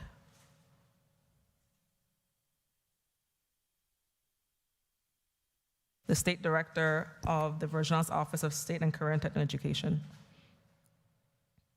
Yes, Senator. Yes, Madam Chair. July 29th, 2021. The Honorable Genevieve R. Whitaker, Legislature of the Virgin Islands, 3022 Estate, Golden Rock. Hold for 1 sec. Who signed that letter, Clerk? Whose signature is on that letter? Dr. Tanya A. Lockhart, Okay. Madam Chair. And that, I'm gonna let you read the record and read that, but I wanna make it very clear, also clear to, if she's tuned in, we invited to this hearing was a Nancy Callwood, so we expected to receive a letter from her. Dr. Tanya Lockhart is the assistant director. And of course, it is standard process that others as part of a department are invited to testify. You can go ahead and read that, but I want to place on the record and going forward to the State Director Nancy Callwood, if you are called to testify, I would really encourage you to submit the letter of excuse in writing. You may proceed with the reading of the Assistant Director's letter regarding her absence today. Yes, Madam Chair. July 29, 2021, the Honorable Genevieve R. Whitaker, Legislature of the Virgin Islands, 3022 Estate, Golden Rock, Christiansted, U.S. Virgin Islands, 00820. Warmest greetings, Senator Whitaker. On behalf of the State Director Nancy Callwood and I, we would like to thank you for inviting us to attend the Committee on Education and Workforce Development hearing to speak on Bill 34-0053. Currently, Mrs. Nancy Callwood will be out of the territory next week and will not be able to attend Wednesday, August 4th, 2021 scheduled hearing. And I will not be able to attend the hearing as well. As such, Mrs. Callwood and I both share the same sentiments of Bill 34-0053, which entails establishing an emergency medical services high school program. Discussions and preparation for Bill 34-0053 were met as a team. All members were in agreement of the implementation of having an emergency medical services program in the high school. The team realized the shortage in staff to provide the necessary coverage when incidents occur.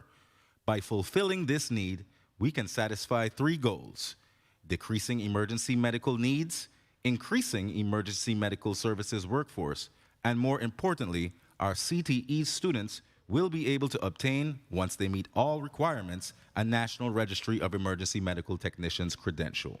Should you have any questions, please contact us. Respectfully, Dr. Tanya M. Lockhart, Assistant Director of SOCTAE. That is the conclusion of the letter, Madam Chair. Thank you. And do we have any other letters of excuse in that block? David Sweeney, No, Madam Chair. EMS Coordinator. So he's okay, we have Ms. Jacqueline Greenwich Payne testifying on his behalf, also in her capacity as a training officer. And we have Lyle Evelyn, he's actually testifying on behalf of Daryl George, the Director of the Virgin Islands Fire Services. So we're going to proceed now with Dr. Michael Francois, Chairman of the Virgin Islands Board of Career and Education, to proceed with your testimony with respect to Bill number 34-0053.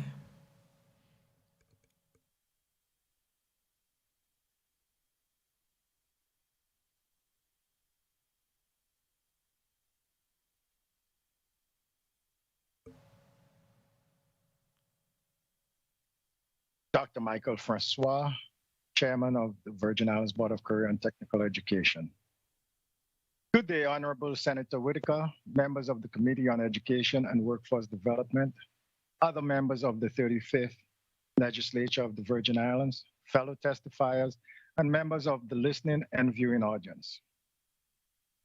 The Virgin Islands Board of Career and Technical Education members, thank you for the opportunity to testify before your committee. My name is Dr. Michael Francois, Board Chair of the Virgin Islands Board of Career and Technical Education and Professor at the University of the Virgin Islands. With me, virtually, is Mr. Anton Deuce, Executive Director of the Virgin Islands Board of Career and Technical Education. Today, I have the responsibility of reading VIBCTE's testimony on the record.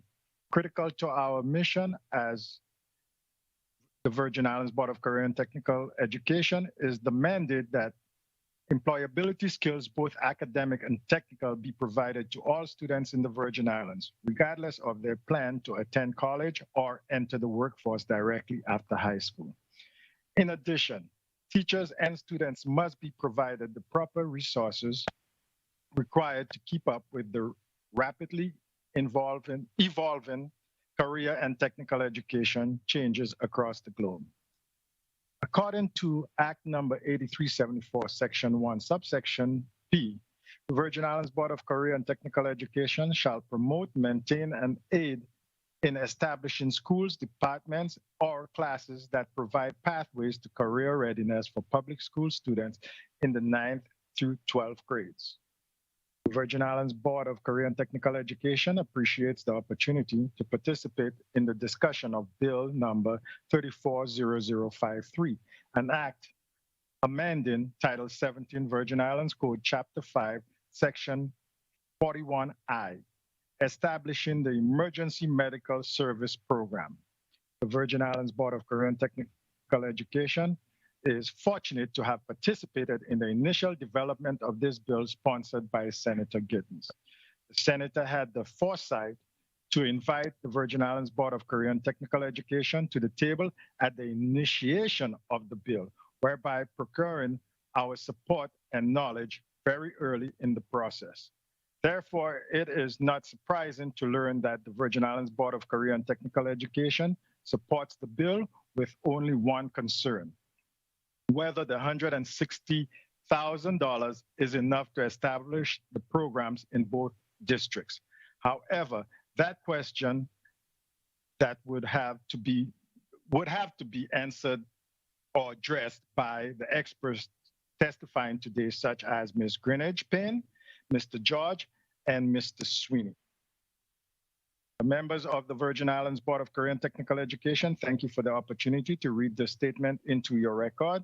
We are now ready to answer questions, and any additional information you may need, we will provide it upon your request. Thank you very much.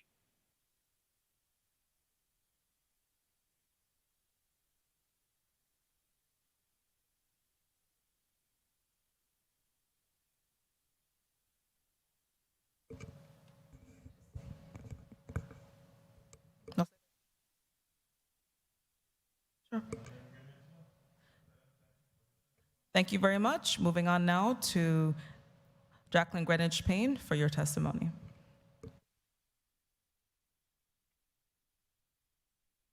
Honorable Senator Genevieve Whitaker, Chairperson of the Committee on Education and Workforce Development of the 34th Legislature. Good afternoon to you, members of your committee, and other testifiers, ladies and gentlemen. I am Jacqueline Greenwich Payne, and I'm currently serving as the EMS Territorial Coordinator, still holding the title of St. Croix Training Officer. Madam Chairman, first let me thank you for inviting the Division of Emergency Medical Services to participate and to testify in the proposed bill number 34005, sponsored by the Honorable Senator L. Gittins, an act amending the VI Code Title 17, Chapter 5 by adding Section 401I to establish the Emergency Medical Services High School Program. There is an increasing emergency medical need brought on by an aging population and a decrease in emergency medical services workflows, which has placed a burden on many communities in meeting demands for emergency care. One of the mechanisms of meeting this demand is to introduce emergency medical programs to students in the high school. Emergency medical services is a public service career field filled with excitement and reward. The goal is to expose students to health science and those who are interested in a healthcare career or vocation. This is a pathway that allows students who may be unwilling to pursue traditional tertiary education to enter the workforce with a meaningful job caring for their community. Additionally, this program, which has been adopted in some school districts in the United States, will help to create a pipeline that would act as a feeder system for entry-level emergency medical technician position for the Virgin Islands Department of Health and private health care providers. Presently, from my research, the Virgin Islands Board of Education requires high school students in the territory to complete 28 Carnegie credits to fulfill education requirements. This includes 3 credits of science, including credit of general science and biology. The other credit is earned by taking a science elective, which could be chemistry, physics, or any other source of related science.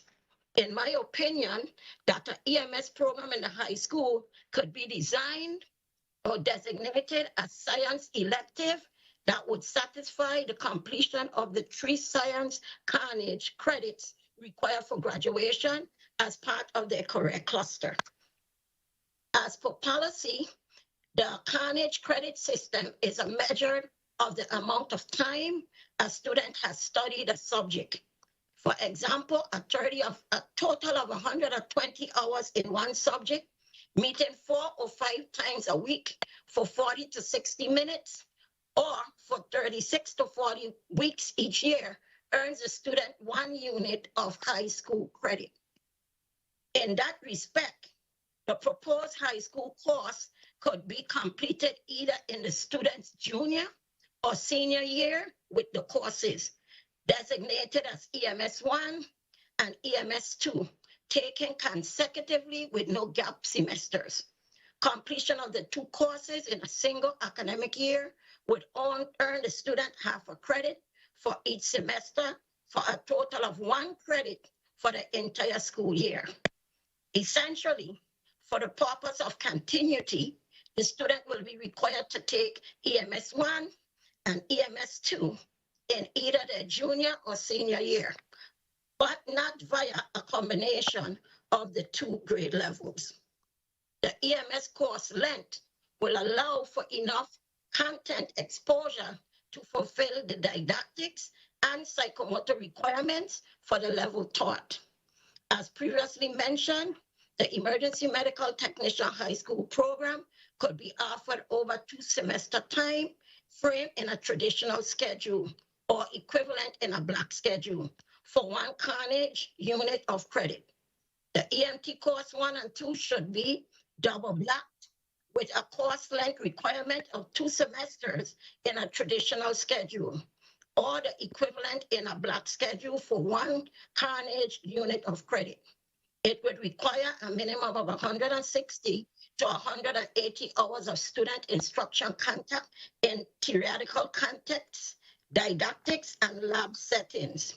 This course must also include CPR certification, introduction to anatomy and physiology, emergency psychology, emergency medical response, bloodborne airborne pathogen, emergency organizational communication, basic life support components.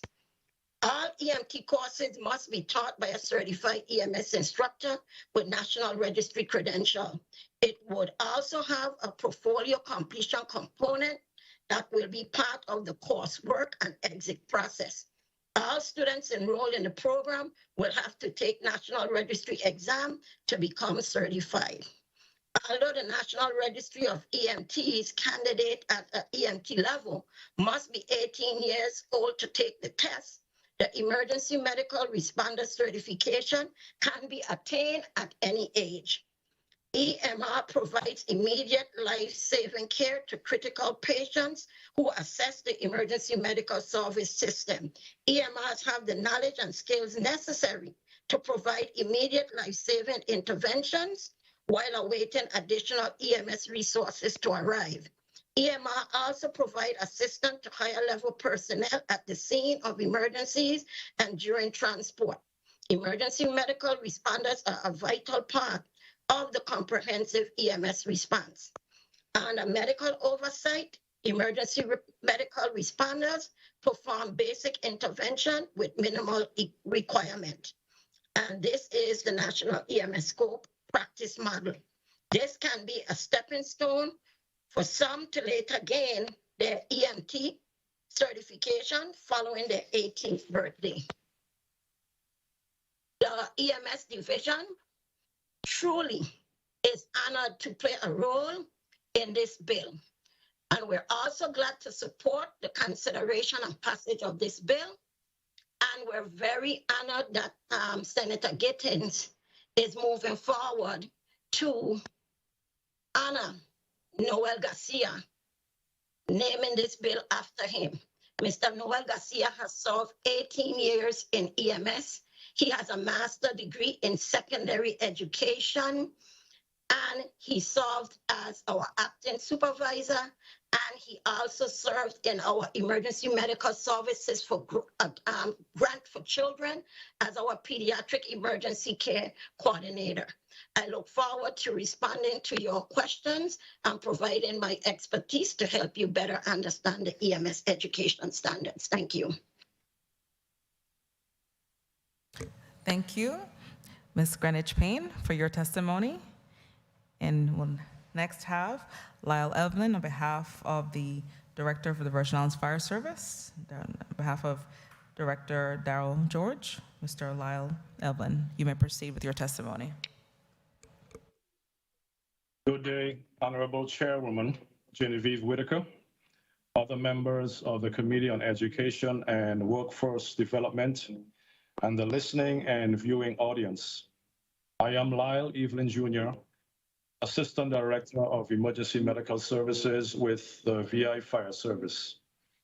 Thank you for the opportunity to provide testimony on Bill number 34-0053, an act amending Virgin Islands Code, Title 17, Chapter 5, to establish the Emergency Medical Services Program.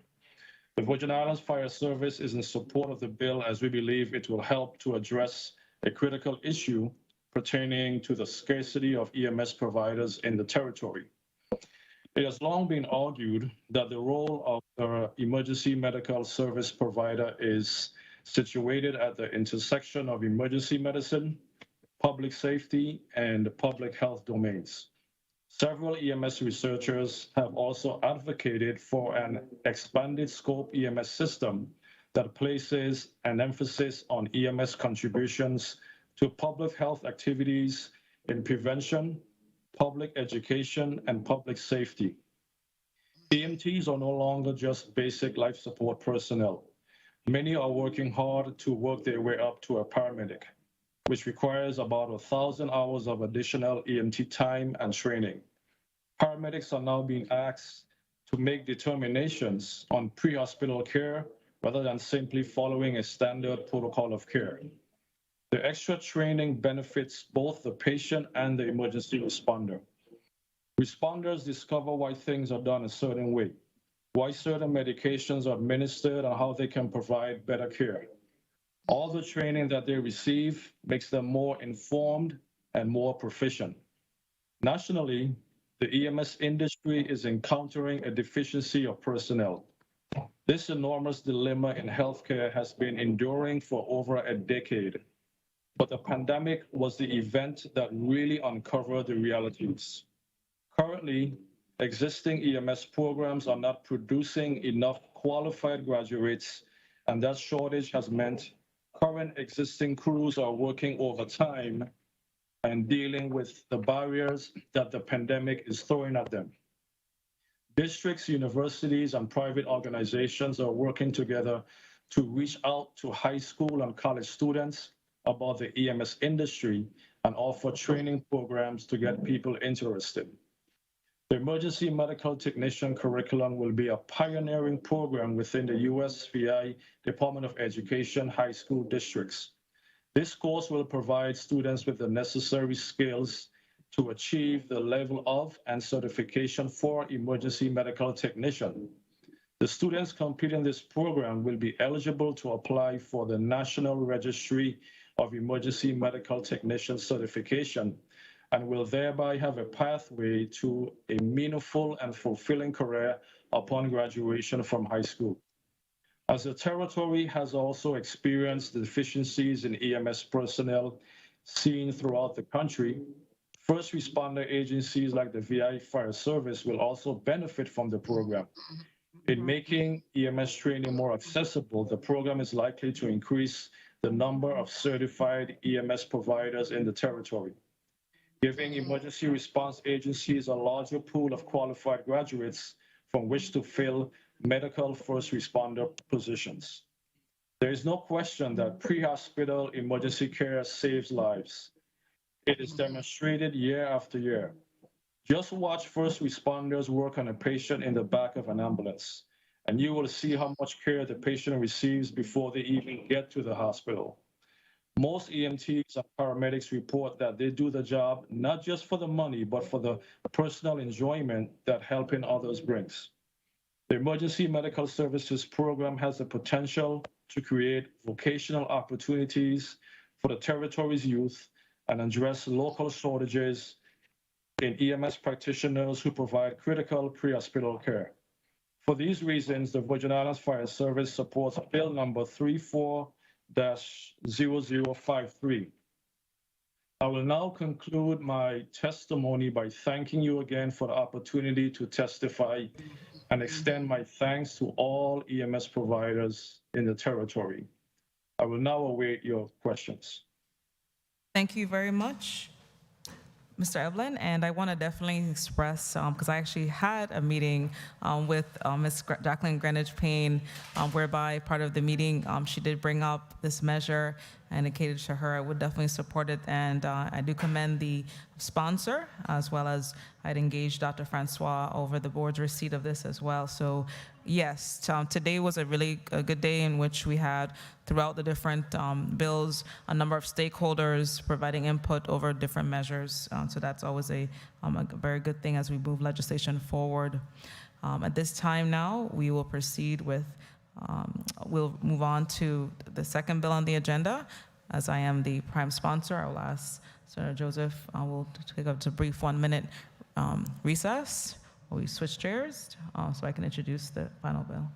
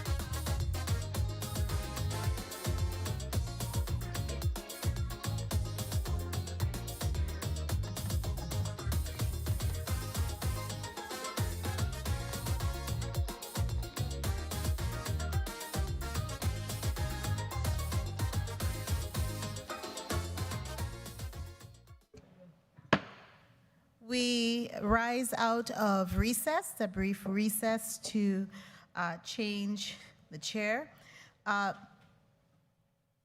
Mr. Clerk, kindly read into the record the second bill and the agenda and this last block.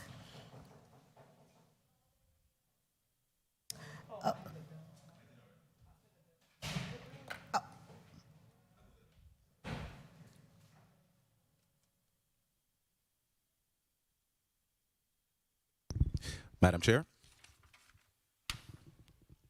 Bill number 34-0093, an act amending Title 17, Virgin Islands Code, Chapter 5, Section 41C, relating to courses of study in public schools to establish the Spanish language as a course of study. Invited testifiers, Commissioner Raquel Berry Benjamin, Stephanie Berry on behalf of Kaiser Colwood, President Rosa Soto Thomas of AFT, Carol Colwood, President of the St. Thomas St. John Federation of Teachers, Margarita Benjamin, President of the U.S. Virgin Islands Congress of Parents, Teachers, and Students Association, Incorporated, and Jose Martinez Sr., Poppy Love, owner and host of Crucian Educational Nonprofit Group, Incorporated. Who speaks on behalf of this bill?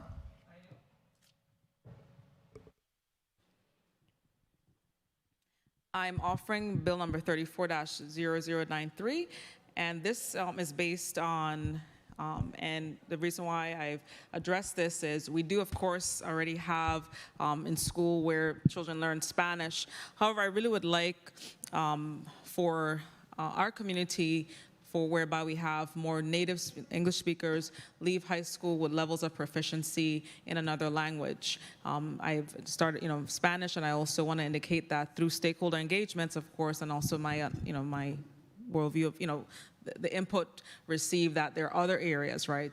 French and Chinese, Italian, so on and so forth, and so we should really encourage that. And so what I'm offering, and again, today has been a focus on courses of study, I'm offering legislation to really address the teaching of Spanish from kindergarten to 12th grade. As it stands right now, most students are not going to get introduced to Spanish until, in most cases now, barely in middle school, and then they go into high school, and that is in the public school system especially. And that is a situation we have across the United States, whereas in comparison to the wider Caribbean and the rest of the world, most governments are really encouraging their people to become multilingual. And that also leads to, as we address learning and learning another language, it helps support even career opportunities. A number of our children are miss out on opportunities by not knowing another language, and that puts us behind. So this measure really seeks to address that specifically. I will read, it's just a short reading.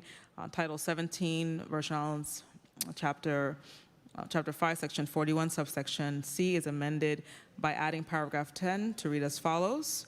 A Spanish language course for students in kindergarten through 12th grade. High school students must take a minimum of 2 semesters of Spanish in order to graduate. In summary, this is the need for children to learn other languages, as learning other languages will improve their career options and a competitive edge as they seek employment. Moreover, learning another language other than their native language also improves listening skills and memory. In our community, the Spanish language is spoken by a number of residents as well as members of the immigrant community. Learning a foreign language could also positively impact students' worldview. Towards those ends, this measure seeks to establish a Spanish language course for grades K to 12. And I offer that and seek the support of my committee members, as well as I want to thank the stakeholders for their input and support for this measure. Thank you so much, Senator Whitaker. I see that we have 2 of the invited testifiers here to testify on this bill. The chair will recognize Ms. Carol Colwood, President of the St. Thomas St. John Federation of Teachers, to render testimony on this bill, as well as Dr. Stephanie Berry, the Executive Director of the Board of Education, who is representing the Chairman of the Board of Education, to render testimony on this bill. Ms. Callwood, you've been with us practically all day, and we're very grateful. Kindly commence placing your testimony on the record. Good afternoon. As it pertains to Bill number 34-0093 and Act amending Title 17, Virgin Islands Code, Chapter 5, Section 41C, relating to the study in public schools to establish a Spanish language course. As I understand the concept of crafting this bill, again, my concern is the feasibility of continuing the initiative. Up until our recent history, foreign languages, namely Spanish, was offered in the elementary and middle schools to all students. Foreign language is still a requirement for the middle school promotion and high school graduation. Requiring Spanish in particular will limit students from exploring other available languages since the school day and the student schedule is limited to accept additional courses. That is the testimony on this bill. Thank you so much, Ms. Callwood. Dr. Stephanie Berry, kindly, you're recognized to present your testimony on behalf of the Virgin Islands Board of Education. Good afternoon, Honorable Chairperson Genevieve Whitaker, members of the Committee on Education and Workforce Development, other members of the 34th Legislature present, and the listening and viewing audiences. I am Dr. Stephanie Berry, Executive Director of the Virgin Islands Board of Education, speaking on behalf of Chairman Kaiser A. Callwood regarding Bill number 340093. The board supports the idea of early learners being exposed to foreign language in the classroom. They assimilate and can be immersed quickly because of replication of sounds and willingness to experiment. Similarly, through its Policies, Rules, and Regulations Committee, the board is currently discussing 2 credits for high school graduations in the same or varying languages. Language attainment should not be limited to Spanish, but open to bilingualism and multilinguistic opportunities as found within our students' communities. For example, Spanish, French, and Arabic. While teachers for bilingual programs are difficult to obtain, there are opportunities for distance learning there are opportunities for distance learning that can open students to pen pals, virtual lessons, and even field trips to foreign destinations. This concludes my testimony regarding this bill. Thank you for your testimony, Dr. Berry.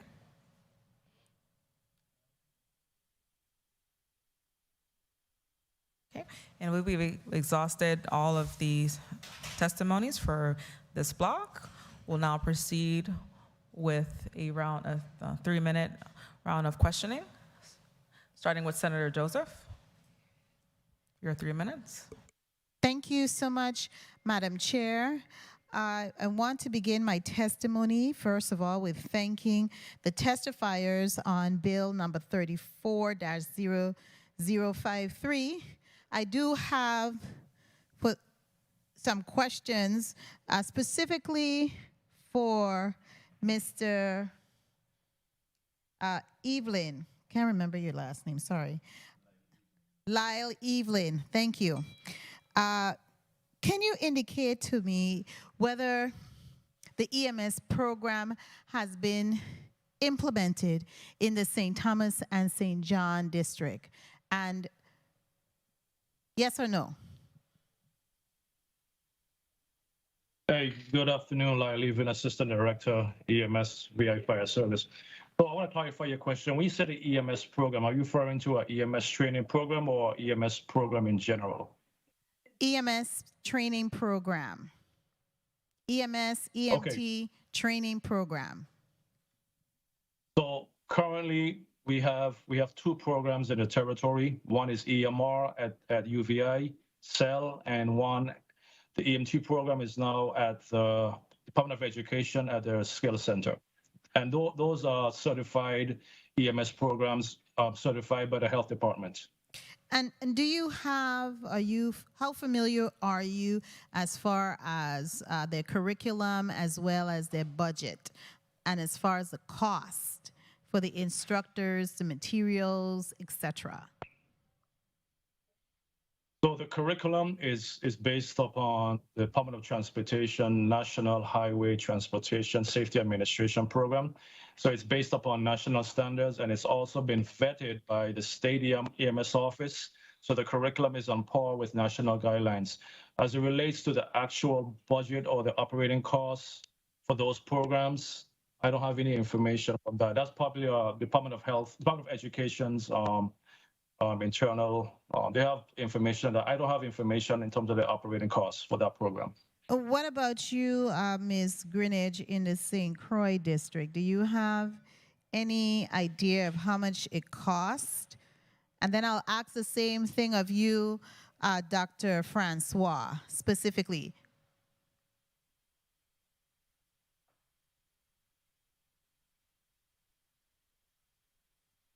Ms. Greenidge, your mic is off, I suspect, because we cannot hear you. Try again. I am so sorry. Go ahead. I want to clear something up in terms of program within the Department of Health. In the Department of Health, we have a training officer in the St. Thomas St. John district and a training officer in the St. Croix district, which is myself.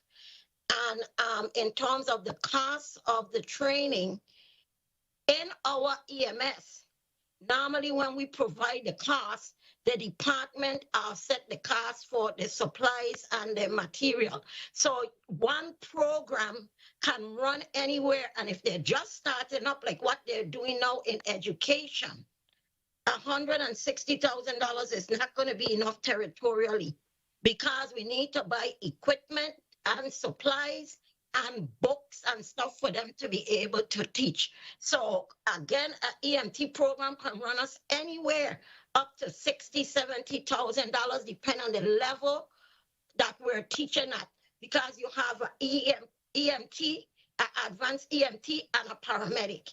And just to correct for the record, a paramedic program now is going for almost 2.5 years. They no longer do a 6 months or 1,000 hours. They're doing 1,800 hours for the higher level program. So if you want to really have a good program, we really need to develop in the equipment and the supplies. And the reason I'm saying this, Senator, people don't do what you tell them to do. People do what they're trained to do. And so we need to have the equipment so that the students can get to put their hands on, they can feel comfortable, and have those sim mannequins like we do have in EMS. And I could tell you, I have one sim mannequin that's 5 years old that is $68,000. Just him alone. He cries, he talks, he turns blue, he can choke. We can intubate him, we could start IVs. So each program, depending on your budget or what you have, develops what you're going to do. So if we want to do it, we got to get high tech. We got to get those things. Ms. Greenidge, I'm sorry to interrupt you, but my time has been called. Madam Chair, on your time, can Dr. Francois answer the question relative to the budgetary issue? Because I really want us to be in a very realistic position to implement. We have a dire need for these type of services throughout the territory, not just in St. Croix or in St. Thomas and St. John. We have it in Water Island too, that little island out there. So we want to assure that we are actually being realistic in being able to put our money where our mouth is. Dr. Francois, kindly answer the question relative to the budgetary needs to implement this program. Good day. This is Dr. Michael Francois.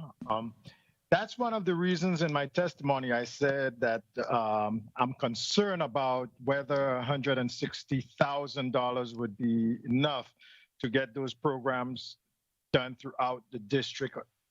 I mean, throughout the territory in both districts, because I know the cost of the medical equipment and medical supplies. As you heard, one mannequin alone is almost $70,000, and of course we'd have to duplicate a lot of the supplies and equipment for each district. Thank you, Dr. Francois. Madam Chair, I really appreciate your leeway. How much would it cost, Dr. Francois, because this would really fall under your umbrella with CTEC, to implement a program such as this in the high school level, so that when our young people graduate and they earn their certification, they have actually went through the rigors of the program? How much would it cost? Senator, I wouldn't be able to answer this question at this time, that question at this time, because I would actually have to get with the experts and do an inventory of what is required. So I would have to my board would have to get with Ms. Greenidge Payne and Mr. George and Mr. Swinney and get an inventory of the equipment and supplies that's needed, and then come up with those figures for you. So if you want my board to move forward on doing that, we can. I think it would be beneficial for us to look at the cost and not just throw money and it's insufficient. I also would recommend you get in contact with, Mr. Evelyn made mention of it with the Ralph O. Wheatley Skill Center. I know they have a program. They had a program for a number of years, and those persons should be at the table having that discussion if we really want to ramp up the number of individuals who are qualified in emergency medical services. Thank you, Madam Chair, for the leeway. Thank you, Senator Joseph. Senator Violet, for your 3 minutes.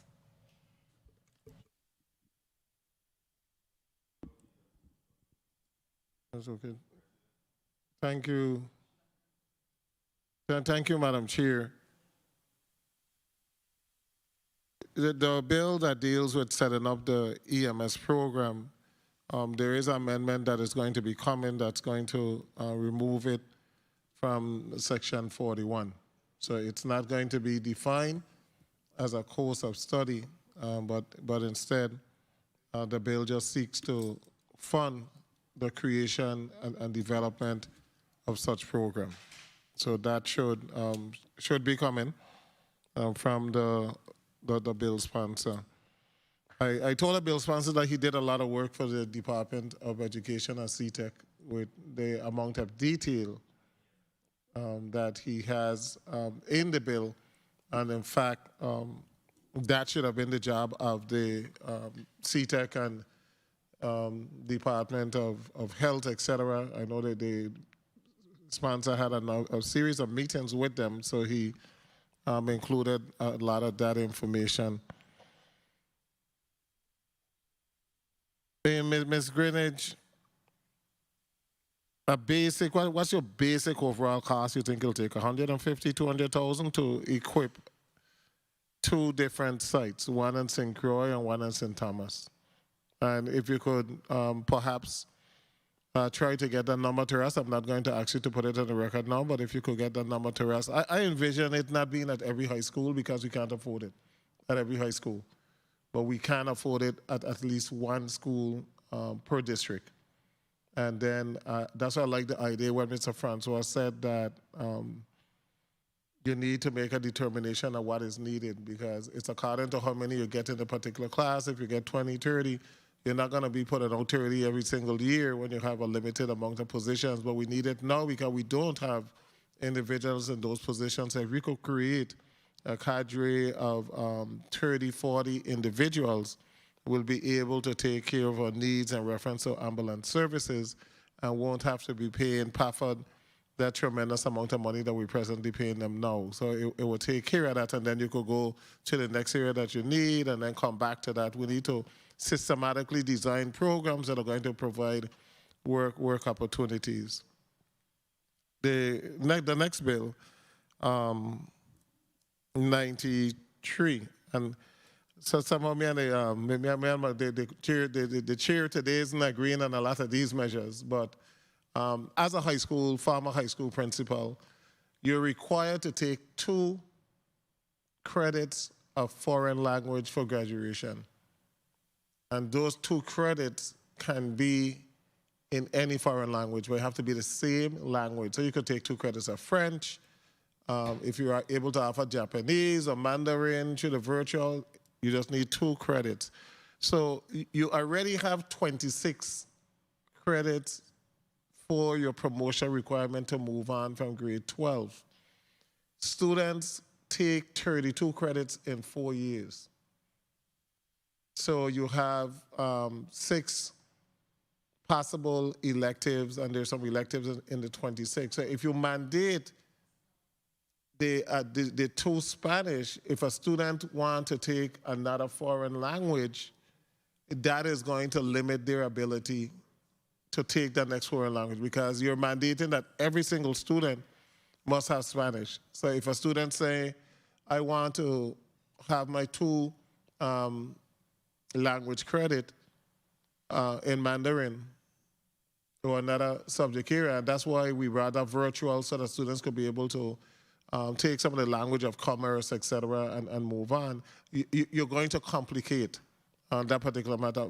Ms. Dr. Berry, promotional requirements, any of the promotional requirements present in the code, was that ever mandated by the legislature? Promotional requirements goes through the board? It goes through the board, Senator. Right, so we got to be careful, because the legislature should not be involved in promotional requirements.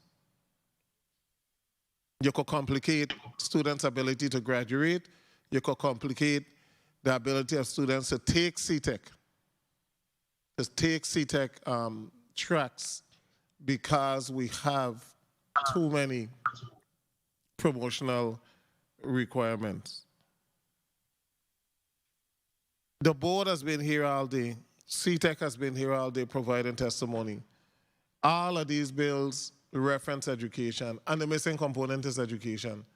So we're making decisions, and we don't even know what if the CTEC board is going to fully embrace this program. We don't know if the Department of Education is going to fully. It's strange. You have a meeting in reference to education, and nobody from education could show up.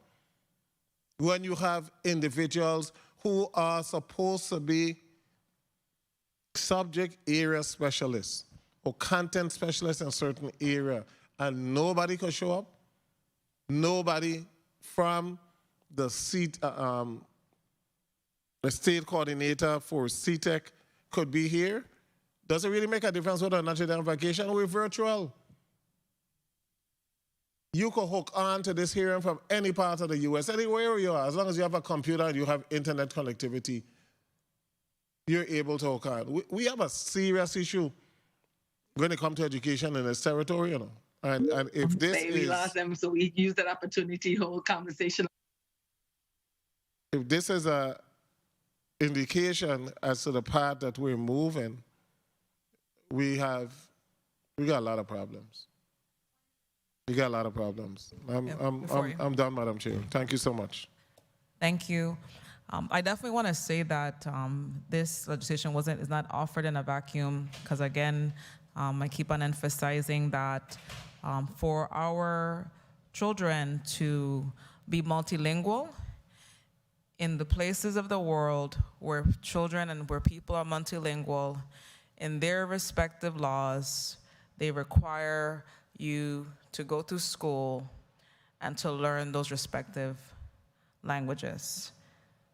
And so for that particular measure, I am stating that, and we can look at different ways in which, in the case of the Spanish language, the percentage also, because even in our own Virgin Islands Code, there are a number of provisions that require departments and agencies to put their information in the Spanish language.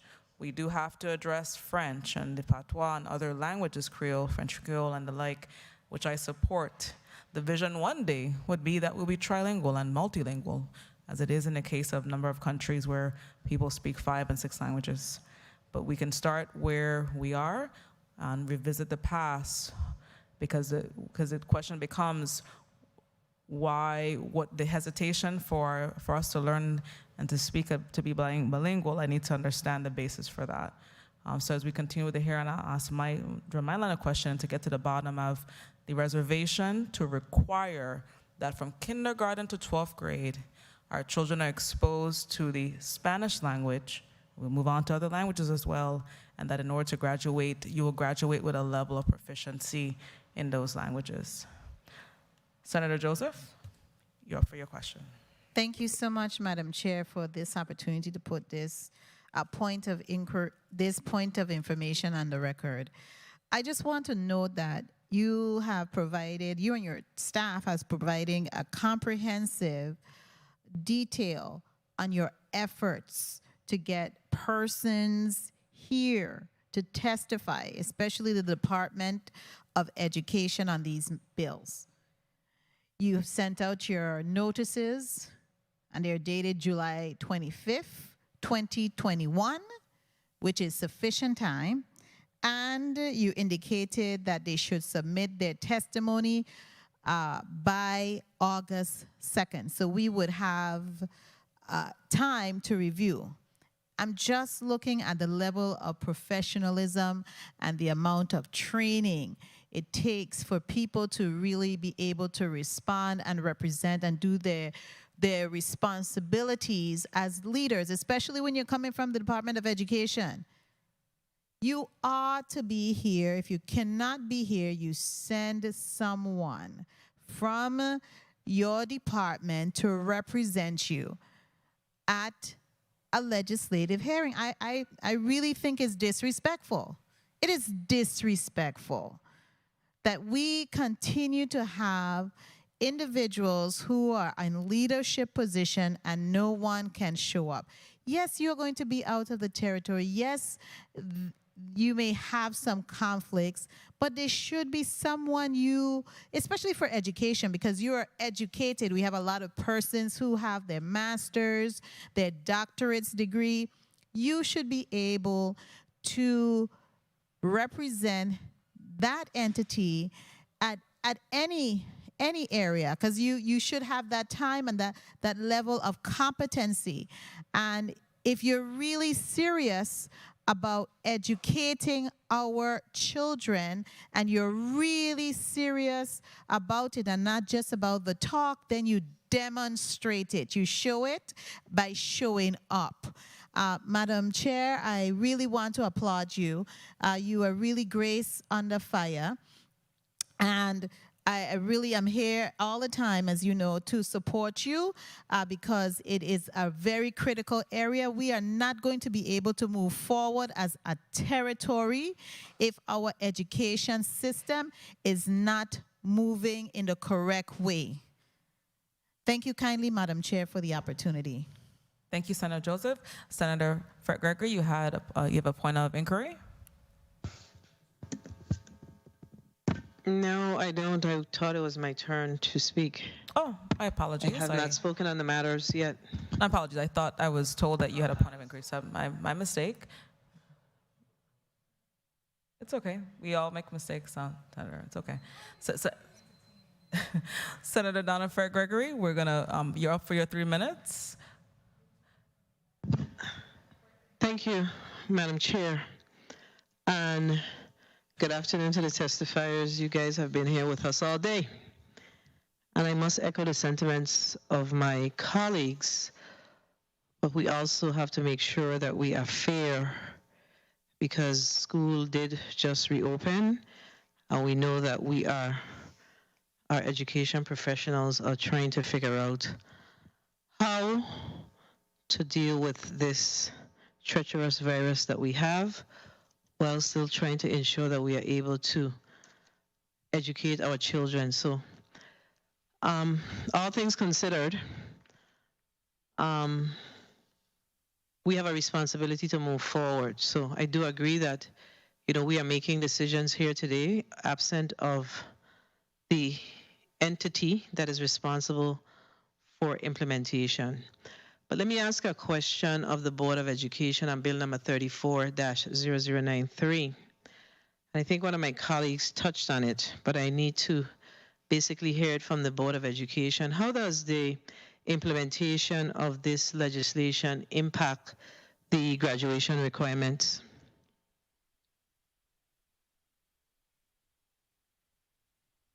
Senator, if I'm understanding it in terms of requiring Spanish to be the 2-credit requirement of choice, that's a decision that will have to be discussed in our policies, rules, and committee right now.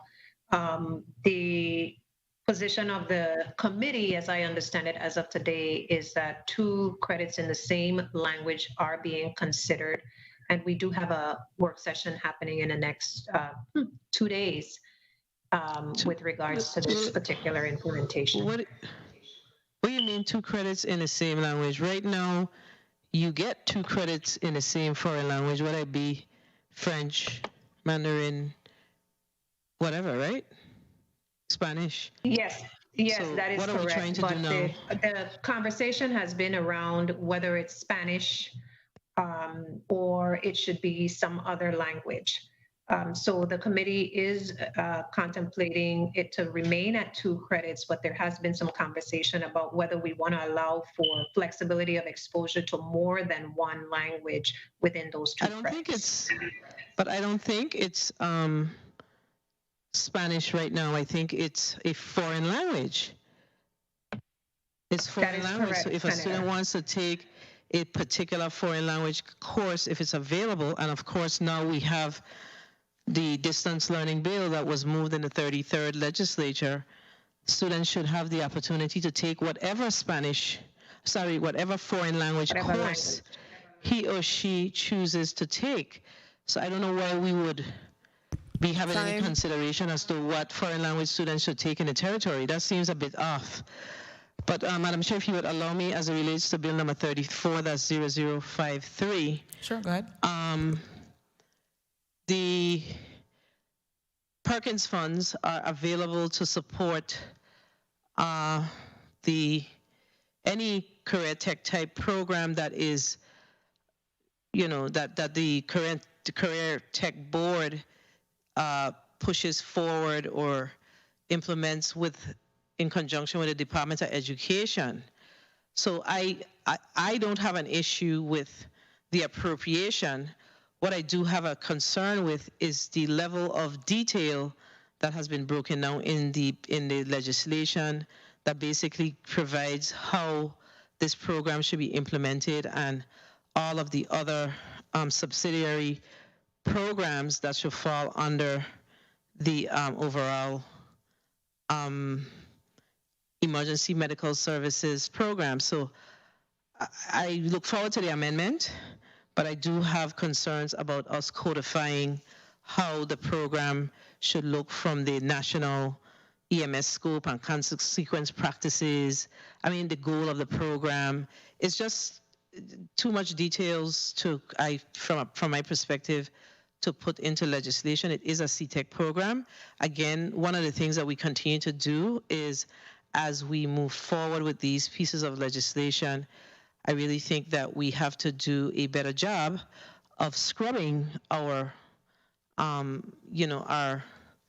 acts, because we do have legislation that says to the board of CTEC that they need to identify those programs where jobs are, or necessary careers would become a priority in the Virgin Islands. I do agree that the emergency medical services is something that we need to focus on. So, I don't have any issue with us funding it, but to codify it provides a different perspective for me, a different issue for me. So hopefully we will see some sort of an amendment that supports the appropriation and not necessarily laying out all of the details around the legislation. And I think I heard a request for, or a note that the $160,000 is not sufficient, but we do get funds through the Perkins, federal Perkins grant that can in fact support these types of programs. So these are things that we have to consider. We have to utilize the federal programs in as much as possible. Thank you for the time, Madam Chair. Thank you. And I just wanted to make a note, as Perkins was brought up, currently the Perkins Funds is in the custody of the Virgin Islands Department of Education, particularly administered by the State Office of Career and Education. And there's been a fervent effort for the CTEC board, as is required by statute, to regain possession of those funds. And so one of the things I have been doing as the chairman of this committee is really reaching out on that matter of the Perkins funds, which involve me engaging the U.S. Secretary of Education, Miguel Cardona, and his office and I have been in a series of communications over that, because particularly the EMS measure, definitely, which I do support, really would require the involvement of the CTEC board, and funding is going to be a big matter in terms of the work that the board does. So I want to now move on now to Senator Gittens for, Ms. Caldwell, I see your hand up. Yes. Oh, thank you for, please accept my apologies. I am going to have to lead this hearing at this time. Okay. I have a previously scheduled executive committee meeting that I have postponed for a half hour, so I must join them and conduct our meeting. So I thank you for this opportunity. Thank you very much, and thank you very much, Ms. Caldwell, for your testimony, series of testimonies today. We appreciate that, and thank you very much. Senator Gittens, you're now up for your 3 minutes of questioning. Thank you, Madam Chair, and good afternoon to all again. Before I begin, I want to say again a special thank you to Dr.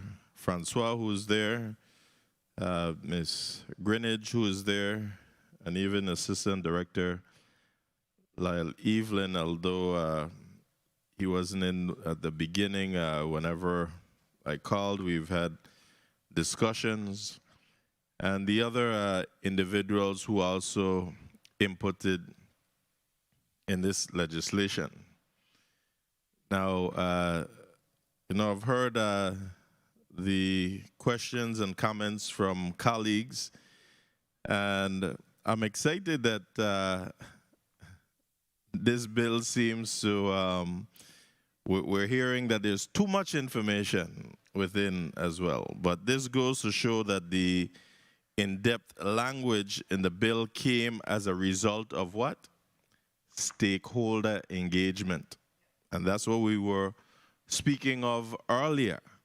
And in this case, this is something that's near and dear to my heart.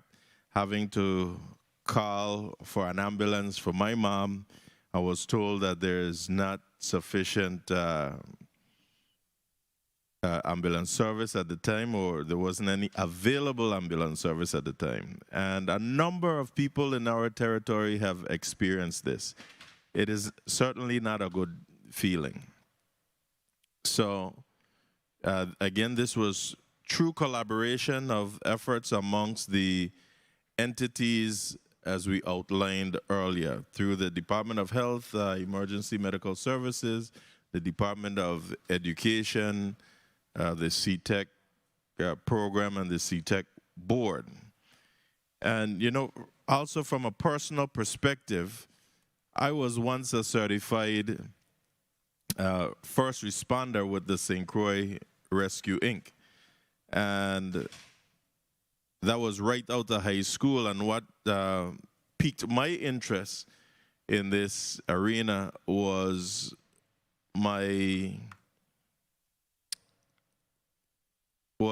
me having the opportunity from the elementary school level to be part of either the medical or the health explorer program that was within the schools.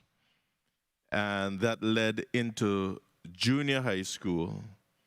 And then I transitioned from the medical explorer program to the police athletic league program, etc. So I'm saying that when you are able to pique our students' interest from the onset, we can build our workforce. Remember, all our students are not going to make it to college. And if we prepare them from now, we can certainly set up the workforce that we need. We are aware that the funding that was named today would probably not be sufficient, but we are working on increasing it, and the funding will come from the Centennial Special Fund and the Perkins Grant funding. So, and we have even submitted today an amendment in the nature of a substitute.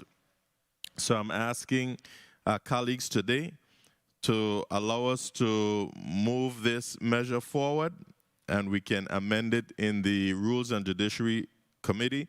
As you've heard from the testimony provided here today, all entities worked hand in hand in providing the information, and that's why the bill was so in-depth with the information. But now that we know that it's too much and that it should be worked on just within the respective agencies, we'll do so and move to amend in the nature of a substitute and break it down. Thank you, Madam Chair and colleagues, and I ask for your support as this is truly needed throughout our territory. Thank you.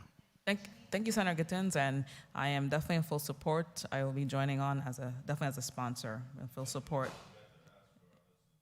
And I definitely look forward to, for us, and even today, measures earlier today that I also asked for the support in totality as we're amending Section 41 and 24. I will now proceed with my line of questioning.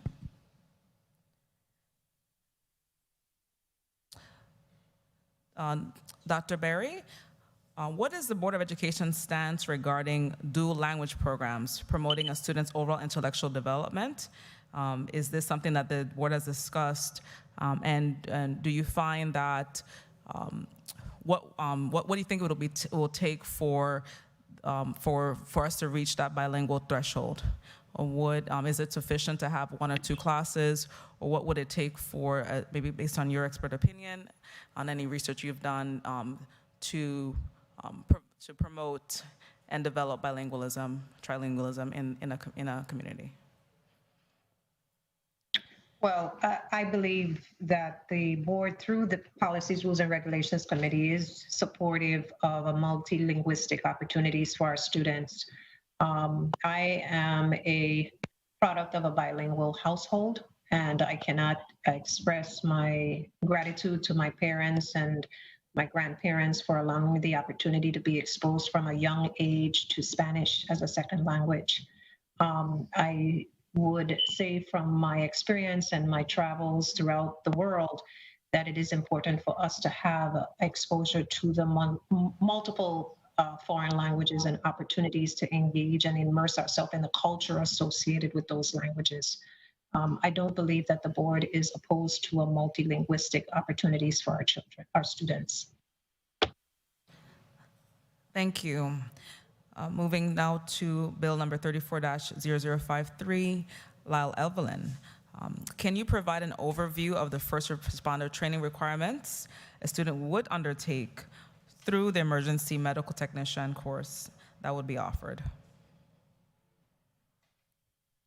Hi, good afternoon. Lyle Levin, Assistant Director, Emergency Medical Services, VI Fire Service. So when you look at the realm of the EMS provider levels, so we have 4 EMS provider levels. We have the EMR level is the first level, and from there you go to the EMT level, advanced EMT, and the paramedic level. The EMR curriculum is approximately between 80 to 100 hours, and you can stagger it. You can do it within 2 months or 4 months, and then you can progress from there to the EMT level. But for the most part, we usually like to transition the EMRs into the EMT program. And then from there, they can transition to advanced EMT and then paramedic. So as you go through each subsequent level, the hours of training increases. Thank you very much. But for the most part, okay, thank you. No, you can finish your thoughts. No, I'm just saying, but for the most part, the introductory level of EMR is between 80 to 100 hours approximately. And if I'm incorrect, Ms. Payne can correct me if I'm wrong.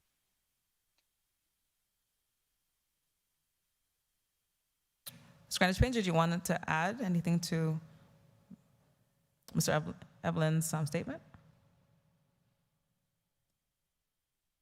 No, I don't need to add anything. Thank you.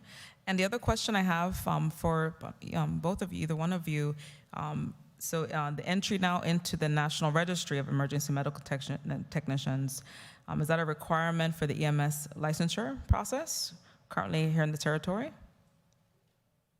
Yes, ma'am. Under Executive Order 233 of 1979, that was created by Governor Juan Francisco Luis, all EMTs in the territory must hold a national registry of EMTs. It puts us on the national level, and we're up to date with all the new guidelines that comes out through the National Association of EMS, through the National Registry, and all governing bodies in terms of NHTSA, highway safety, and the components and the national standards of education being nationally registered. We in the Virgin Islands don't even have to do the research, because all of those research is already done for us, and then it gets filtered down to me, who serve as the program director for the National Registry here in the District of St. Croix.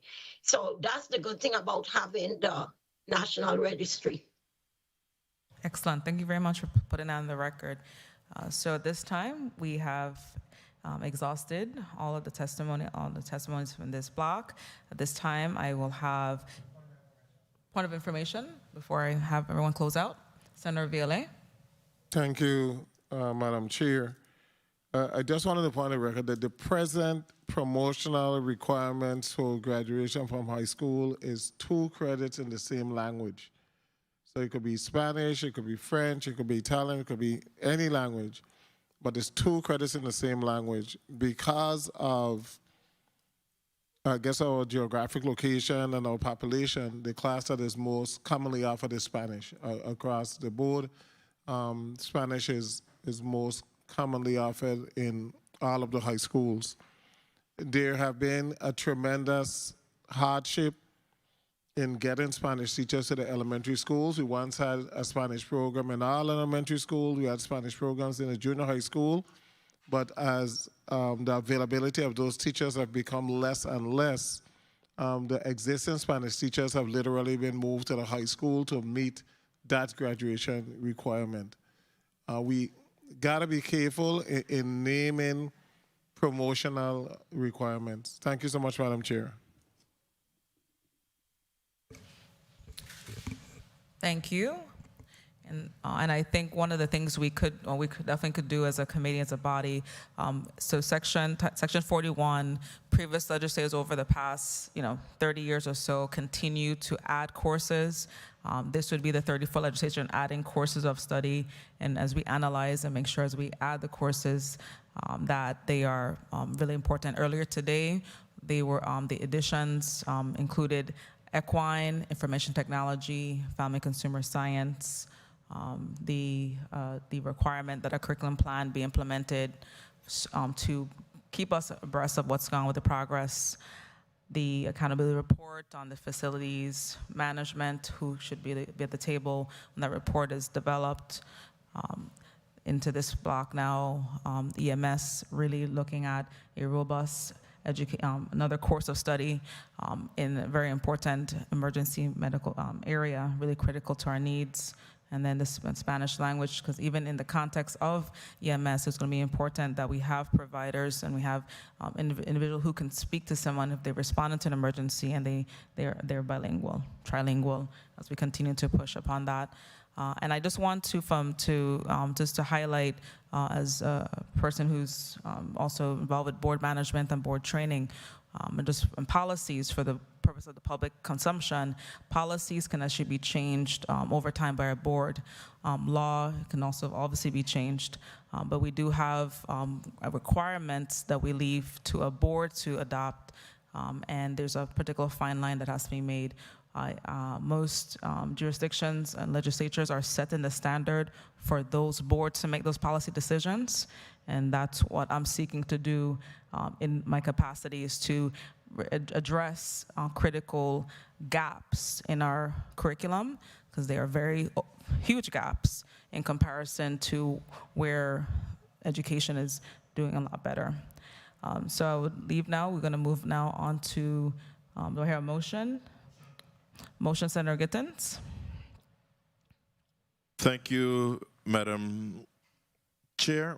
Madam Chair and colleagues, I move that Bill number 34-0053, an act amending Virgin Islands Code Title 17, Chapter 5 by adding Section 41I to establish the Emergency Medical Services Program, amending Title 33, Chapter 111 by adding Section 30998 to establish the Emergency Medical Services High School Program Fund, and making a $160,000 appropriation from the Centennial Special Fund to the Department of Education to fund the Emergency Medical Services Basic EMS Education Program, be voted upon favorably here in the Committee on Education and Workforce Development, and be forwarded to the Rules and Judiciary Committee for further action. I so move. There a second? Second, Senator Violet, second. Roll call on Bill number 34-0053. Senator Donna Fred Gregory. No. Senator Donna Fred Gregory, no. Senator Kenneth L. Gittens. Yes. Senator Kenneth L. Gittens, yes. Senator Carla Joseph. Senator Carla Joseph, no. Senator Milton E. Potter, excused. Senator Janelle K. Soro, excused. Senator Kurt A. Viale? Yes. Senator Kurt Viale, yes. Senator Genevieve Whitaker? Yes. Senator Genevieve Whitaker, yes. Madam Chair, 3 yeas, 2 nays, 2 absent. Okay, the motion fails. Hold on, let me step back. 3-0. My correction. Bill number 34-0053 passes, and the bill will be forwarded to the Rules Committee for consideration. Oh.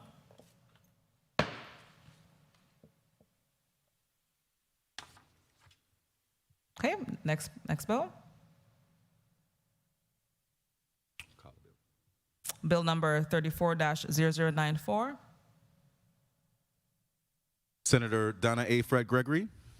No, the motion.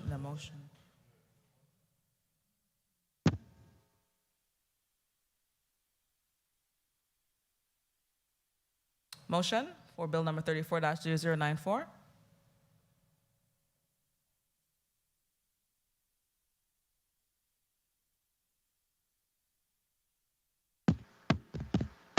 Senator Fred Gregory? Recognize Senator Donna Fred Gregory. Do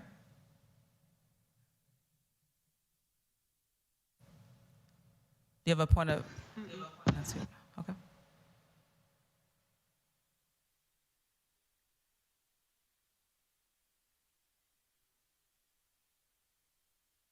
Really?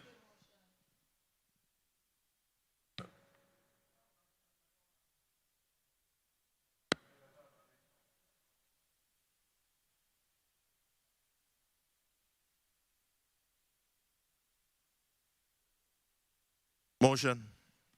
Motion, Senator Gittens. Madam Chair, I move to table Bill number 34-0093, an act amending Title 17, Virgin Islands Code, Chapter 5, Section 41C, relating to courses of study in public schools to establish the Spanish language as a course of study. I so move. Do I second? Second, Senator Viale. Roll call on Bill number 34-0094. Senator Donna A. Fred Gregory? Yes. Senator Donna A. Fred Gregory, yes. Senator Kenneth L. Gittens? Yes. Senator Kenneth L. Gittens, yes. Senator Carla J. Joseph? Senator Carla J. Joseph, yes. Senator Milton E. Potter, excused. Senator Janelle K. Soro, excused. Senator Kurt A. VLA? Senator Kurt A. VLA, yes. Senator Genevieve Whitaker? No. Senator Genevieve Whitaker, no. Madam Chair, 4 yeas, 1 nay, 2 absent. Okay. Bill number 34-0094 will be tabled in this committee. This concludes the items on today's agenda. I want to again thank all of the testifiers and stakeholders for your testimonies. Point Thank of you. personal privilege, Madam Chair. Senator Fred Gregory, you may proceed with your point of personal privilege. Thank you, Madam Chair. I just want to make sure that all concerned understands my no vote for Bill number 34-0053. At the appropriate time, once the amendments are made, I am sure that I would support the appropriation of $160,000 from the Centennial Fund to support the EMS Service High School program in our schools. Just wanted to make sure that I clarify that. But absent of the amendment, I would have to hold my no vote. Thank you, Madam Chair. Thank you. And this concludes